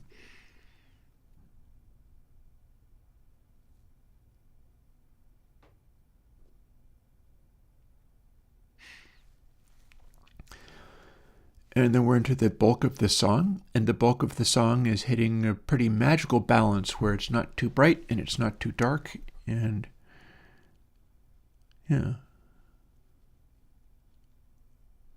That's very nice. Also, where our loudness sits here is very well distributed, I think.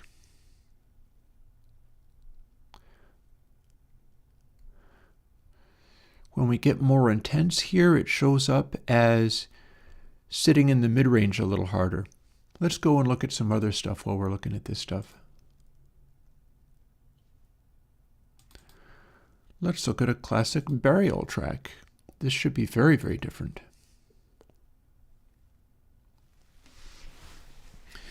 This is classic UK dubstep.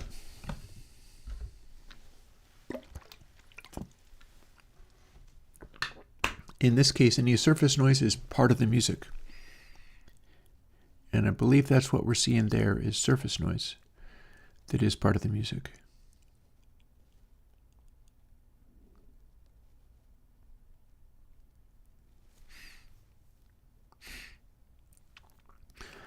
It's interesting how the zero cross meter is now drawing stuff for us. Like, we're seeing areas where the loudness is aggressive, but not too aggressive.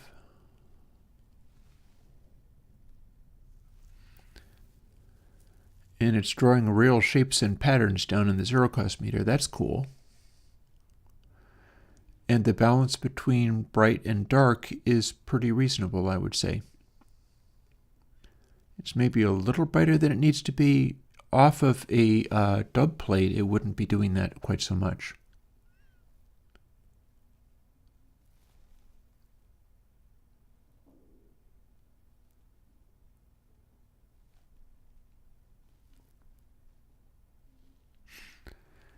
And here's where it gets a little denser than it needs to be, but you'll notice that the zero cross meter tells you that density is happening down in the deep bass. There's no question about that. In fact, it's saying that loudly and clearly that this is the loud part where it all went bassy, where it's going real deep now. And that's accurate, that's correct.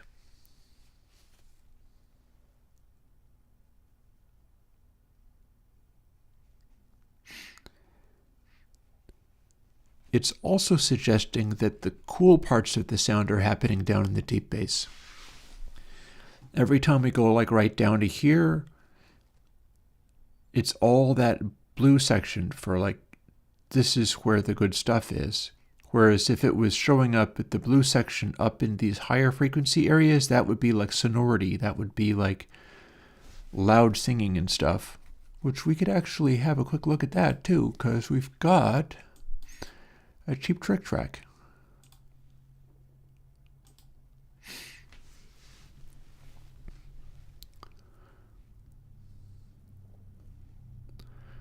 The sound at the beginning is the crowd cheering.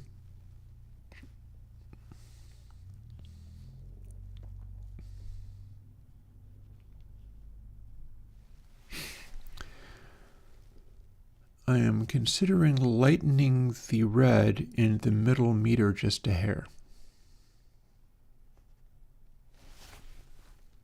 It's doable.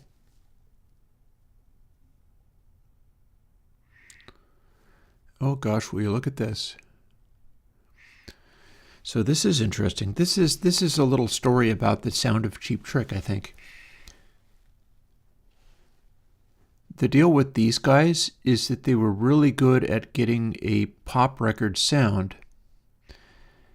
And that's pretty much what we see, is because of their compression, the green parts, which are the quieter, bassier parts, aren't dropping below anything, and because of their compression, the red parts aren't necessarily going that much higher than anything.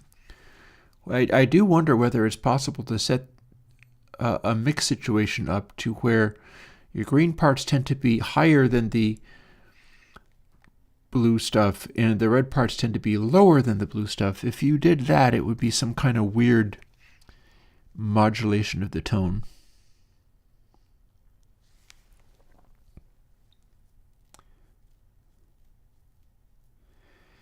But yeah, that's the way some of this is done.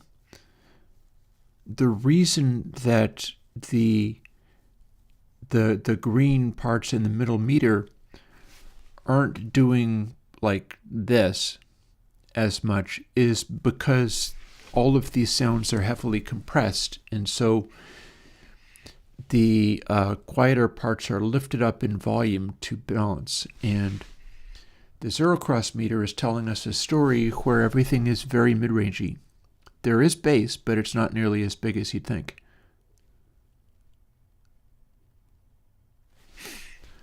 And as we skip ahead to the very end, which is super over the top,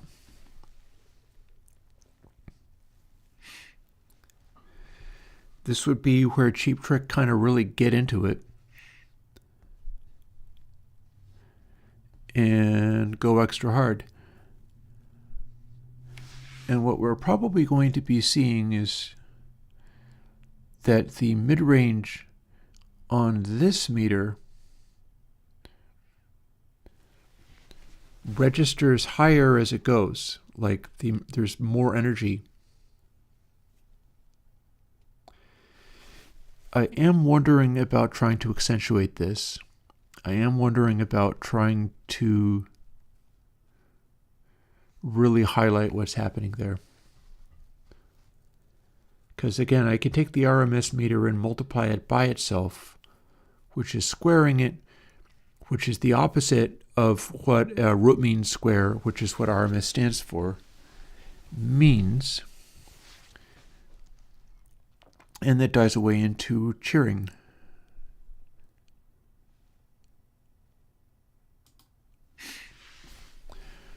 So yeah, it dies away into cheering, which ends up becoming bright sounds, which is what the red signifies.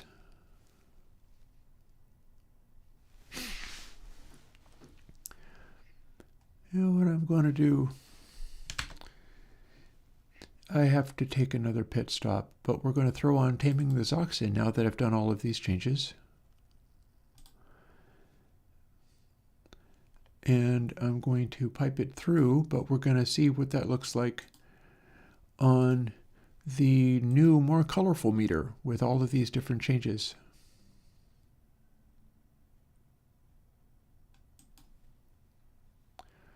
Let's roll.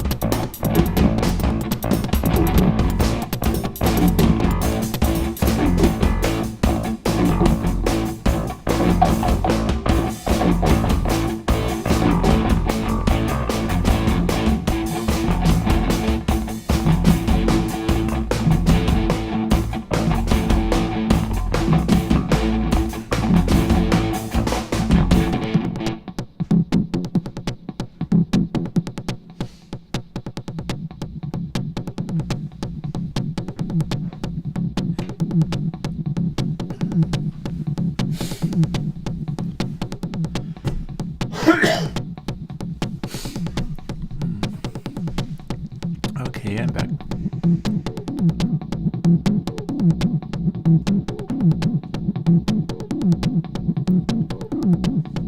So this is what Damon the Zoxon looks like.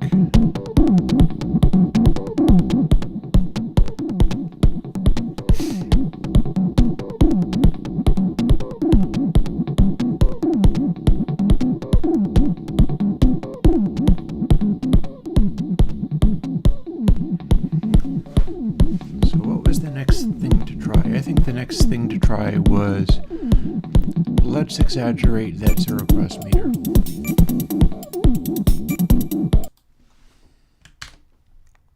So let's exaggerate that zero cross meter.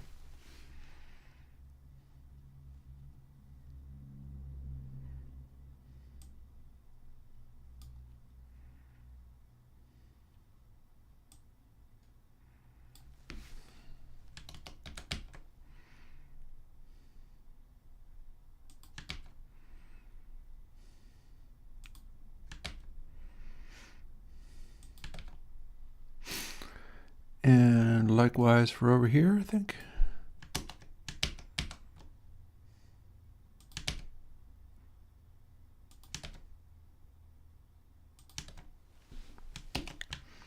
And now let's see if that 6 is big enough, or if the 6 needs to be made a lot bigger.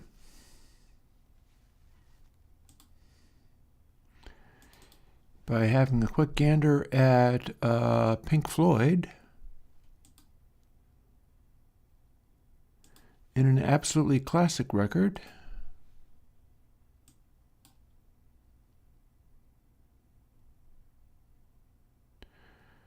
And then let's skip ahead to see whether we can compensate. Yep, that's going to need to be made a lot bigger. Those dots are tiny, tiny, I tell you.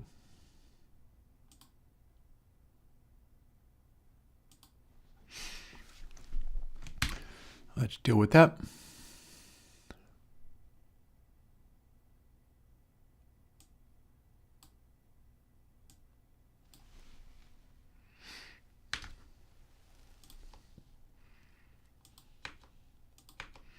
Go immediately to a size of 16 from 6.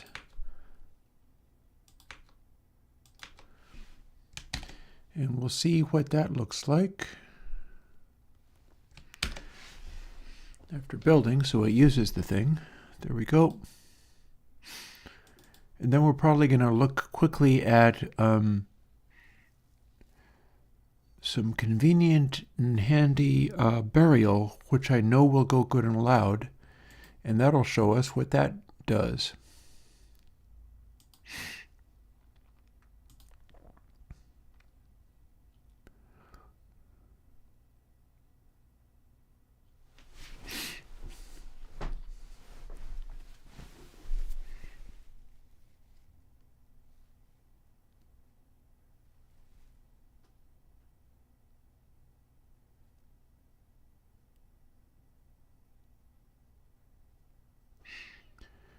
I wonder to what extent this stuff is lots of surface noise.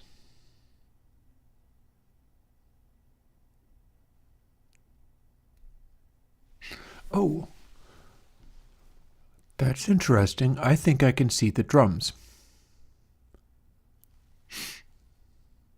I think I can see the drums on this.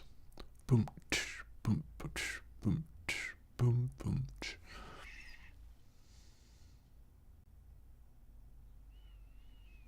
Didn't exactly expect that, but I'm not going to say no. That's neat.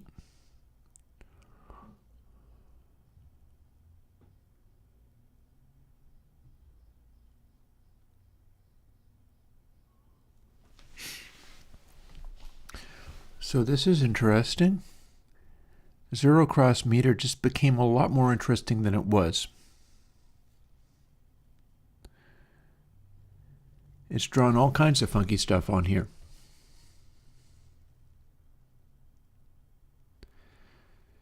So now I wonder if I do stuff where the volume levels are not as useful, will it start showing me different things?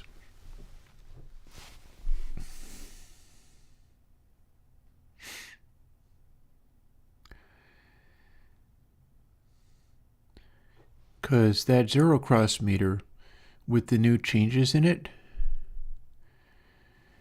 is really working hard to illustrate dynamics and where stuff lives in the frequency range, and indeed the overall texture of the sound. I believe we're in the horn solo. I would like to hear it, so let me switch over to the speakers. Thank you.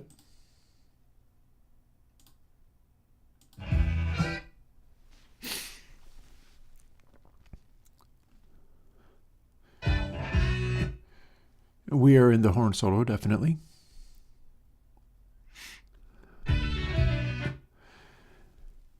The horn is definitely leaning on the brighter side a little bit, which is fine.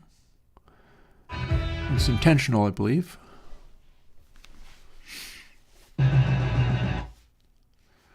It is something of a departure from optimal hit record sound. The guitar is departing less from that, which is probably why it's taken off in the way that it is.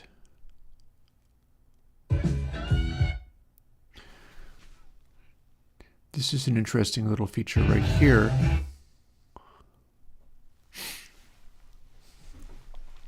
Going to be interesting to see. Here we have the transition coming up where all the reverb goes away. The big old heaviness around here. And cut. So now this is the quiet section, and it is definitely showing up as such on the zero cross meter. I am pretty much happy with what's happening here. I think this is telling a story about dynamics that's useful to know. In particular, as it changes to that other section, it changes from a sort of mid-rangey heaviness to a more widely distributed stuff where the full range is full of sound. And as we come back in, it's all in the upper mid-range, and then it extends down into the lows again. And here we are in the lows again.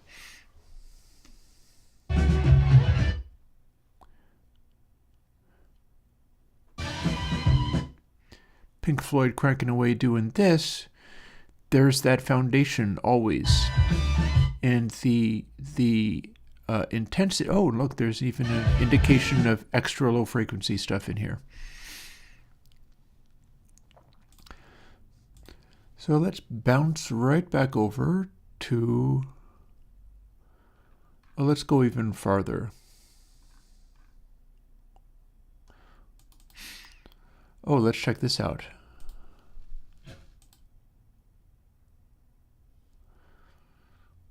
This one's got a bit of surface noise to it, I'll say that.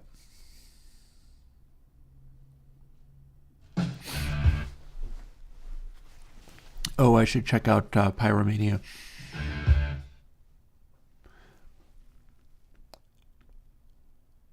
So I think one of the things that's helping this one is the fact that we've got all this surface noise and it's filling in some of the spaces.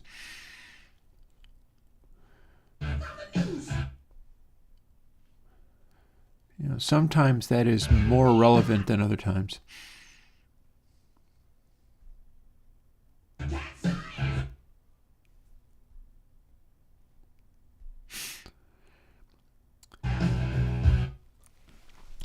So what's being shown in the new zero cross meter is this, that it's maybe a little sparser than it technically has to be,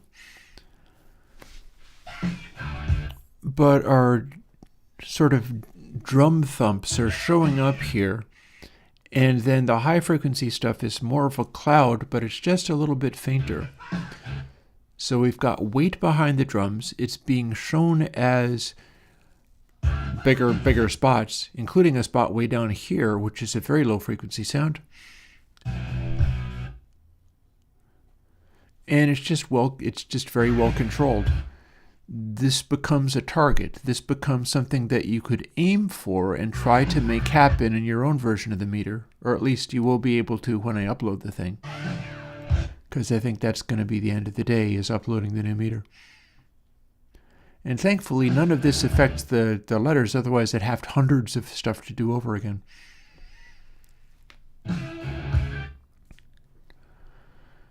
And I think some of this sound is legit. It's not all surface noise. In fact, I don't hear that much surface noise, honestly.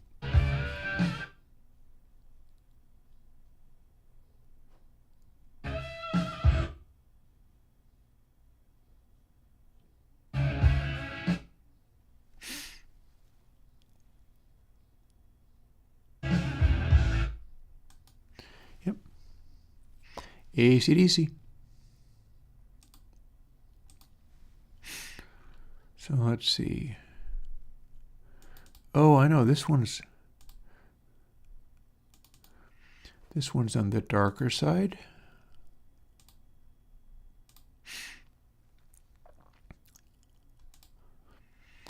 So a little credence. As it's getting warmed up, and sort of in general, the sounds it's making are on the darker side, shown by that green. And as soon as John Fogerty is singing, it's lighting up with the red on top of the slew meter.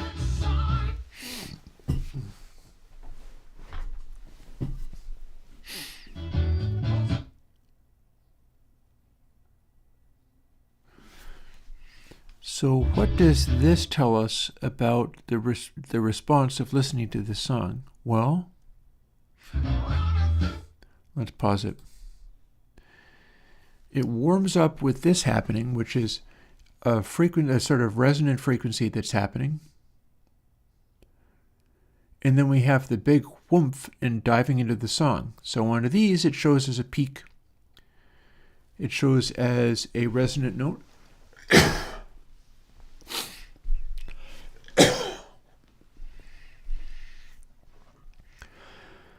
But on this, it shows as a sort of cluster of energy right here at 200 hertz. And then it drops into this section, which is louder energy in here. And then it's kind of swinging back and forth.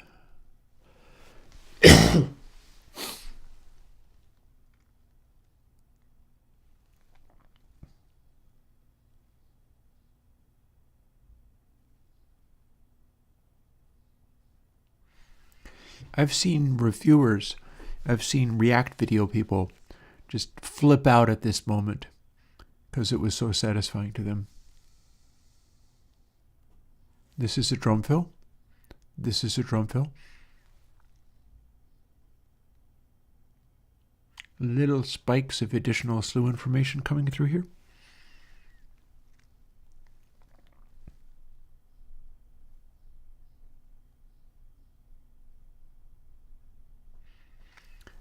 That's probably the picture of that sonic experience.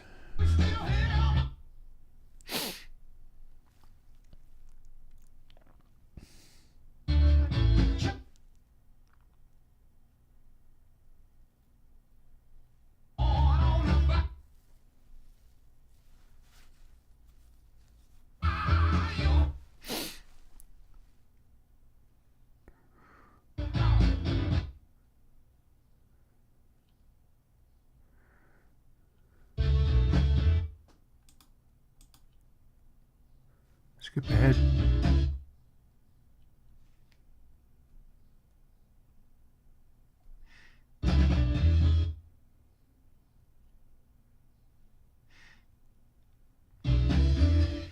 It's an interesting balance here because what we see is this cloud where there isn't that big of an emphasis on where the red or green dots go.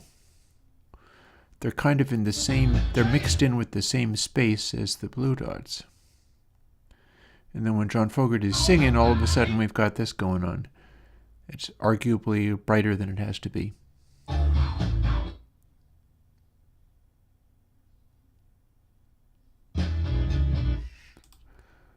Let's bounce over to something else. I have something I want to look at. I don't think it's rated as low as this, though. Oh, one thing I can look at is some burial.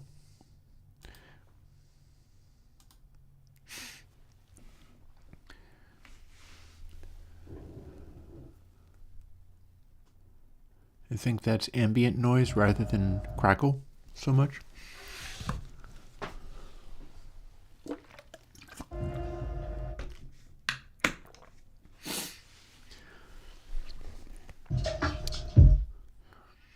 So this is apparently what the burial is all about. It is loud, extremely intense bassy noise.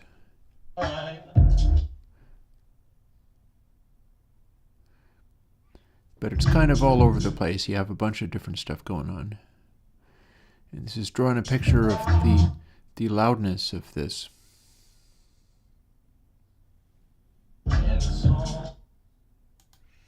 Fair.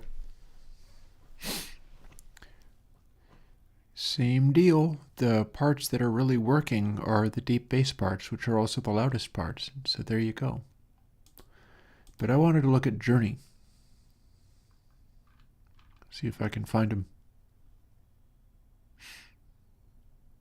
Ooh, although I could investigate this a little bit.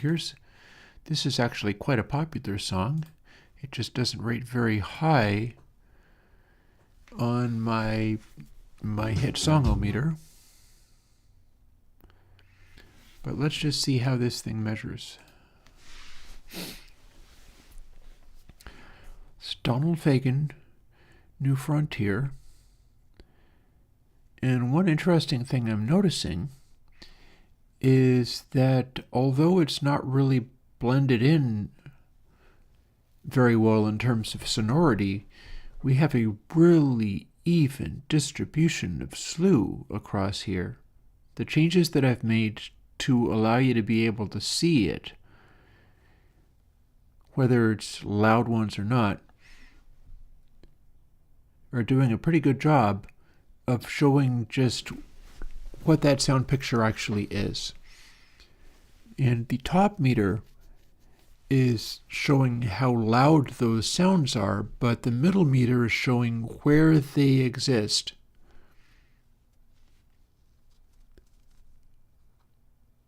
And I think that tells its own story.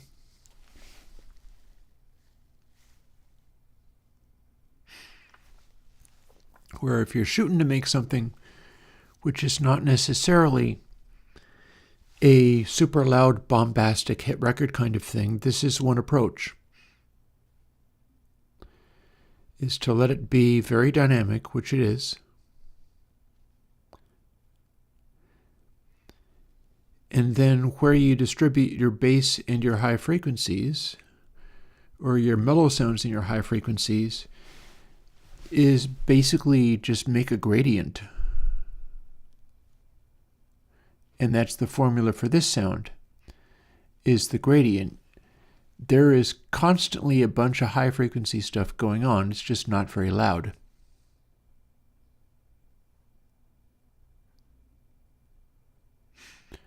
And it's never pushing so hard that it's making these little spikes coming up from the bottom of the slew meter. These are never very intense, but they're constantly there.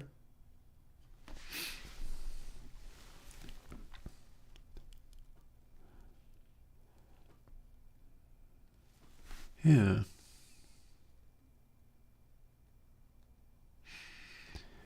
And the zero cross meter is putting the words and the lyrics and stuff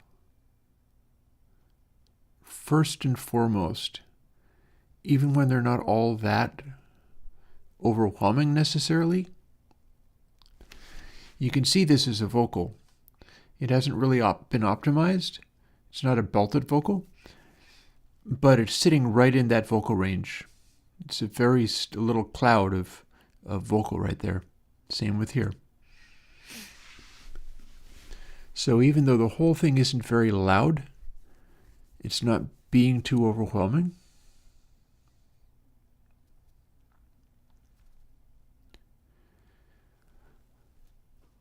It's painting its own little kind of sound picture without much interest for the trappings of normal hit record sound, but it's very consistently drawing its picture and making the most of it. Like, for minutes on end, we've been looking at this thing drawing its little hit record picture with the sonority in blue, and then it's constantly having a bed of the green here and a sparkle of the additional slew rate that is being registered here to exactly this point and a little bit beyond most of the time. And it's just so evenly distributed. This is really a formula right here. This is exactly how to do this kind of stuff. Let's see what else does this.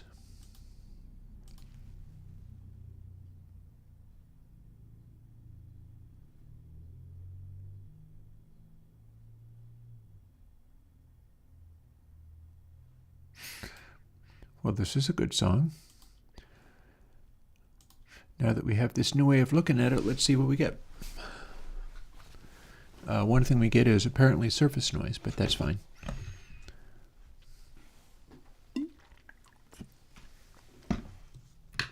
Only the really serious crackle throws that much in the way of surface noise.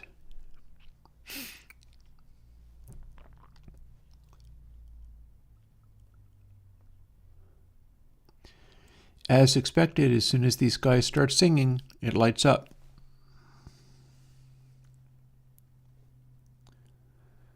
But what I'm interested in seeing, firstly, this is showing us where the volume is in this song, which is not a loud song. I don't think this is even normalized to full crank because it was never meant to be.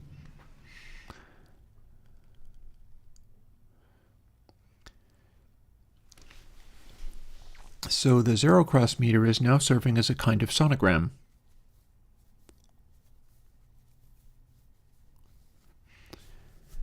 And the middle one is showing us a similar picture of some bright stuff, some dark stuff. It's not all about the sonority, but it is all doing not so unlike what the normal Fagan track was doing. Of when they're singing, stuff is happening in that little cloud of space. And the zero cross meter is showing where the singing resides. And sometimes it's like this cloud of blue, sometimes it's a cloud of green. But it's always filling up that space.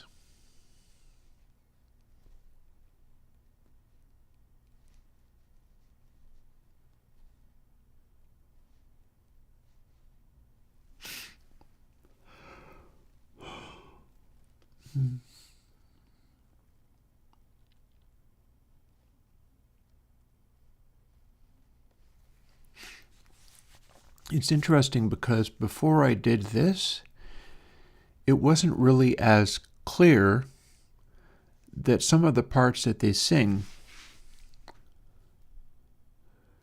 are really sitting there lighting up the slew, lighting up the high frequencies. Like, look at how this works out.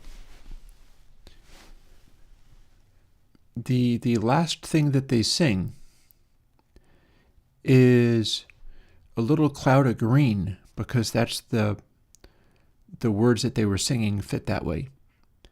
But then this is a little cloud of partly red. And this, which is quite loud and sonorous, actually a fair number of these, are clouds of blue mixed with red. And it just depends upon what kind of word they're on as to whether it's going to light up in blue this way, or whether it's going to be, green or red. Red signifies more slew energy, more high frequencies.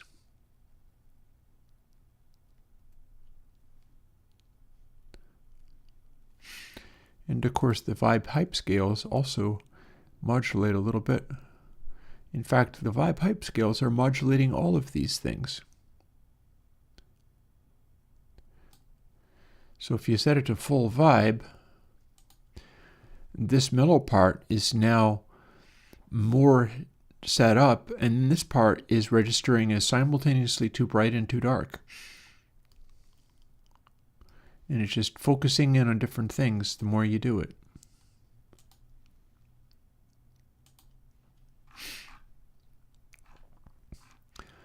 Let's have a quick look at what heavy crackle looks like, because this is a track with a lot of crackle in it.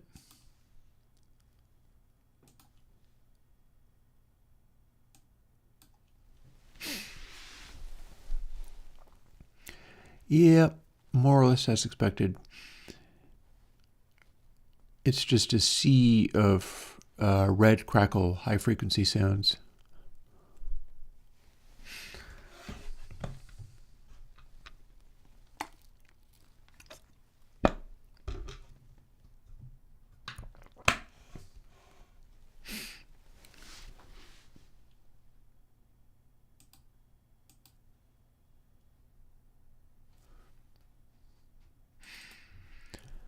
Let's have a quick look at Sgt. Pepper's Reprise. Let you hear bits of that one.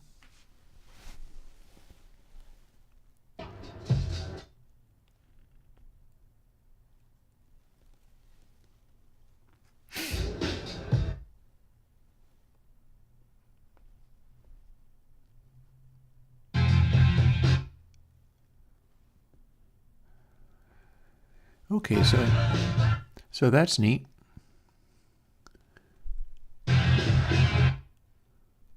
You can almost see the drums in there, and it's a lot of high frequency reverberation around them. And then once they get going, it's really well controlled, and it's pretty much just only hitting those sonority points. We don't have any high frequencies or low frequencies beyond what's necessary. That's a heck of a thing. Of course, this is what you expect when you have the Uber hit record.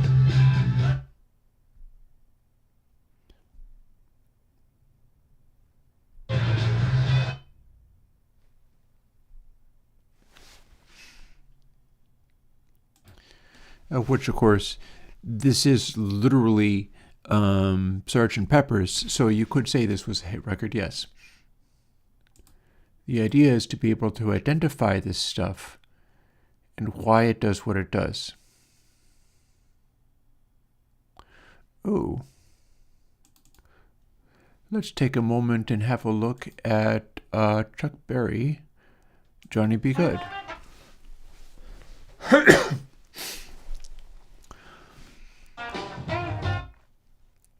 So one of the things that you can see about this right away is that it's really loud in the upper mid-range. And that's why it sounds as grungy and 50s as it does, is we don't really get much weight down here. Now, the more produced stuff that we heard had most of its volume down here, and then this was lighter. Like, I played a little bit of Mutt Lange AC/DC, and it had a big solid foundation down here, and then the stuff up top was not as loud. With this, it's just the stuff up top is super loud.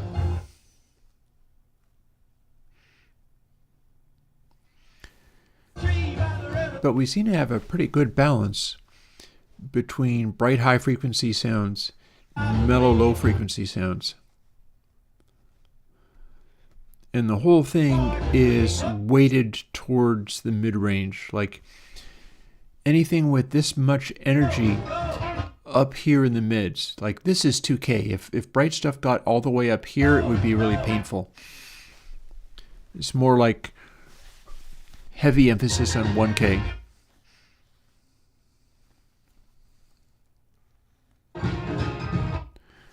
And around here, you don't even really hear any bass anymore. And you mostly still don't, because the bass in this just doesn't go down very far. The little dots that we see are very small.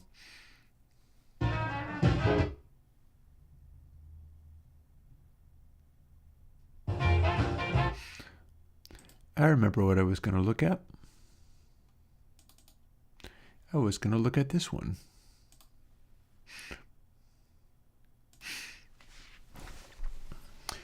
Journeys Don't Stop Believin'. I'm expecting it to be very mellow while it gets rolling. And indeed, this piano in the intro here seems to be that all of our low frequencies, is that even part of the song, or is that just like rumble? I think it might be just rumble. This is just a thump. It'll sort itself out though. Yeah, that is revealing very obviously. This is the song. This is my record being a problem.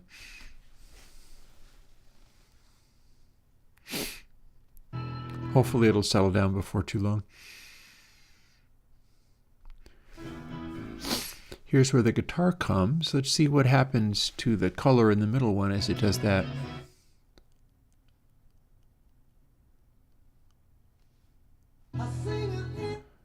Yep, that is a high frequency sound. You can see it happen here.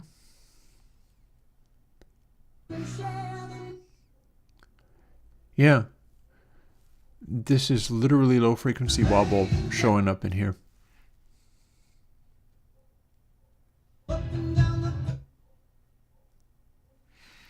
That said, when the band kicks in, it overwhelms that a little bit.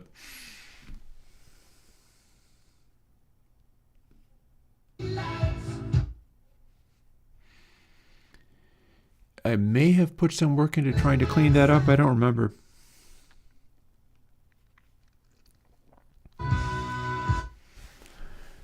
That middle slew meter is showing a nice little spread of some of the transients being higher and some of them being lower. It's covering a range.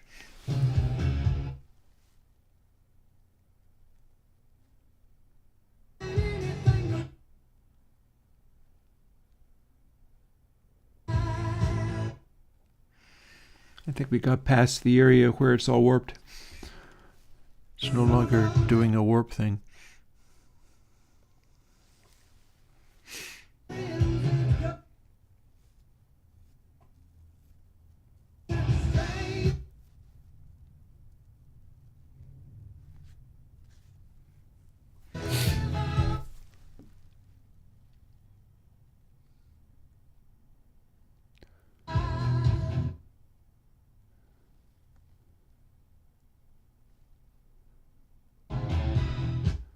Yeah. I am basically happy with where this meter is sitting with the changes that I made, because I feel like I am getting new information out of it. In particular, the zero cross meter is much better at telling me what's actually happening and being loud or not loud.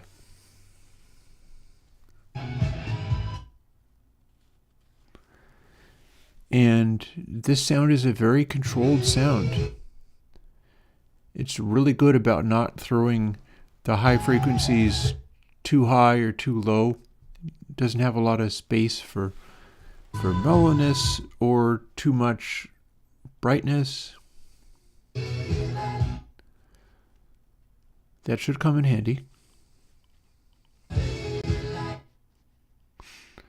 It almost looks like the zero cross meter is now showing notes and chords and things, which is not impossible. It could be doing that.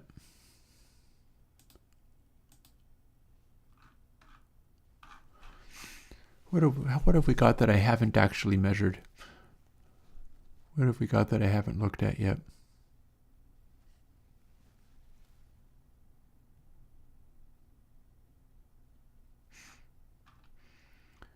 Oh, we have a bunch of Rolling Stones. I think this is crackly.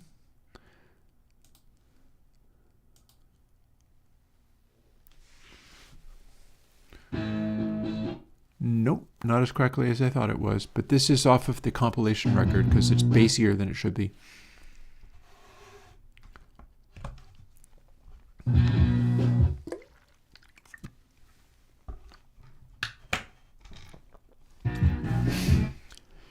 Rates very poorly because it doesn't have any top end.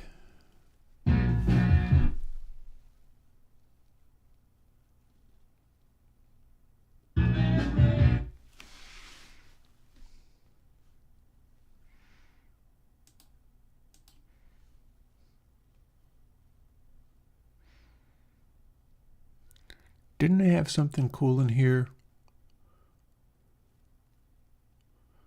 Yeah. That's going to be a little different, because this is off an old London pressing. Maybe a little noisy.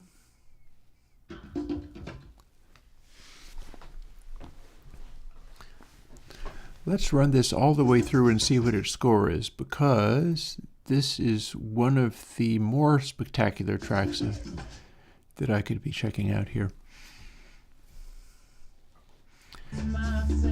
The reason it's doing all of that red stuff is because of all the high frequency percussion. And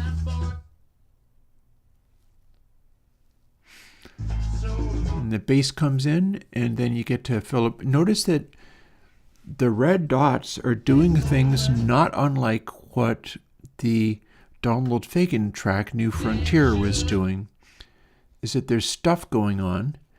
It's not too loud, but there's always some kind of high frequency thing happening. So we can hear high frequency things fairly easily. The little red dots are things that we can probably hear even when they're not terribly loud.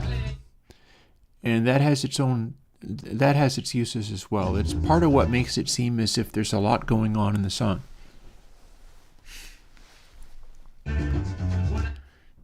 So as they continue to build in volume, it starts to suppress all that high frequency percussion. Or if you're mixing, you can fade the high frequency percussion back down. It's possible that the Rolling Stones were doing something like this, because they were a band where people would be sitting around with their fingers on the faders and fiddling with stuff as they did the mix. That's been going on for a long time. Well before the existence of automation.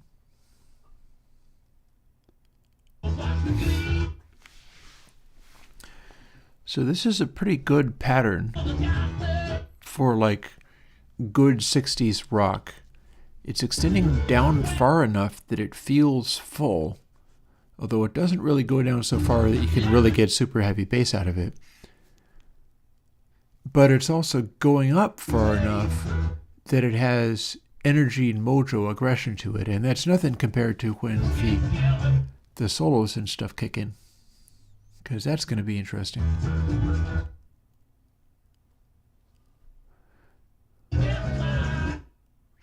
I'll probably even be able to see it on the meter, because I'm pretty sure it's on the loud side. And it'll probably show up here too.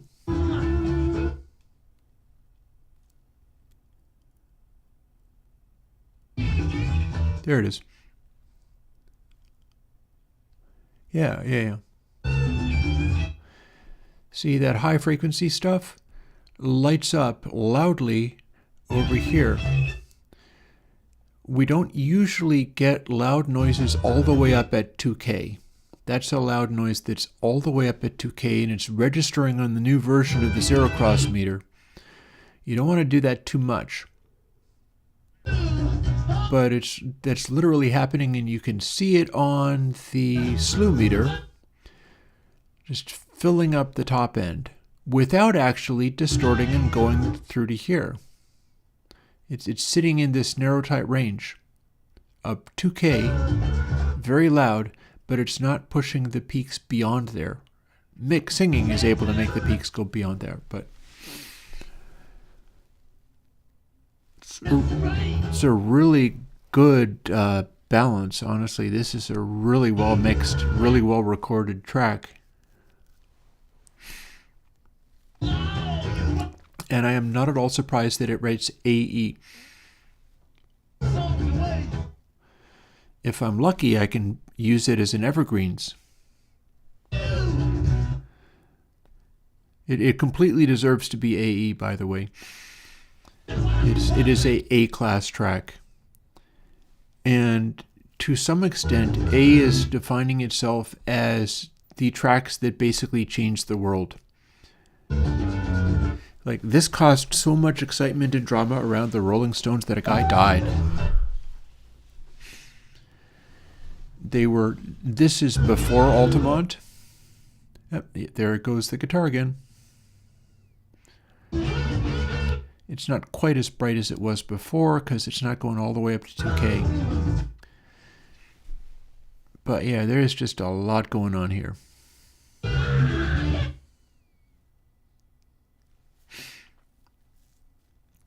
It might even go beyond AE.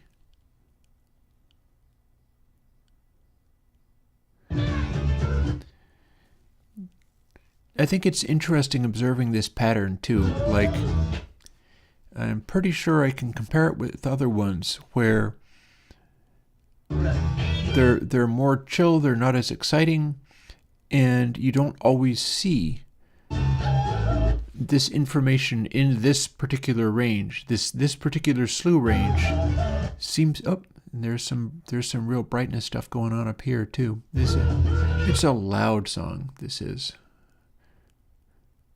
It's a loud, aggressive song.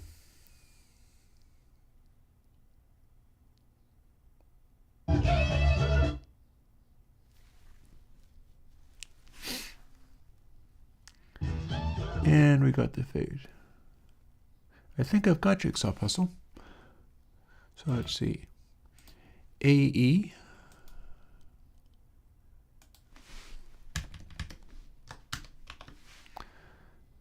Got that sorted. Oh, well, we've got some darker stuff in here in Exile on Main Street, but I do have Jigsaw Puzzle, so let's have a quick look at that. You compare it to the version of Jumpin' Jack Flash off of the compilation album, which was just really, really dull. And this album is not dull. But you mentioned not excited, and I'll mention that we've got a bunch of sounds here, but look at the difference between this and the last. Look up here. We don't have all that high frequency stuff happening up here, and we have lots of low frequency stuff. This green stuff, meaning we don't have as much brightness. It might or might not liven up as it goes. But you compare what you call good but not excited. This is a picture of good not excited. There's a complete lack of all that red high frequency slew information that was all over Sympathy for the Devil. Check it out.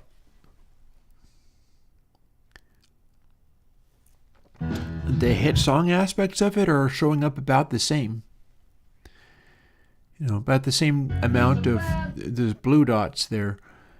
But instead of being all about the red dots and the slew, it's all about these green dots and the lack of slew. I think you could theoretically get equally close to a hit record sound from either direction. If I could only record a good quality version of Us and Them, because my copy skips like mad, it would be real interesting to observe what a Pink Floyd being very bassy and mellow sounds like.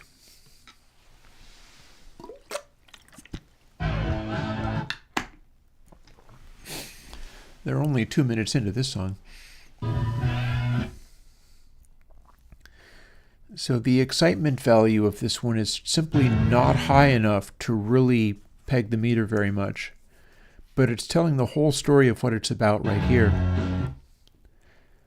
In that it's kind of droning along, there's no real emphasis on the drums. There's no real emphasis on the beat, which is interesting. Because usually you'd be able to get a real strong emphasis on the beat, especially from the Rolling Stones, but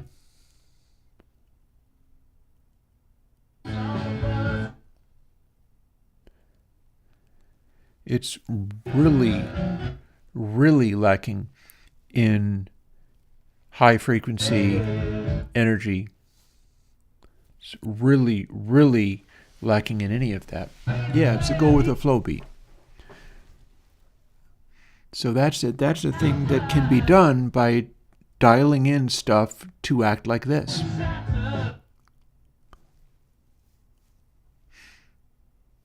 And it's doing pretty well for itself, honestly. It's a solid mid-tier hit song.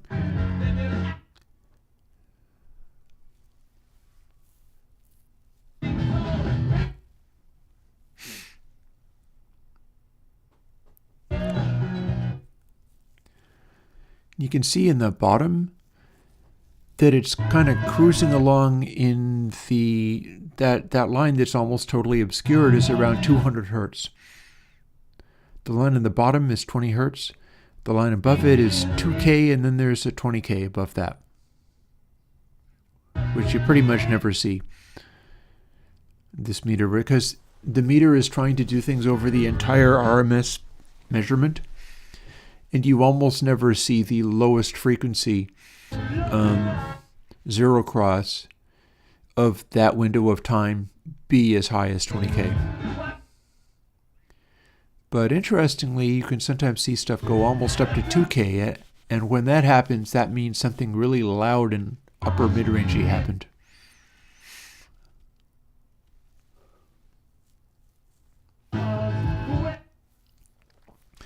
And yeah, this has actually made it into B tier.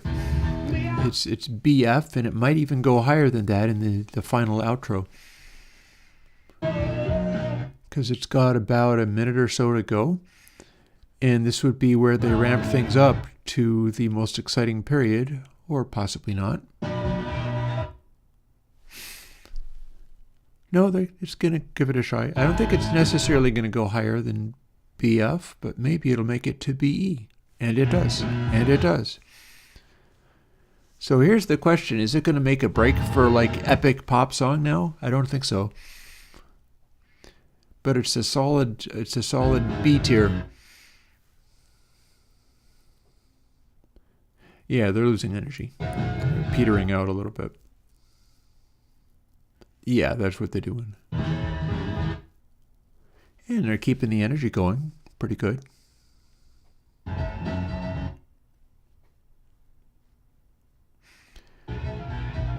I am very curious about one particular thing, which I'm going to investigate now, after finishing this one up. So solid BE will pass through this point, and it will reveal it nicely.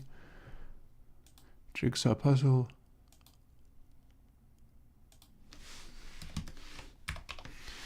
BE. So the thing I'm wondering now, I've been talking for weeks about a particular track by Phil Collins. And this is the one where Ahmet Ertegun would tell people, oh, you think you're hot? Sit down.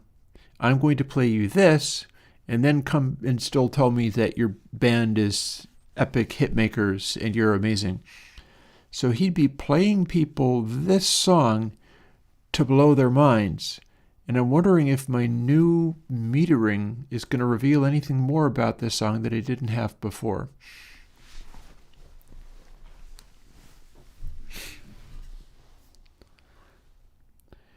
I think some of those peaks are surface noise, but I know some of those peaks are his drum machine. It's a pretty bright little drum machine.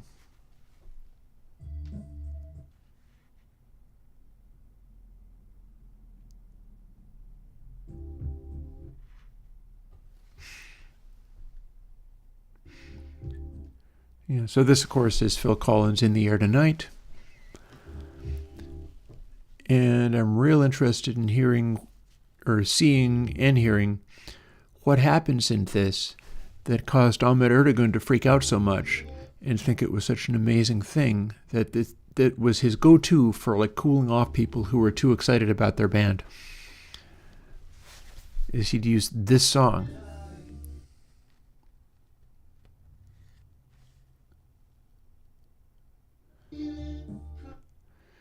So that one thing about this is I think I have gone through and tried to take away as many of the pops and clicks as I could. Hey, beans, broccoli. If I've been able to do that, then these ticks aren't necessarily pops and clicks. They could very well be the drum machine. If that is so, then some part of this is the same thing that was being done on New Frontier,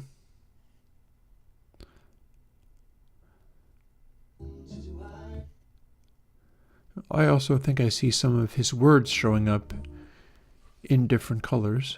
Like there's the blue, yes, but I also think I see words showing up as clearly defined in red.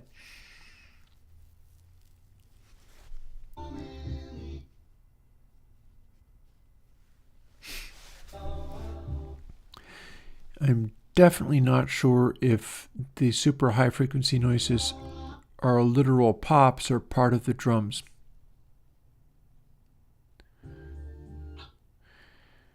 Because I can clearly hear there's very high frequency stuff in there, and that could be enough to cause that to happen.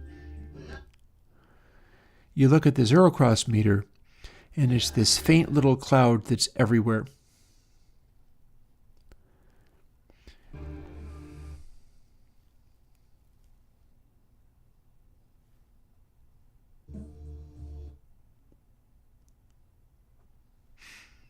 And remember that noise happening.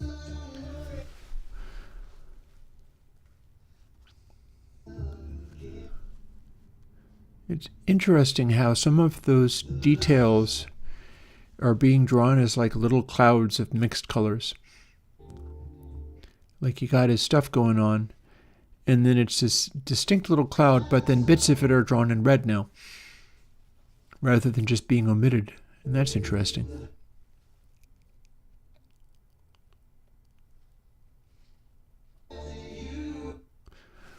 Drums come in.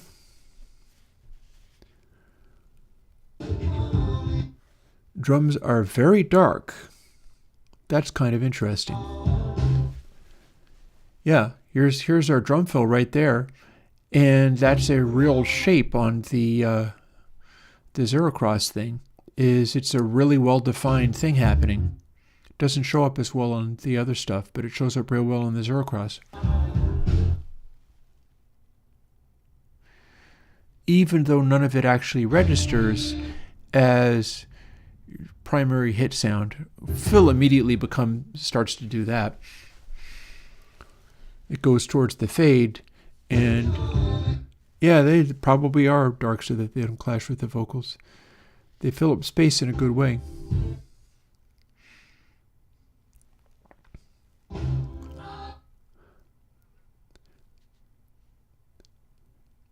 And there we've got Phil showing up for the outro singing, which is going on the red side here. Interesting. It fades away and you can't see it anymore. But the slew meter is telling the story of that. So that's the kind of thing that really impresses you about the fade, is when it's going into the fade and he's just getting more intense as he goes. Like, this is him, and then this is him, and then this is him, and he's getting even more intense. And then this is him, and you can plainly see that where he's not hitting the blue, he's going all the way into the red. He's pushing even farther. And then he just keeps pushing farther and farther as it fades. And that's pretty wild. Like, here it's actually quite quiet at this point.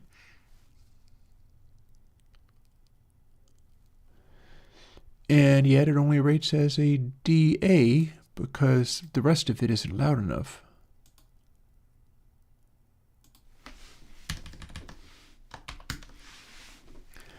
But we know the truth.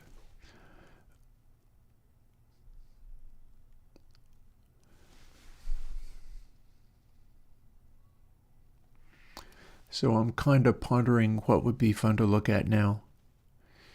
I guess we're going to go and do this. First, let's upload this, okay? I think we're done with the work for today. We'll build more and more version of it, and then I think I have the routine down for how I make this actually go as a new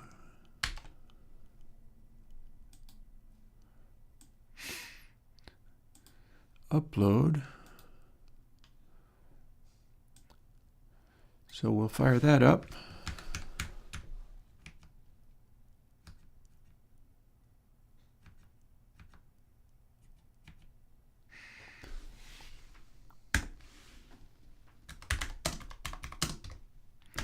Git add -A.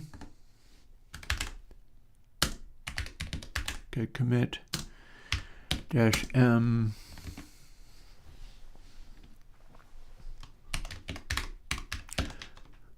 I can't use punctuation, so I'm not going to try. Colorful update, 32 insertions and 20 deletions, so there's a bunch of changes, all in one file though. Then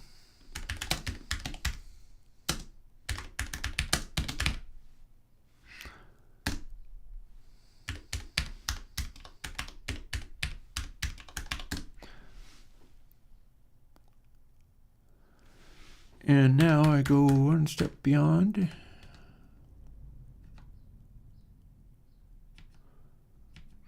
Next thing is tag 013.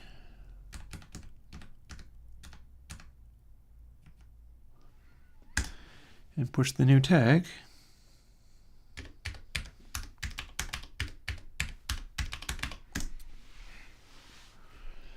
And give us a couple of minutes and I should be able to make that downloadable like literally today. And that'll be nice. I'd like that.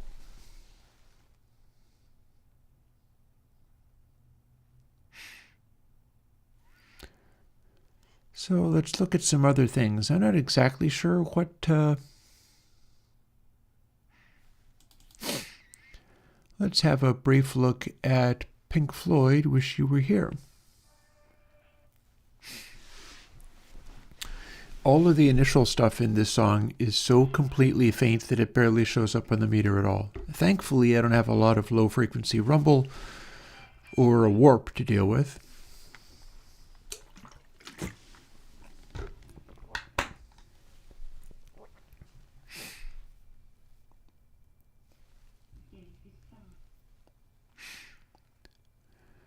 And there's a fairly long lead into this one.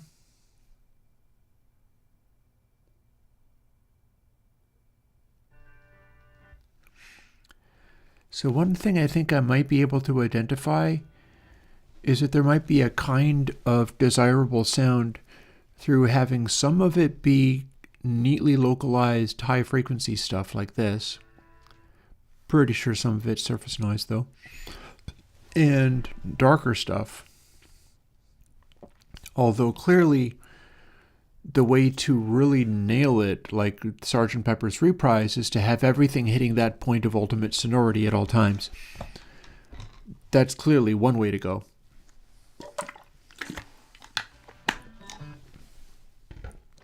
But perhaps the way to go with this is to have it balance out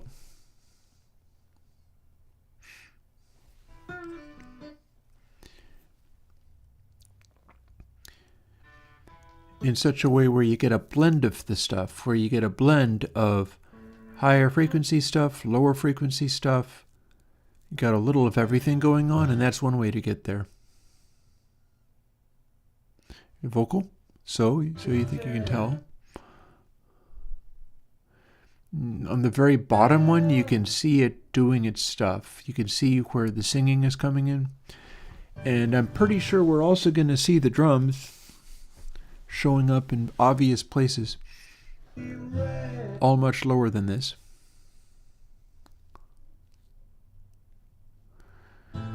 But the cymbals are quite bright here.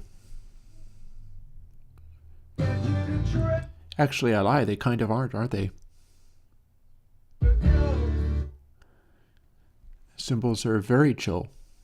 They're not very bright at all. But the deep bass is coming through real strongly. So we got that going on.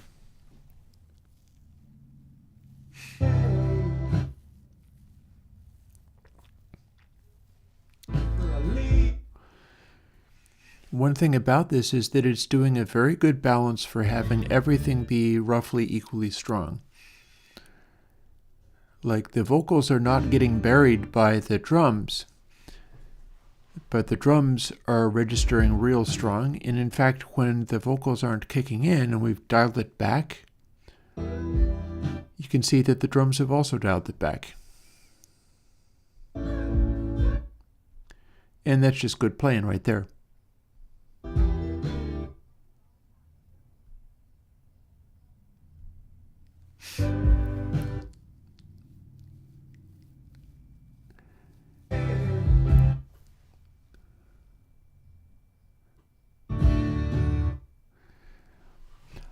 You'll notice that the loudest noises are actually registering as bright transients up here.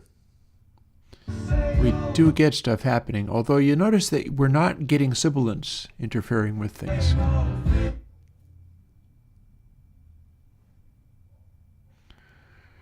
Really well balanced, really well balanced. And then it's doing that thing where there is a bed of these green dots, and the green dots are the slew energy that is lacking in intensity. It's sitting lower than it would otherwise be doing. A lot of things in there, like the synthesizers, those are not bright, sparkly synthesizers by any stretch of the imagination.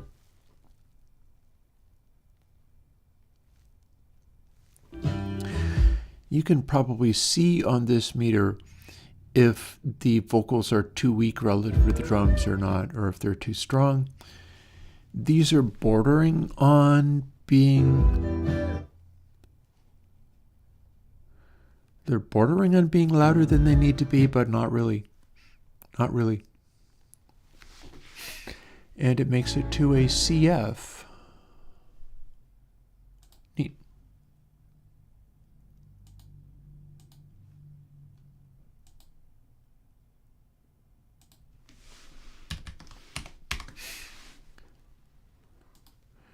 Just for fun, let's have a look at time off of Dark Side of the Moon.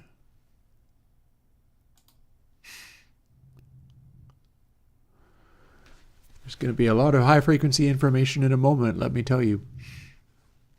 The clocks are all going to go off. There they are.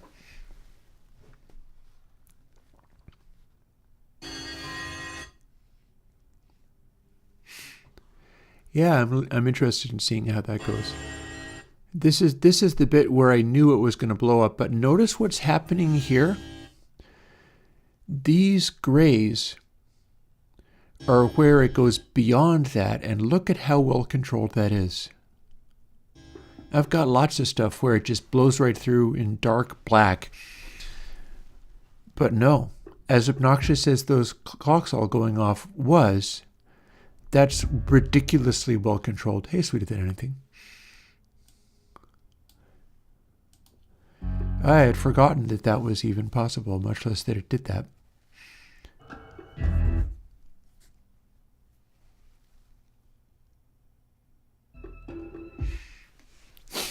So here's our bassy noises and the heartbeat-like thump that's showing up right down here. repeatedly, sometimes louder.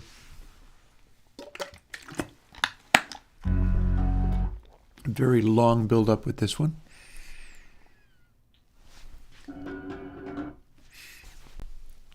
And our build up is all about a lot of deep bass stuff going on too.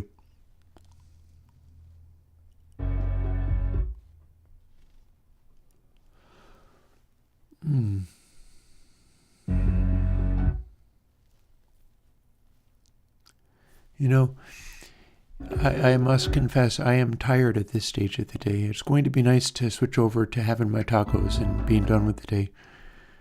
But I'm happy with today's work. Starting with that clipping part, where I figured out how to do clipping better, that was a heavy lift.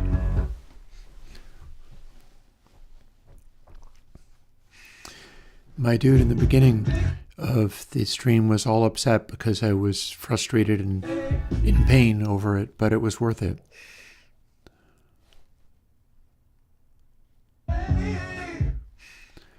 So here is where this track is going to begin to actually take off and register as a hit song.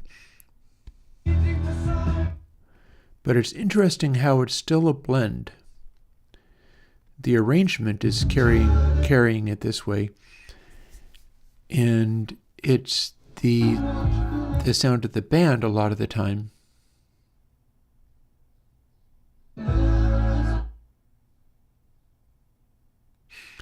That choir sound is running through like a Leslie cabinet, or not a Leslie cabinet, but one of the guitar pedals from David Gilmour. There's this sort of wavering. Here's a guitar solo. Oh yeah. You called it. You called it. There's the guitar solo, and it is doing all the things it needs to just lift the song into another level. It's easily B tier, probably going to hit A tier.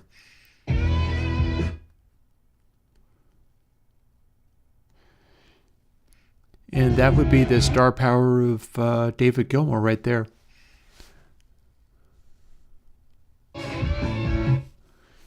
That said, I don't know if it's going to make it all the way to A, but it's doing a very good job of trying.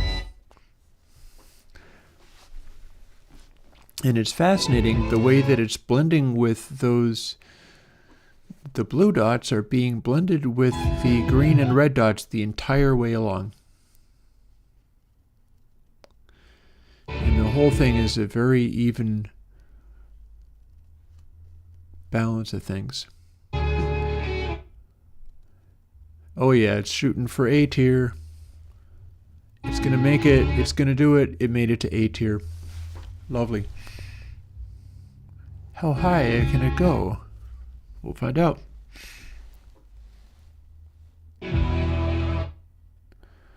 Yeah, and the chorus vocals, again, those chorus vocals are going through some kind of effect.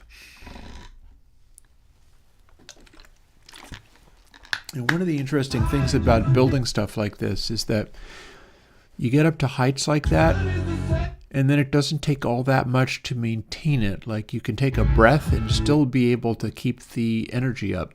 And that's due to the way of sustaining attention. Although it's probably not going to break for A tier again, because it's heading into an exhale section.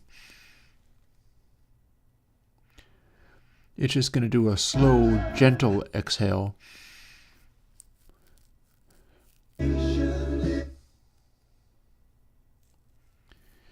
One album I'd love to get a hold of is a better copy of Let It Bleed. I've got it, but I have a copy that is very, very damaged. And it's way worse than like my not Sticky Fingers, Beggar's Banquet. That you heard a little of the Beggar's Banquet before. So we are in the downswing here, So that's cool, but I don't actually need to keep it playing because I know that this made it to AE and it's not going to make it back up by the end of the song. Another A tier.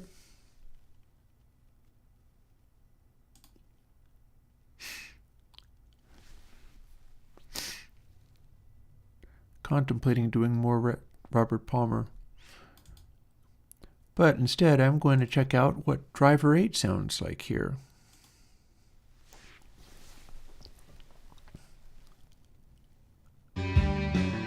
This is the REM sound as viewed through the hit record meter. We have a good solid drum part showing up, clearly.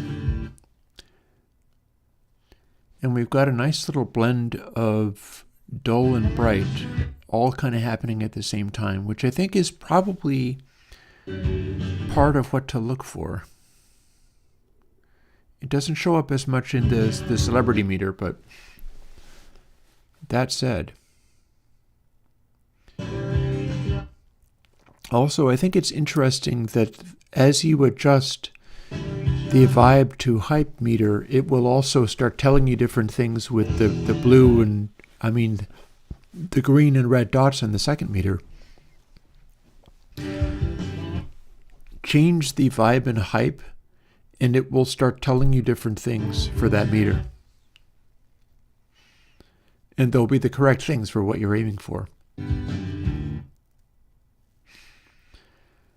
So this is considered to be a fairly dark song or a dark album, and that would be reflected by the lack of high frequency sparkle happening in the red dots for something like Donald Fagen, for something like New Frontier and so on.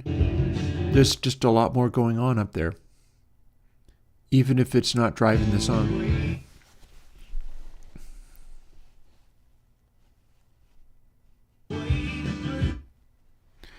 Yeah, I'm glad to hear that Sweeter Than Anything. That's the thing, is that literally Stonefire and Discontinuity and the non-lin biquads all get involved in Console X.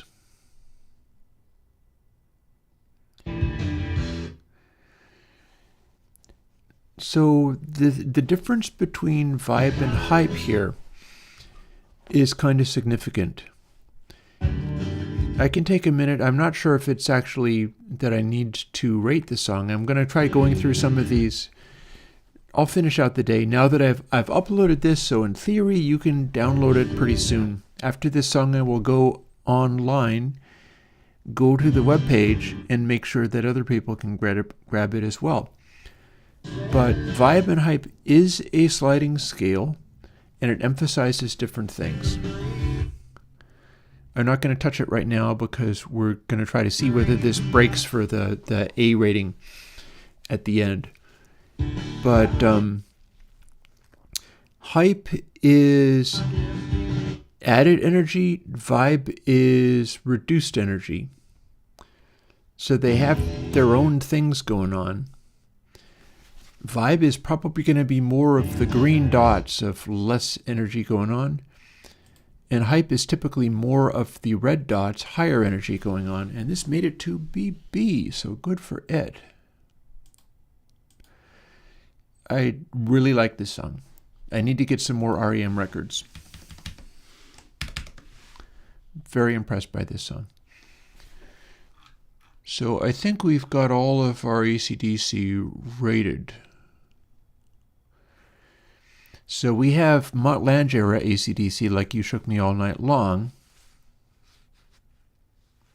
But that's not the end of the story. That's just the highest rating one that they've got for that. But we've also got stuff like this. This is B tier. And I've already rated it so I can play with the knob all I want.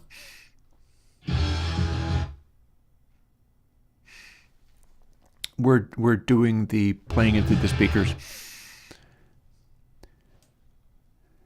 And as they go, see what they're doing? Now if I change the hype to a higher level, watch what happens on the second meter. It shifts upwards a little bit. And if you set it to vibe, this is too intense to be vibe. It drops right out. It's trying to accentuate stuff that there's just too much energy in AC/DC to do. And so the line's going to stop going up.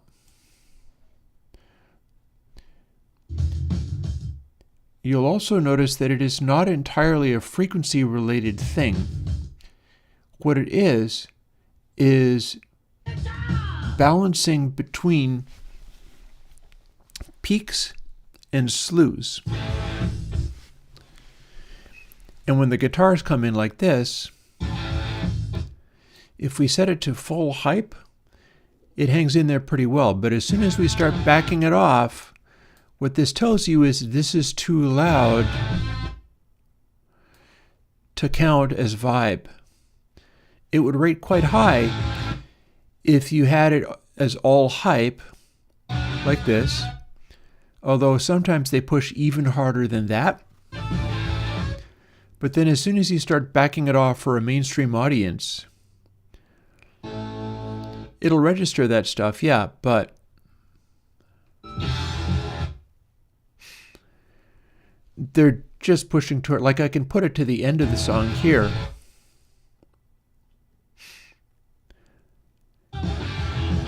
And they're just blasting all the way to the end, exhaustingly. And so if we had it set up so that it was focusing on, you know, how well does this fit for a soft rock station where it's all about the vibe and it has to be mellow, it'll just die a death. It'll be terrible. And if you rate it entirely on the basis of hype, then it hangs in there pretty well and it scores quite well. But there's a reason that Let There Be Rock is not a Dark Side of the Moon. There's a reason Let There Be Rock is not a Back in Black. It's just too aggressive. It's even so aggressive that there's stuff in here that we're not hype enough to keep up with it. And you dial it back to about halfway, you see it sort of corsicates, like different things are registering here, but there's a whole bunch of it that's still just too much. Now, if we were doing it with Back in Black, all of the settings would be giving you something in the hit record meter. But with this one, it's just so much about only the hype.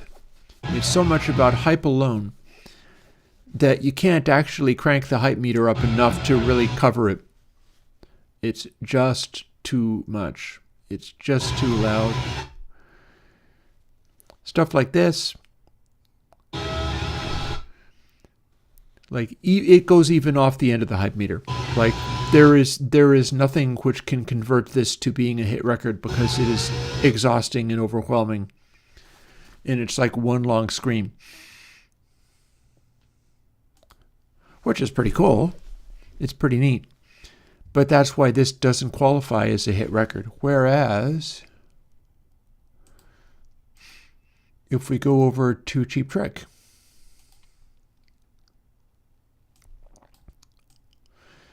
and we set up their outro and set it up to play,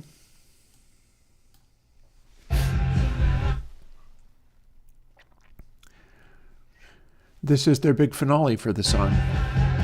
The last roughly minute or so. And if we leave this going, it's just going to go to a very high hit record sound. That's them finishing up. The crowd at Budokan is going completely nuts at this point. And if we start fooling with the knob and go to full hype, it still shows it, although they're a little bit duller than AC/DC on that level. If we go to all vibe, it still works, but they're a little bit too aggressive for that. But sort of no matter who you are, no matter what energy level you're looking for, they've kind of got you covered. Hype tends to go for louder, hype tends to go for brighter. The middle thing, this is a slew meter, so brighter is higher on this meter.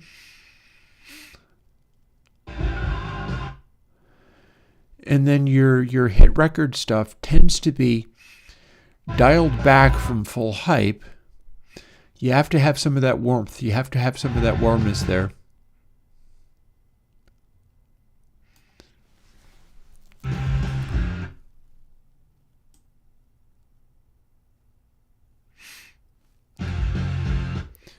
So when you pull it back from the peaks of hype, what you wind up getting is stuff like this, where it's a heavy rock band, but this is not exactly heavy metal. It's pop. This is pop music. And there's a kind of fullness happening in there. And yeah, if you dial in what you're trying to get from them, it leans a little bit more towards vibe than hype, but evaluated in the right context, evaluated in the context of, it's Cheap Trick at Budokan. The band loved them, but these are not exactly punk rockers. But you dial it in correctly, and the hope is that this can also let people mix their own albums correctly.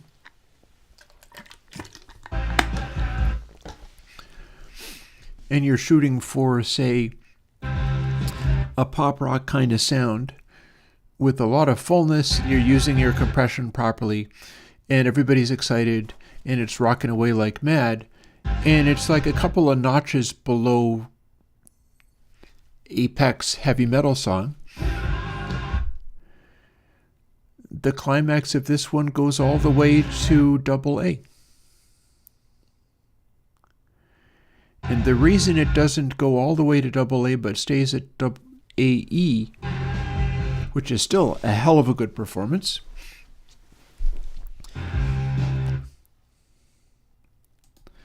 is because they lack some of the wildness of like the Beatles and so on. That said, if you could play this on a soft rock station and get away with it. The meter defaults to what I consider to be sort of the apex of giant hitmaker status. But if you are a band like Cheap Trick, which is not quite as crazy as AC/DC, they're still kind of crazy. They're still pretty wild. But they're just not at the energy level is super high without being, they're not quite the Beatles, they're not quite AC/DC, so on and so forth.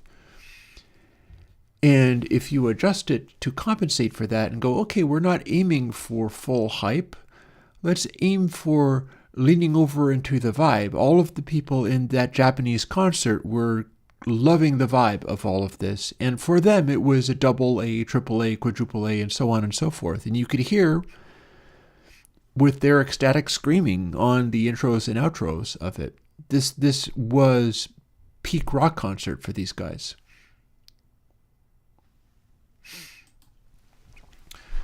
So let's see, what else can we look at? Oh, here's some things. Speaking of peak rock concert. Oh, wait, I have to restart this effect stack because I wanted to have the default setting. Here we go. So set to exactly this hype factor. The setting on the knob is 0.618, by the way. It's a golden ratio. Gotta love that. It's a meme, but it's my meme. So here is the Police's first album. And I'm real curious to hear how this shows up because this song blows its way right into A tier. In fact, a bunch of the Police stuff does. And I immediately noticed something interesting, which is that we've got all of these red and green dots in here, but they are interspersed with the other dots. Like here, we've got red dots, but they're interspersed with the blue dots. That's interesting. That tells me a story about compression and the kinds of high frequencies and things that are happening around here. That we've got this stuff showing up in the mix and the levels at which it is at. I would even call that a pretty decent target for how to do this kind of thing. You're quite welcome. Cheap Trick is a great band, too. Gotta love that stuff. That said, you'll find that this early Police is going to blow its way all the way into A tier.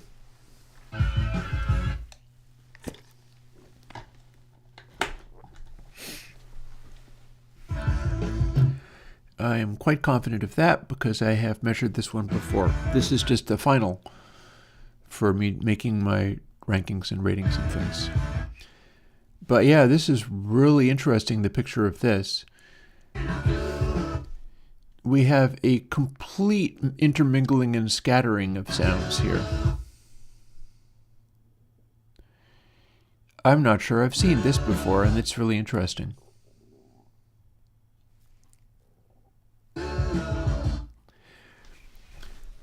Whereas if I was to do stuff off of synchronicity, it's going to show up very differently. It is going to have the mellow stuff, a stripe down in the bottom, and the red stuff is a stripe across the top. But this is mixing it all together in a really interesting way. And that's probably part of how it's getting into this zone where it's registering so well in some of this stuff. Like this is a AF, this is a A tier Police.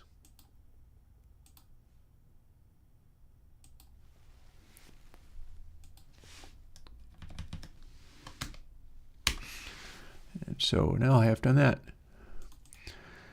Here's another interesting example. This is Rehumanize Yourself off of Ghost in the Machine. And this has a huge amount of energy to it. But there's a certain, like, it doesn't crackle with energy the way that early stuff does.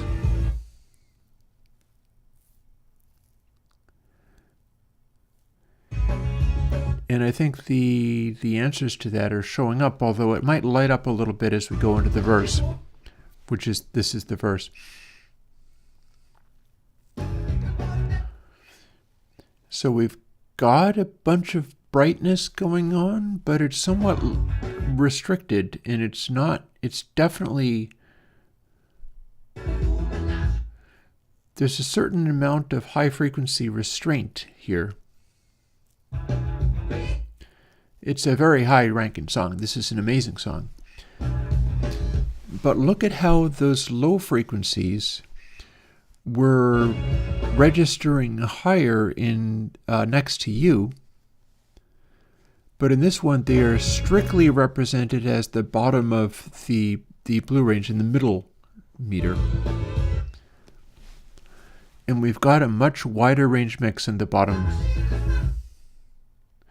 This is less of a mid-rangey rock and roll sounding thing, and this is more of a hi-fi with the frequency range demonstrated on the bottom meter way more even. And that's interesting. I'm convinced that's more even than the last one was. Oh, by the way, I keep forgetting. Time for me to go and literally give you this meter now because it will have had time to build. Oh, I have every intention of letting people use it on individual tracks. If you're mixing into it, what you do is you solo the track and then you hear what it's doing on the individual track at whatever level it is. On this album, they did amateur saxophones just to fill up the space, which is an interesting choice. I think that is Sting honking on the saxophone and not being terribly good at it, but boy, they threw a lot of saxophone in this album. It's a kind of punky thing going on.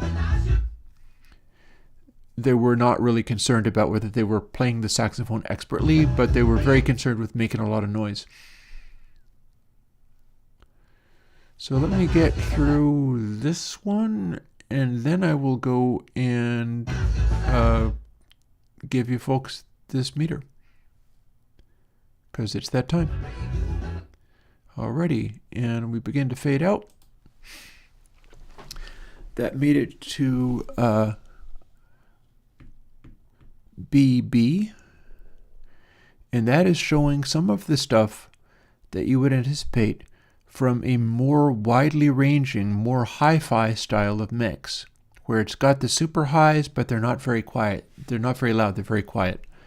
And it's got the super lows, and they're given a lot of space. The earlier albums, a lot more rock and roll, a lot more mid-rangey. This is balancing everything much more evenly, which is not necessarily what you always want, I think.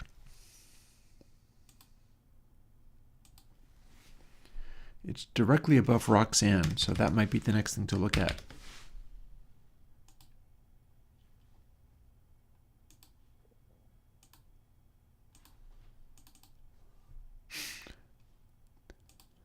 But again, first, I have said it is time to go and enable a thing. So check it out. Come here, Airwindows.meter, colorful update. I do have to write a description for this.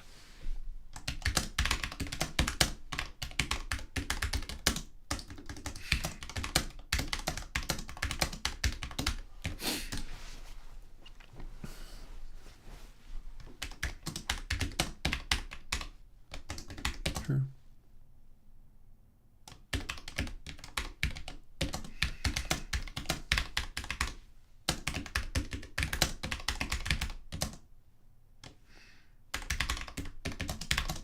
Red line.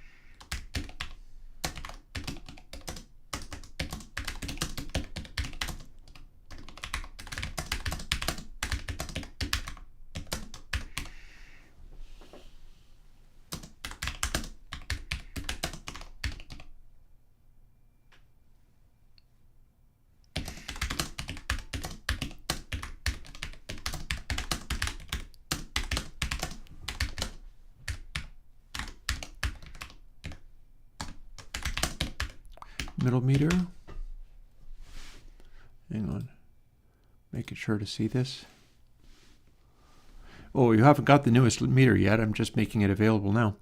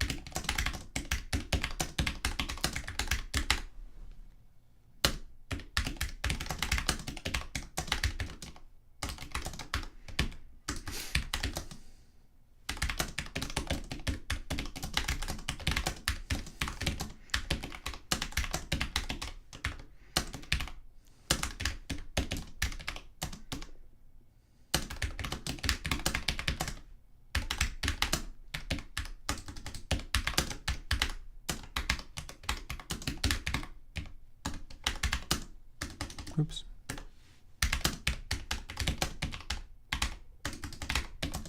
And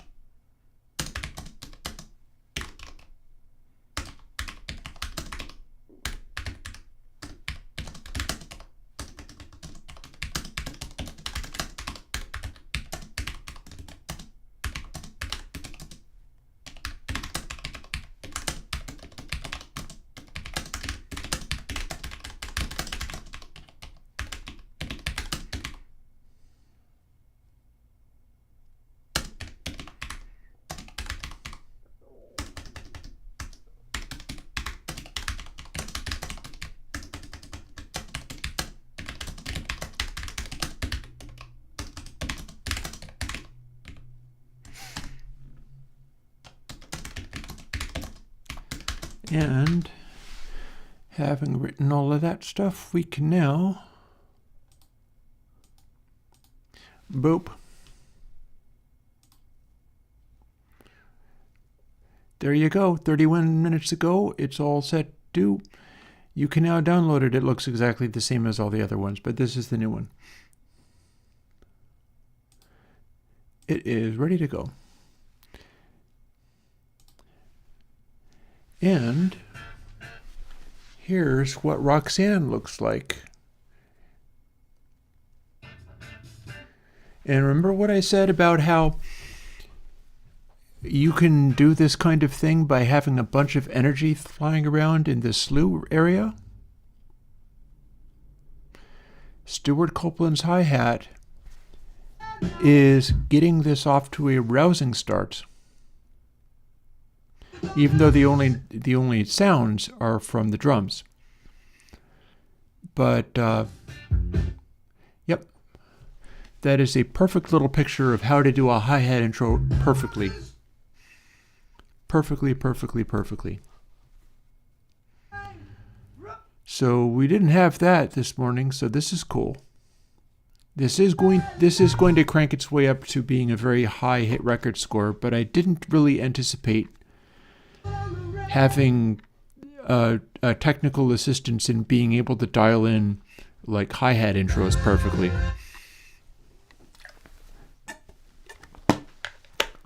That's kind of neat.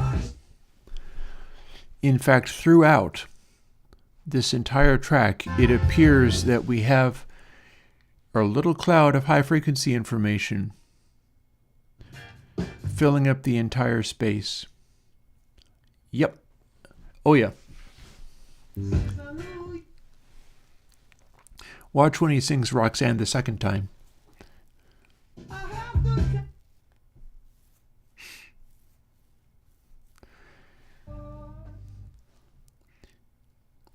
I know the part that I'm enjoying is just how neatly the slew energy fills this in.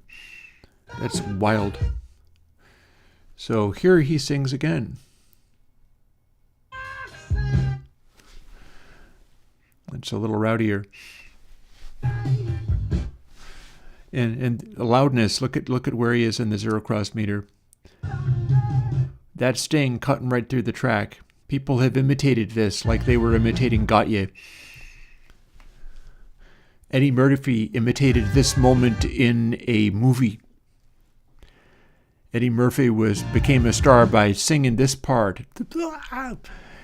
in a movie. And here we have them bursting for stardom.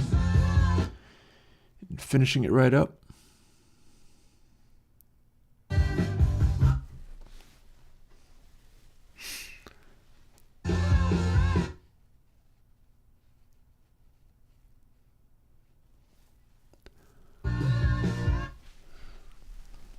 Yep. And on the fade, as usual with this kind of thing, like how many times I have to tell you, believe it, as they go into the fade, you hit your highest point. And that's how people go nuts and want to hear it again. Is you continue to build and you continue to build through the final chorus and then do whatever you got to do in order to keep it rising as you fade. And it is a BE.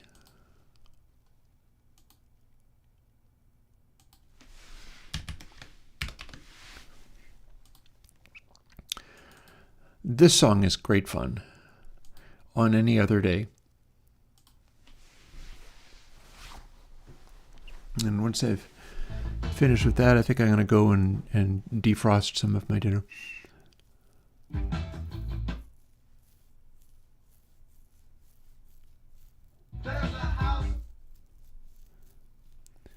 So the interesting thing about this one is how Stuart Copeland is singing in it, because you can tell because he sounds exactly like he does in Oysterhead. And it's a Copeland song.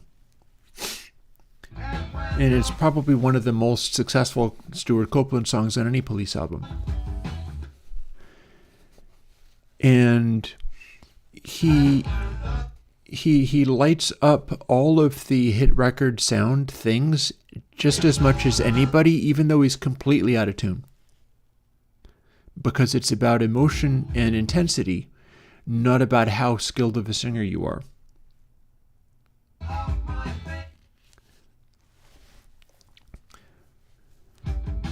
So with Stuart doing this sort of like honking and singing a goofy song is just as capable of lighting up this meter as skilled singing. Because he's projecting as much. And he's putting across as much emotion and passion and conviction. Yeah, the Bob Dylan way. Very similarly. You can see where he lays into the hi-hat even harder here. Is he's going into a 16th note on the hi-hat. Actually, 8th note, sorry. 8th notes on the hi-hats, and he really digs in, and you can hear it going. And it shows up on the meter. You can make the highs go into a more dense cloud without going too far by mixing it correctly and playing it that way. And it seems to work pretty good.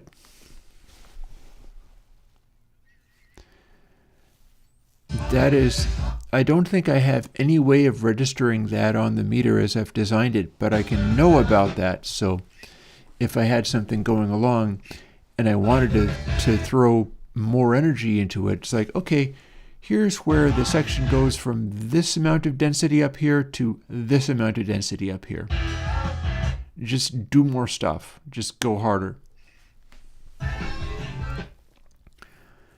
And it is a CA. It's very close to a B tier. You even got a speeded up vocal in the background.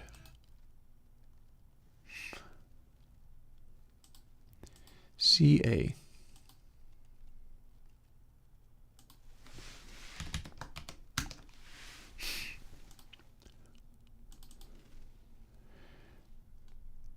As long as we're fooling around with Police, here's another little quick one.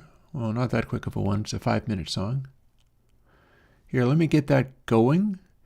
And I'm going to go and defrost some food because I'm in my last hour of streaming. But I posted the new meter, so I feel like this has been a good day as far as that's concerned. And now we're just finishing it off by doing some of this stuff that I would have to do anyway. But this is pretty sure that's the first album, is it? So, first or second album. And we've got the same sort of churned up blend of red, blue, and green dots all through everything, which ends up being a pretty good way of making a hit record sound. And the vocals are standing out above the music just a little bit. It's favoring those mid-ranges. It's favoring the intensity, and it's riding up and down in volume a little bit. But it's, remember how I played the track from off of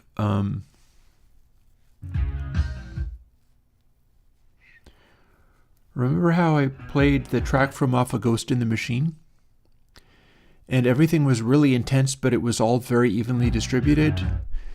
This lets you put the attention where you want it.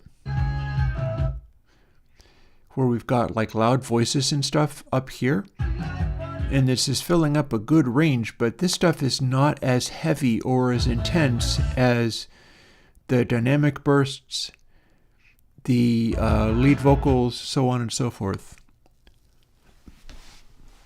Back in a bit.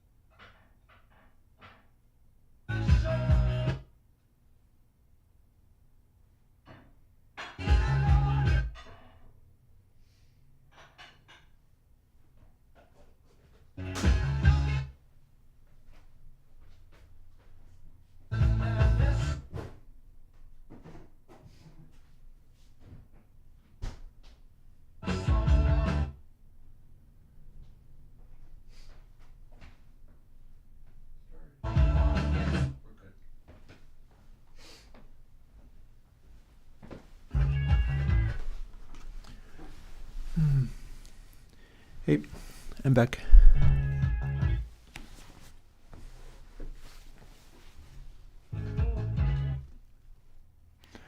One of the interesting things about this is it's one of the most difficult guitar parts you could possibly hope to play. It's deceptively hard.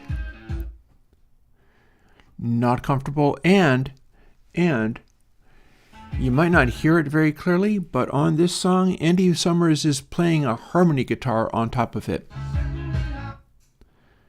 It's just not very loud, but it's one of those little tricks that you can do. Much like on Roundabout, you've got a guitar playing a harmony up from what the bass part is doing. And that's part of what that sound is. Well, in this case, this is already a really hard guitar part, and then Andy is playing an additional harmony part on top of that.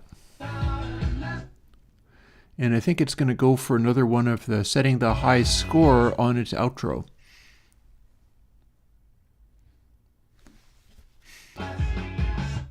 Sure enough. Same deal, going for the high score on the fade. Because that's how you mix a song to have people crave it and want to hear more of it. And all the big leaguers know about that, like Mutt Lange and so on. They all know about that. They're doing it on purpose. These guys presumably know about that as well. And our fade. So this made CA.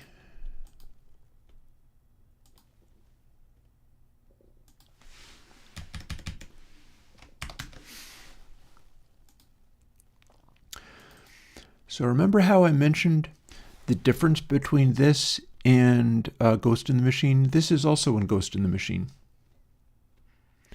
We'll go from message in the bottle and observe the patterns here, where we've got this cloud of like all of this stuff overlapping, and we've got the pattern of the outro here, where it's leaning on vocals and things.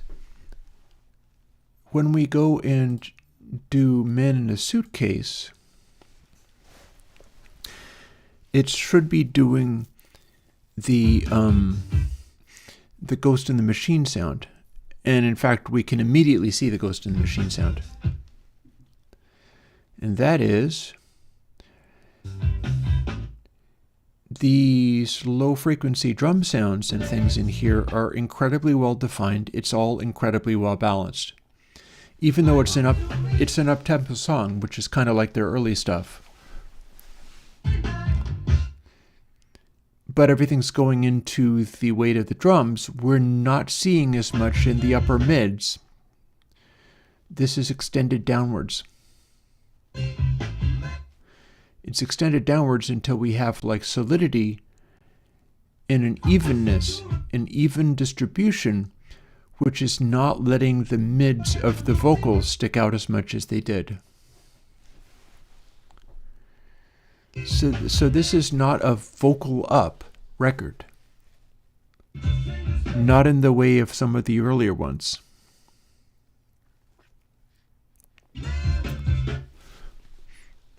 We can also see that the evenness in the high frequencies on the middle one, we sure do have a lot of super bright sounds, but it's just not filling up the area as evenly. It's like the old Beatles stuff in the transistor studios and things, the distortion that was involved in those made everything be a little more saturated and stuck together, whereas this is a higher quality recording console, and it's letting through a wider range sound. And this is what we see from it. Now, you wouldn't have to mix it this way. You could use this technology to mix it the previous way, if you chose to. But they're not. They're not. And so this is the picture we get. This is the zero cross meter is now giving a very good job of giving us the picture of these things. And this one is a CB. It's a C tier. And indeed, it is not one of their giantest hits. We got all kinds of stuff. For instance, we can look at one of their giantest hits, and it's not actually going to register on the Beatles meter, shall we say, quite as high as you would expect, but it's probably going to put up a pretty spectacular picture. Every breath you take. Part of the purpose of this song is to be chill. You can make it register higher by setting it more to vibe. But we've got a lot of interesting stuff happening already. And one of them is that we don't have all the highs, as you might expect. It's chill, it's mellow, it's like that Fleetwood Mac album. We got a little bit of highs poking out, but they're very much blended in, which is interesting because that is the same thing as what we had in those early hits.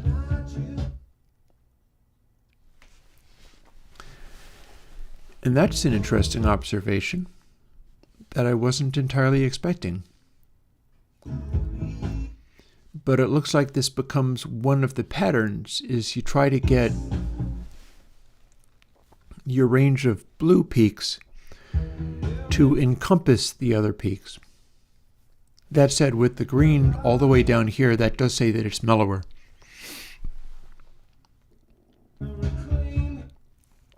And we're also seeing that here.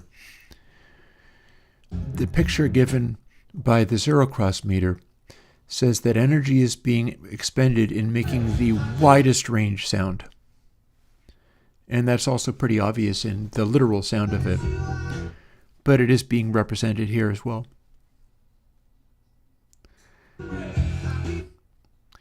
Also, we have our chorus lighting up all the way to the top of the slew meter with these red dots without ever going into those spikes, which can be fatiguing.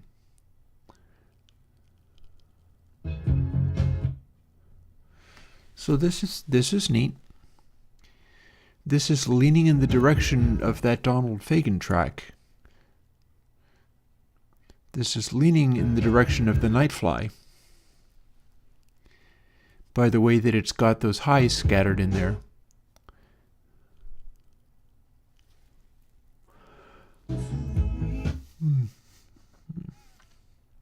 Forgive me for being kind of tired. It was a hard work day. I'm glad we got to where we got.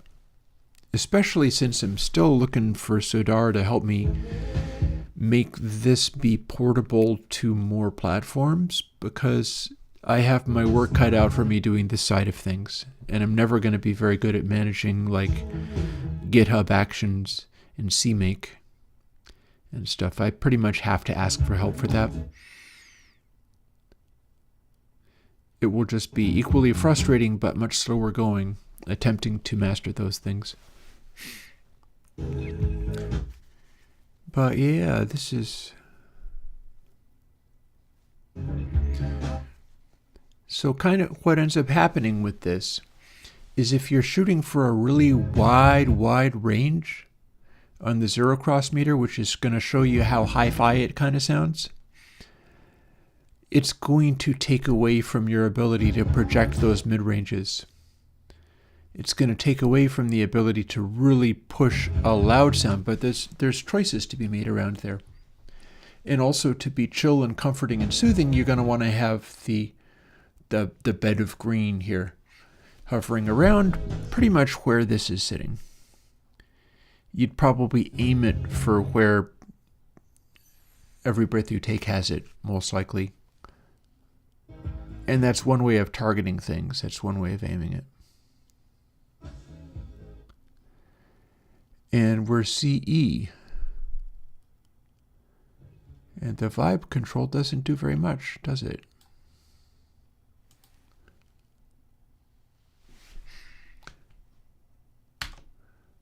It measured as CE.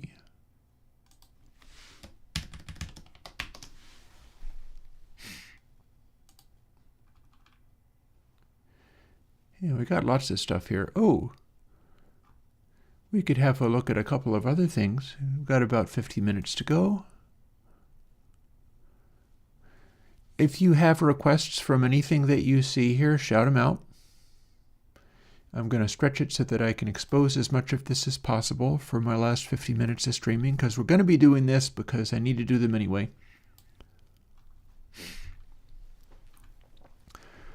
And I'm going to start by doing a Kinks song,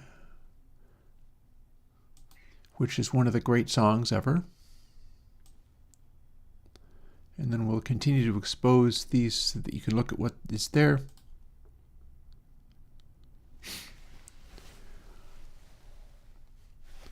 And turn off the content hide. This is Victoria off of Kinks' album Arthur. Arthur is the greatest Kinks album ever. And you don't necessarily know the songs on it. But here's the thing about hit records. Even if it didn't hit the mainstream in the way that the Beatles did, Kinks fans universally acknowledged this record as like the awesomest stuff the Kinks ever did, and it registers on this meter as such. You'll see. And when you listen to it, you immediately recognize it as well. You're like, oh my God, these guys were this amazing? Holy crap. And yeah, it is the truth. And when you go into the fandom, you go into Kinks fandom, and you find that this album is just absolutely revered. It is the high point of their career. It is an extraordinary, it's their Sgt. Pepper, and it is after they stopped trying to do Sgt. Pepper. Because the previous album, Village Green Preservation Society, was an explicit attempt to do Sgt. Pepper. And with this one, they dialed that back and just did a Kinks album the way the Kinks would do it. And they nailed it to the point where it's one of the high points of recorded history. And, you know, there it is. It is registering as exactly the same kind of thing that the Beatles were able to do. But it's the Kinks doing it.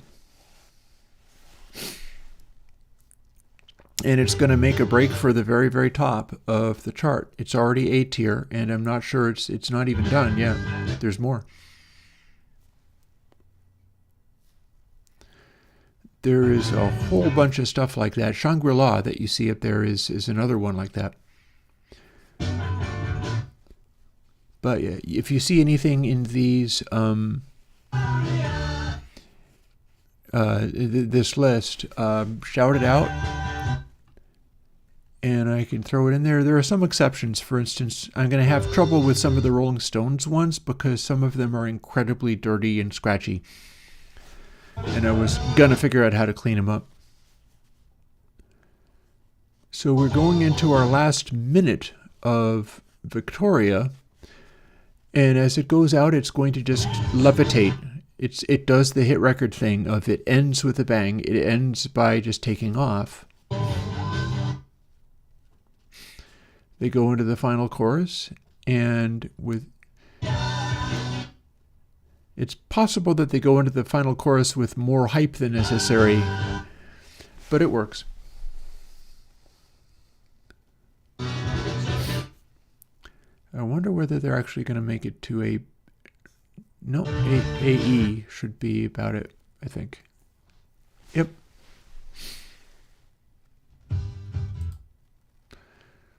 So, A tier kinks. Although,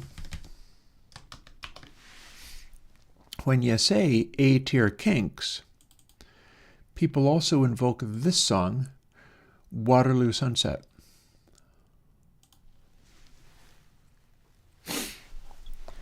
You may or may not be familiar with Waterloo Sunset, but this is also one of the great kink songs. One of the things that you can discover with some of this stuff is you can plainly hear when the old Kinks tracks are incredibly loud because they're incredibly distorted. This is one of those tracks. All of the sounds and all of the vocals are basically turned up on the recording console until they explicitly distort. But it's an old tube recording console, so they get away with it. But you can kind of see in areas like this, where the peak energy is like clamped to the shape of the RMS energy, that's telling you that they're basically clipping the desk. But one of the things that happens is look at the bottom. They're doing a really intense mid-range sonority there. And when they're using it nicely, it's a great sound. It's not as full of a range of a sound, but it's a great sound.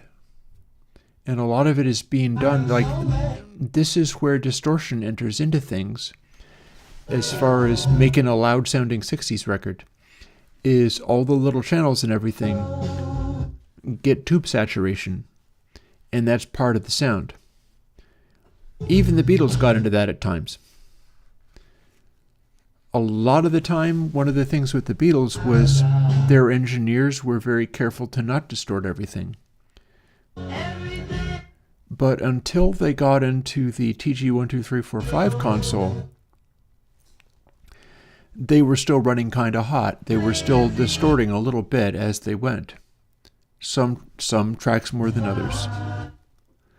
But the Kinks went pretty much hard over that. Oh, I've got All Day and All of the Night. Maybe I'll do that one next. A fair number of these things will register as like C tier or so, but that is still, remember, that's still a hit record right there. Let's see. So if I make All Day and All the Night be the bottom of the screen, or no, because I have to label that one. The one directly below that, Wicked Alan Bella, is quite fun because it's an acid rock song, effectively, but it's like a fairy tale acid rock song, and it's being played with McAvoy, the drummer, beating the hell out of his drums, but with the snares flipped off on his snare drum. So it just kind of goes tonk very, very loudly. Oh, and it looks like we're breaking for B tier. And not quite getting there. Oh no, it kind of did, didn't it? So Waterloo Sunset, very top of C tier.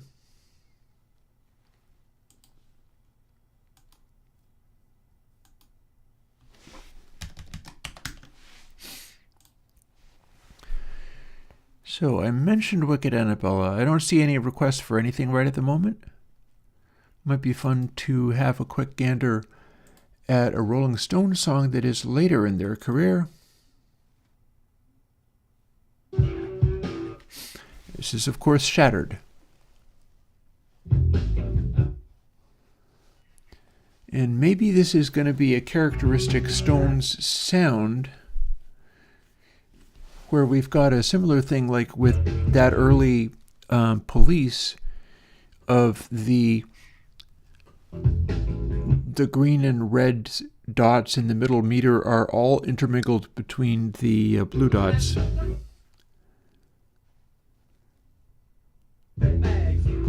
One thing about the Stones around this time period is they are good at putting across a lot of intensity in all directions.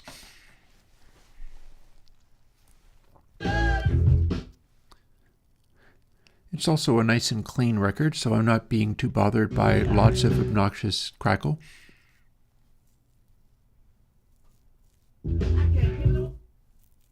I can't give it away on 7th Avenue.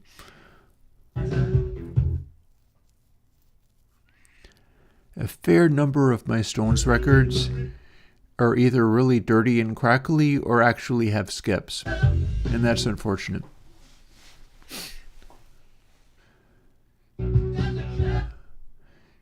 But yeah, Mick Jagger, rock star, is responsible for some of these squawks and noises.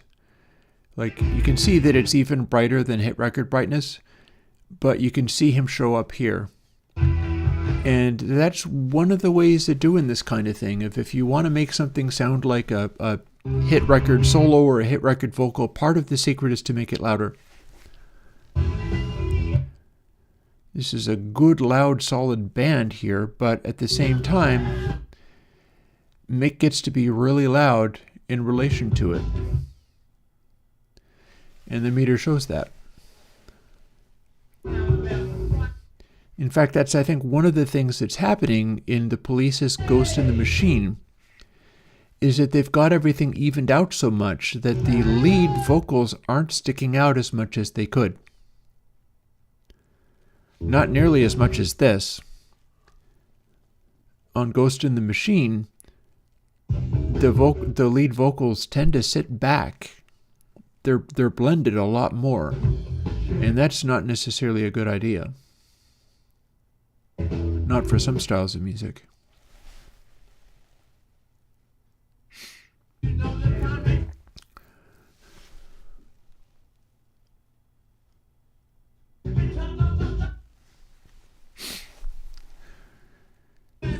This one keeps wandering up and down among the hit recordness.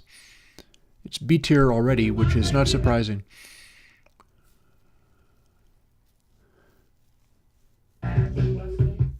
There's probably something to be said for having the energy wander around like that.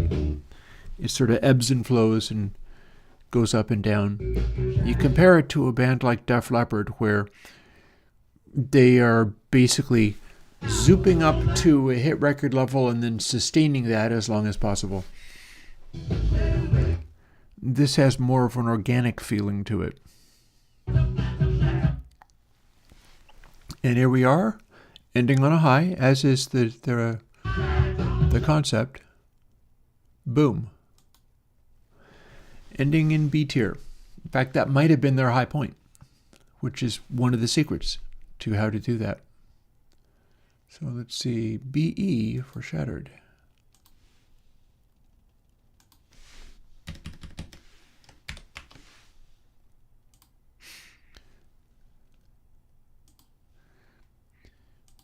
I was going to have to look at one of those Exile on Main Street tracks. Let's have a little look at an Exile on Main Street track, which seems to be not too plagued by surface noise, so that's cool. I'm glad it's reasonably clean. It's a big problem with some of my Stones records, and of course a whole bunch of other bands where basically you can expect that their hardcore fans are living kind of rough, and so the records don't get gentle treatment, and so it's hell to find clean ones. In this case, the thing that's lighting up the high frequencies there with the red dots is the harmonica.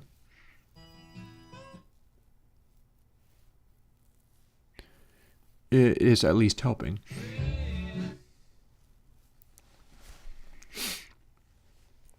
And then as soon as he starts singing, you start seeing it light up like that. Exile on Main Street is considered one of their great albums. So it's interesting to see how this sort of shapes up. This entire song is going to build into the end.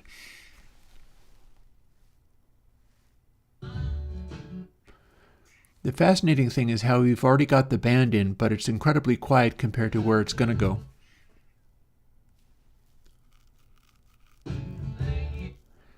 Like, I hear the snare drum perfectly clearly.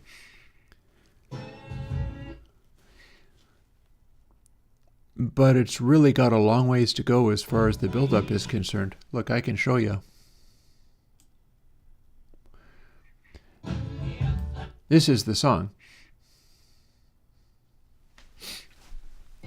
So we're just barely getting rolling.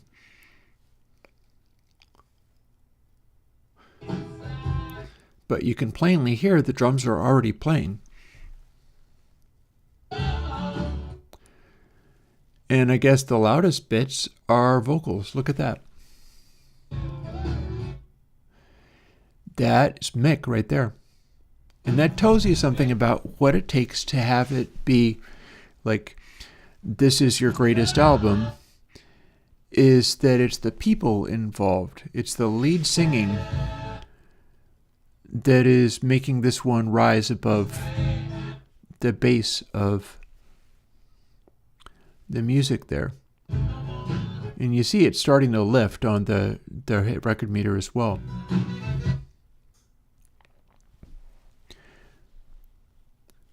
We got all the music getting involved in various ways. We've got horns. So one of the ways to do this is also to, express yourself vocally, yes, but clearly this is not a compressed vocal. Clearly. Because it's just blending in most of the time. But then when the chorus kicks in, everything just lights the heck up.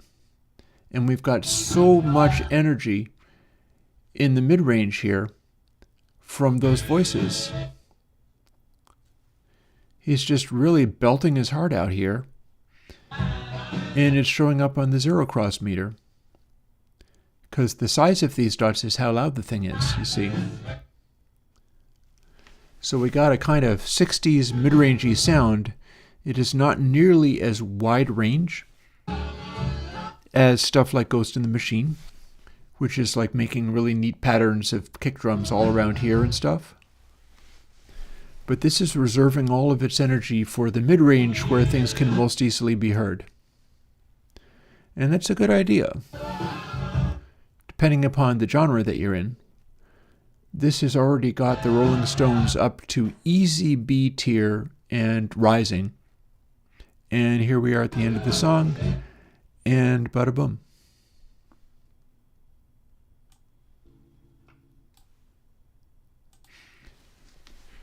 Solid B tier off of Exile on Main Street.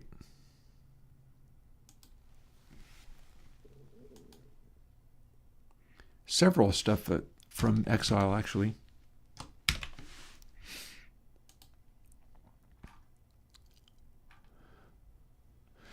Let's do some completely opposite things, shall we?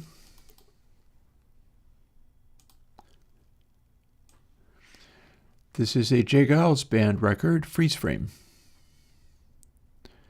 80s, it looks like this.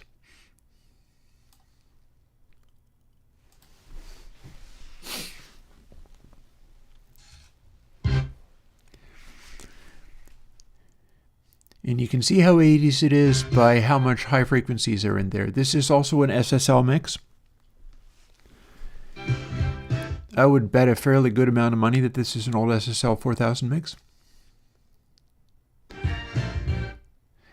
I remember somebody this morning was distressed at the idea that I wasn't necessarily going to commit to doing an SSL version of console. It's not automatically that I won't do that. It's just that I'm much more interested in learning from this and doing better rather than just copying somebody else's brand and identity. So as cool as it would be to try to duplicate this, wouldn't it be cooler to actually be able to duplicate the results of this in a fresh and unique way? But this is the kind of stuff that you can do off of an SSL. In particular, our chorus here, where we don't have any of those green dots left at this point, this has to do a lot with compression. This has a lot to do with being able to massage all the individual sounds, and not have stuff happening where you don't want it to happen. And then throwing on a lot of high frequency boosts. And they sound a little bit cheesy, but that's because SSL disks sound a little bit cheesy. And that's not necessarily what makes it work. It's not, in fact, what makes it work. But it is part of what lets you make it be this bright without having stuff poking through here. Because the desk actually can't do it very well. You can't really put that much highs through there to make big spikes come through. It saturates, and that's what you see here. Old op amps aren't able to push that much slew rate. And there's many ways around that kind of thing.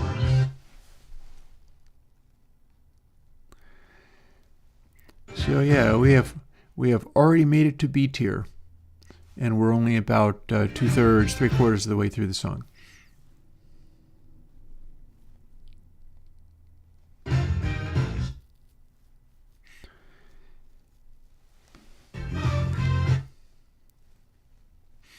Yeah, that is my hope, sweeter than anything. That is my hope of developing the tools to let you dial in stuff like this and know how to do it, rather than here, have a JPEG of the surface of this and let it make you feel as if you know how to do that, which isn't necessarily the case.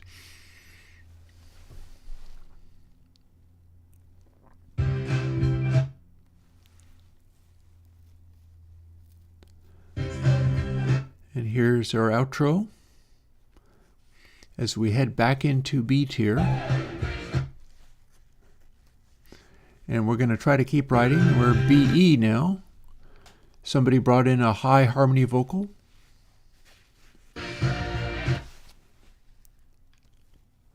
And we're going to try to break for even higher, but there we go. And it's as high as it can get. And the outro is a sustaining chord with like flangers and the sounds of cameras over them. And boom. Off we go. And the fade is also very bright. And so BE, again, we've got a lot of BE lately.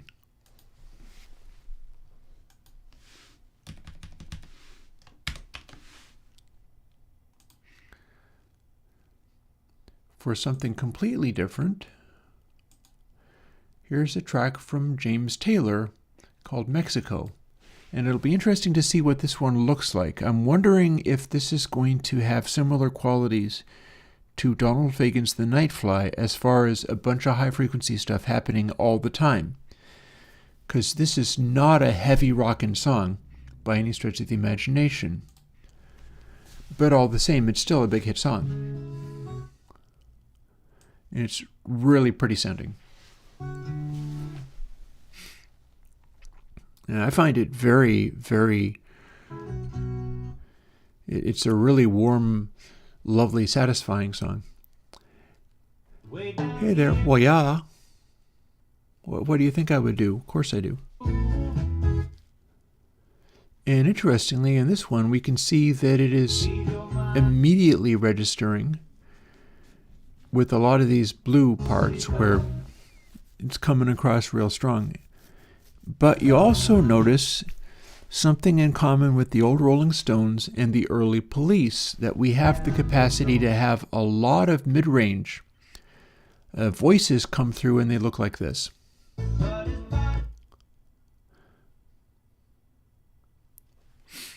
They're not maybe quite as intense as Exile on Main Street era Mick Jagger, but then he doesn't sing that loud anyway. But even though he doesn't sing that loud, these vocals are spotlit. When they're happening, they're the loudest thing in the mix. Everything else is there, it's balanced, but when the vocals are happening, they're the focus.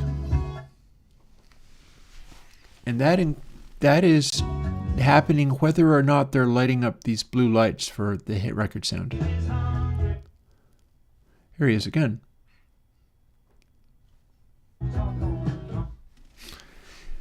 Also another example of not that heavily compressed.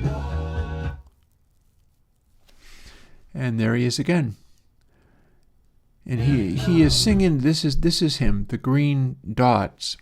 So he's singing without belting or projecting that much, but it's still very easy to hear what he's doing. And yeah, man, this is a great song. And you can kind of see how it does what it does. Even when it's not like lighting up all the lights. In particular, as far as lighting up all the lights, this is not loaded with high frequency energy here. Not that much going on. It's kind of chill. It's kind of mellow sounding. There is high frequencies in here, but they don't dominate. They're mixed pretty well down. I'm tired. It's been a long day.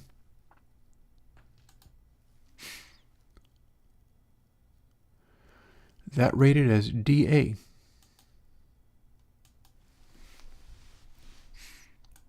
Actually, I could do both of my James Taylor songs.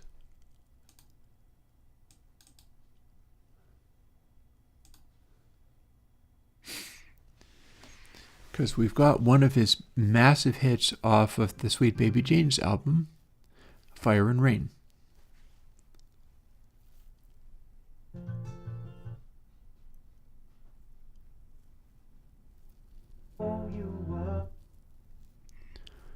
And I think what we're going to see here,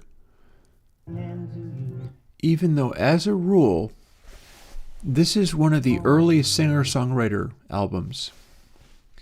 So what we see is everything about this, if you wanted to do music like this also, you set it up so that it's not overloaded with high frequencies, the red dots, and then it's all about these green dots fairly closely tracking the waves of the RMS volume drawn here. And then we've got a beefy, heavy drum kit in here. A bunch of like timpani and things. But you do pretty clearly see where he sings, even if the whole production is not exactly Def Leppard, which is how this stuff registers as hit records. But in order to do this style properly, you do have to be able to hear the guy quite clearly.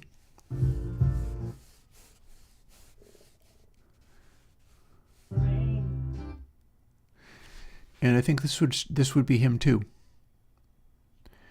Doesn't really show up on the meter, doesn't really show up as blue lights here, but it shows up on the new version of the Zero Cross meter, where you can see when the star begins to sing by how it shows up and is the loud sound that happens.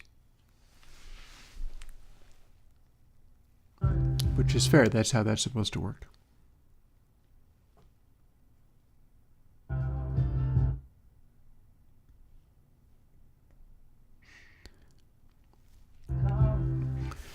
again, the genre is not really about him screaming like Little Richard. That's not what this is about. But you'll notice that when he's doing like quiet, mellow singing, everything else is just as quiet and mellow or more so. When he sings out a little bit like this, which you can see up here, that's pretty much all that happens up in the upper mid-range. The rest of the music can rise to match him, but it does not overwhelm him. That was a big old tom-tom fill right there.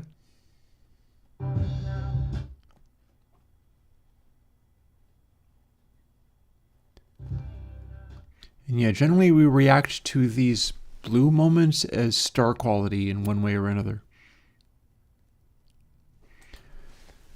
And James Taylor singing does manage to do that some of the time.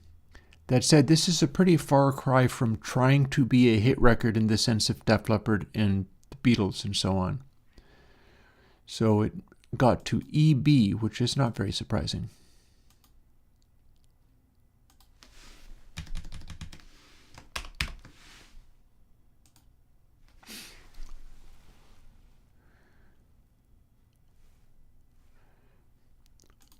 Shall we try a little Freebird?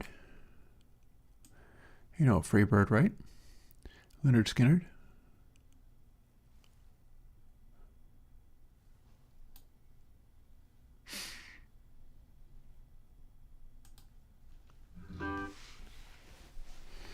We can have a little Freebird as a treat. It's doing a pretty good job of not having a lot of surface noise, so that's nice.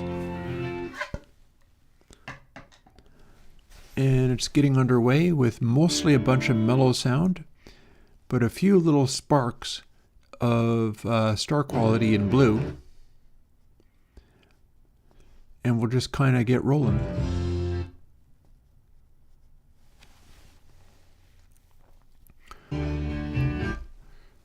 What's going to happen is the guitars and the guitar solos start happening.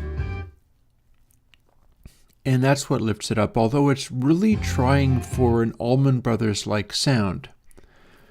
And an Allman Brothers-like sound is on the darker side, where you gotta have your bed of these peaks. I wonder whether Allman Brothers are actually going to mimic this behavior, because what I'm seeing here is a real distinct pattern where you got your bed of peak energy in green here, and it's very neatly lining up directly above where the RMS loudness is. So that's interesting. That's too consistent to be an accident. That would be basically just the way it's balanced on purpose. Is you need to put it there. You'll remember that the James Taylor, all of the green peak energy was buried just below the RMS volume, meaning that it's even darker. But this is real consistently balancing at just above that, and that's something that could be learned. You know, if you wanted to nail the Lynyrd Skynyrd Freebird sound, and, you know, I would say what's wrong with that, because it sure was successful. This seems to be another one of those little patterns where you can find what it basically sounds like by sort of paying attention to what it does. I think even as it ramps up, which I'm not sure it's quite ready yet. I don't think it's quite got there yet. Yeah, we've got another verse to go. But as it's doing this, just observe how accurately the area with these green peaks here neatly fits between the hit record sound and the RMS loudness. It's just a little bit hotter, to the point where you probably could dial it to vibe and it would line up perfectly.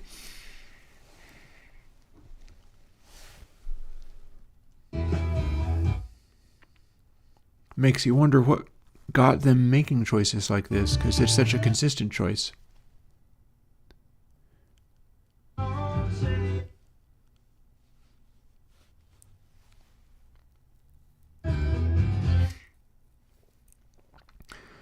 Also, an interesting thing about the outro here, and if I'm lucky I can use this one as a evergreens and play the whole thing, because I'm pretty sure I've seen React people doing this and not being silenced, so that would be good. We'll see. It's worth hoping for. That would be great. But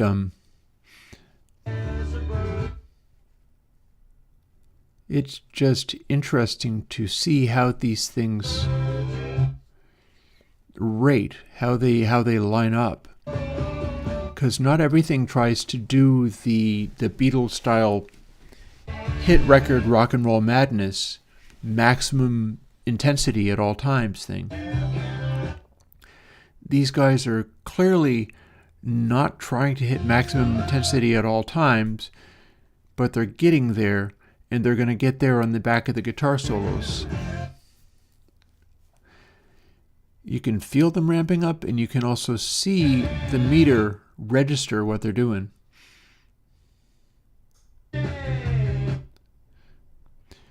And we go into the guitar solo, which takes up the whole end of the song, another 4 minutes or so.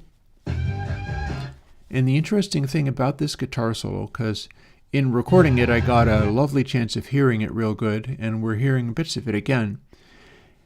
If I am not mistaken, this entire guitar solo is double-tracked. I'm convinced this is double-tracked. It's that carefully worked out, and it's plainly and obviously two instruments. It's two solos.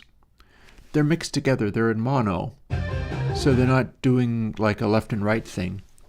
It's at least double-tracked, possibly even triple-tracked, but I'm willing to buy that it is literally double-tracked.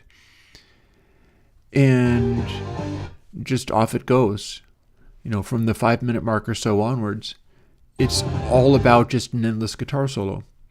And it's not a guitar solo, it's that trick. It's that classic 60s, 70s trick where if you want something to reek of stardom, whether it's the lead vocal to Stairway to Heaven or who knows what, you do two of them. Two of them and blend them. And do them so well that you can't hear it's two of them. And that's part of what's happening here, except for that there are places where it's dead obvious that this is two guitars. I think there's harmony guitars in there, and I think those also might be double tracked too.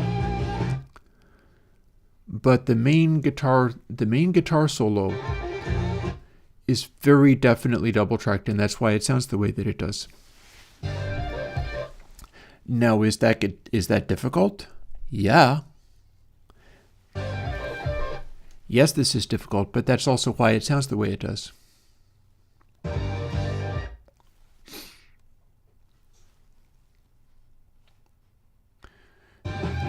They're probably going to top out around here because I'm not sure there's that much more that the guitar solo does. It just continues. It just continues for another like 2 minutes.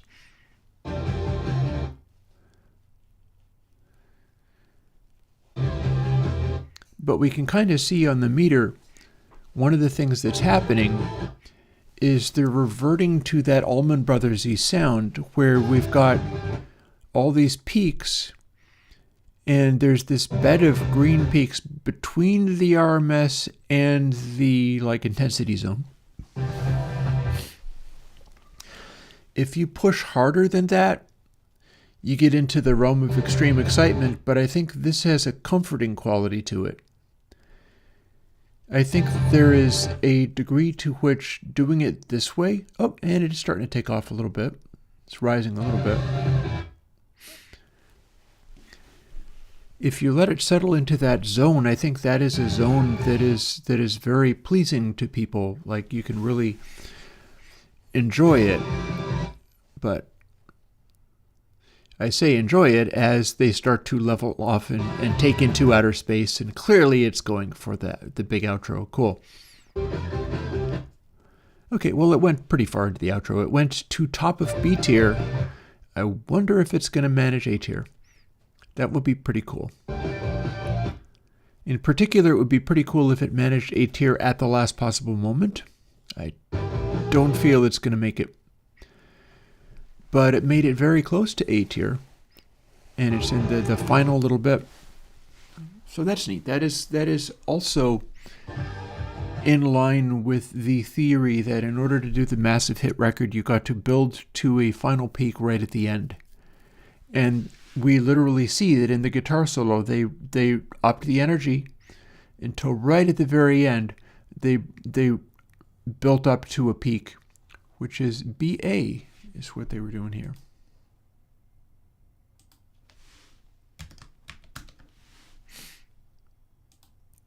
We've got several other Lynyrd Skynyrd tracks that I won't get into right now.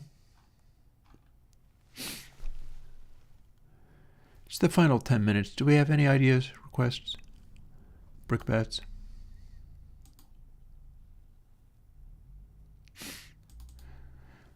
Let's fire up some mellow old Fleetwood Mac. Sentimental Lady, 4:35. And then I'll maybe pick something else. And we'll finish right up. And then I'll go off and have some tacos. But I hope you guys enjoy the new version of the plugin that I just put out about an hour ago, which we're looking at right now. Because I am definitely happy with where this went today. I think it's going to be useful to have the color-coded slew meter. And I think it's going to be useful to have the amplitude-oriented zero-cross meter, because it really tells you a story about where the energy goes, and that's going to be useful. In particular, there's ways that can be useful for people who have limited facilities. Like if you're doing a mix and you have giant spots of energy down in the super low bass, maybe you don't have a good subwoofer situation.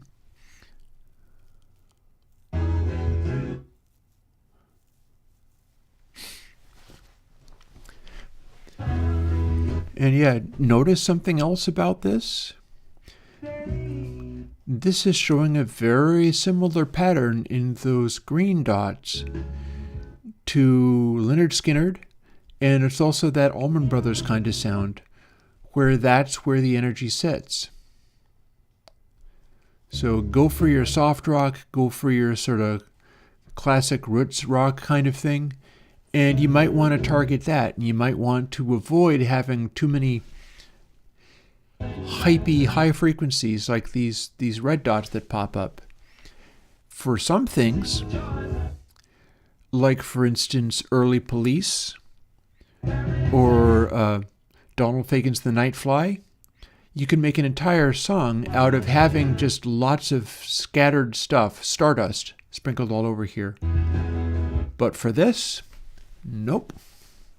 You just don't have that energy there. It's the occasional little sparkle, and that's it. That's probably your cymbals right there. And then big areas of space where it's just you're laying back on that bed of green. That bed of green is the soothing part of the sound. And you got to dial that in there if this is what you want.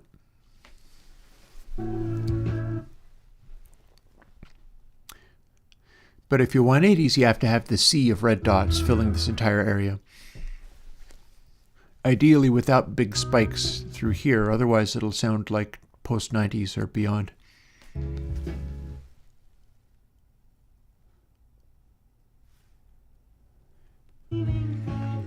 But yeah, it's coming together.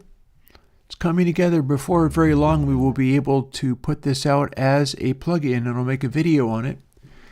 I'm probably going to make the video on it by going through and finding all the most hittest of record sections and just editing them together in like 1 second intervals so that no one can actually be recognized by content ID. And then I'll just play that through and go, so what do these songs have in common?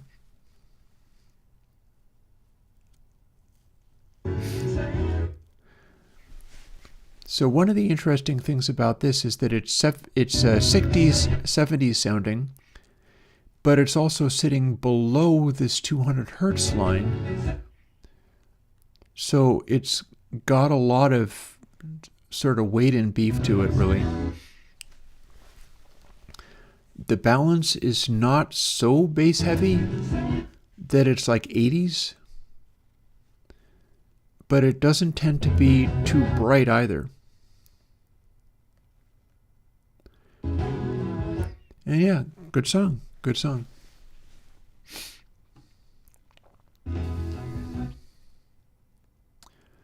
And down we go into the surface noise. That surface noise right there.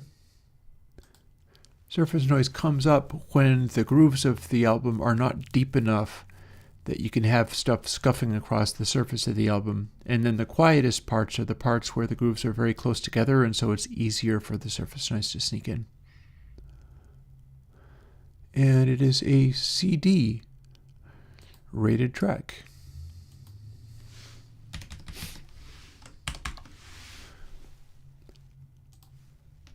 So I'm going to take a peek at Rhiannon before heading off for the day. This is a early Fleetwood Mac with Buckingham and Nix.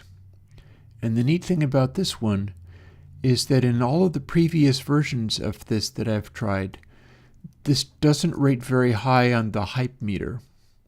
The hit record meter doesn't seem to understand this one, and so I'm going to see whether the new version of it that I've just done an hour ago today does any better as far as telling me what the deal is with this.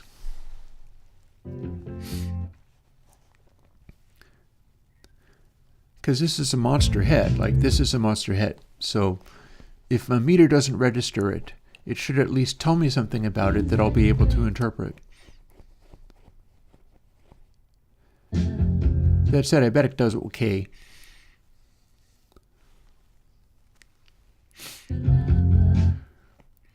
One thing that is immediately obvious is that this is about the bass working out almost as much as like Burial. We've got this low frequency taffy going on. That's probably worth its own kind of hit record sound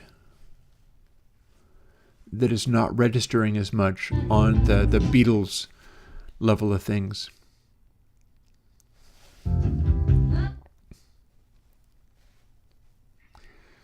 Weirdly, our vocals are really not, well, maybe the reason that it can be this way is because it's so bass oriented that Stevie Nicks stands above it quite easily. And the voices stand above this stuff quite easily, even though they're not very loud, because they're not very loud. All the sounds are even bassier than like that Allman Brothers sound I was talking about. These slews are well below the RMS, and that says just bass, and that's what we see here.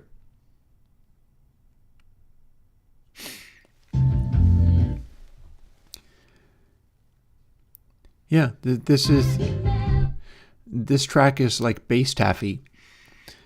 It's balanced in such a way that the lows of John McVie and Mick Fleetwood's kick drum and everything are just able to sort of make this throbbing motion that goes on, and it's so low in frequency that it leaves space for the mid-range. And that's what we've got, is all the mid-range is really undermixed. It's just not very loud, but everything else is staying out of its way purely on the basis that it's all super low in frequency. Deep bass song this is. To the extent that this era of the 70s was great at that, but it kind of was. And it's interesting how it's not just a rhythmic thump.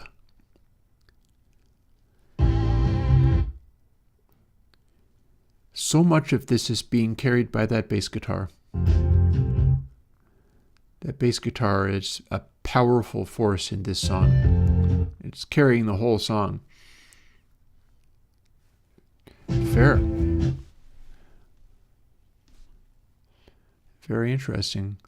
Like, so much else doesn't really stick out at all here.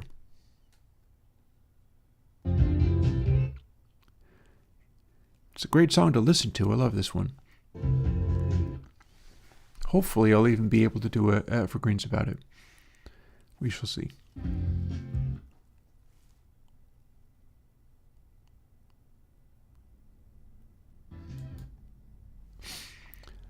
And it is a solid C tier, even though we barely ever saw anything rise above the sea of bass that we swam in. So we will label that.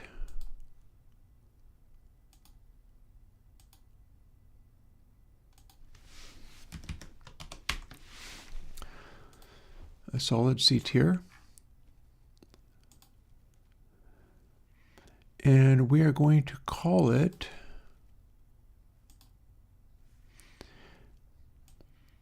a day around about now, because this was absolutely not what I was planning to do today. Honestly, I really had in mind that I was going to work on the reverbs and that undersampling stuff, and then the next thing you know, we're talking about the meter, which is a lot of my energy is going into working on that meter at the moment. As you've seen, there's a new update for it. And there was another update yesterday, even though I wasn't streaming. And I'm still waiting on some help for getting some of the other formats going. My hope is that if I can get this working, I can duplicate this project, use it as a template, and then do other things like it. And that'll become a whole thing. Because if I can get one of these going, well, all of my plugins came from being able to get the first one going and then just using the same thing. Oh, well, one of the things about that, sweeter than anything, is that I don't have to complain about that, because if I want to run something and it gets content ID'd, I can just put on the thing that I was using this entire time, which is content hide D, and then let through only little bits of it and still communicate what I'm trying to communicate about. So I can still cover Fleetwood Mac even if they content ID you. After all, the Beatles content ID you, and I can do the Beatles.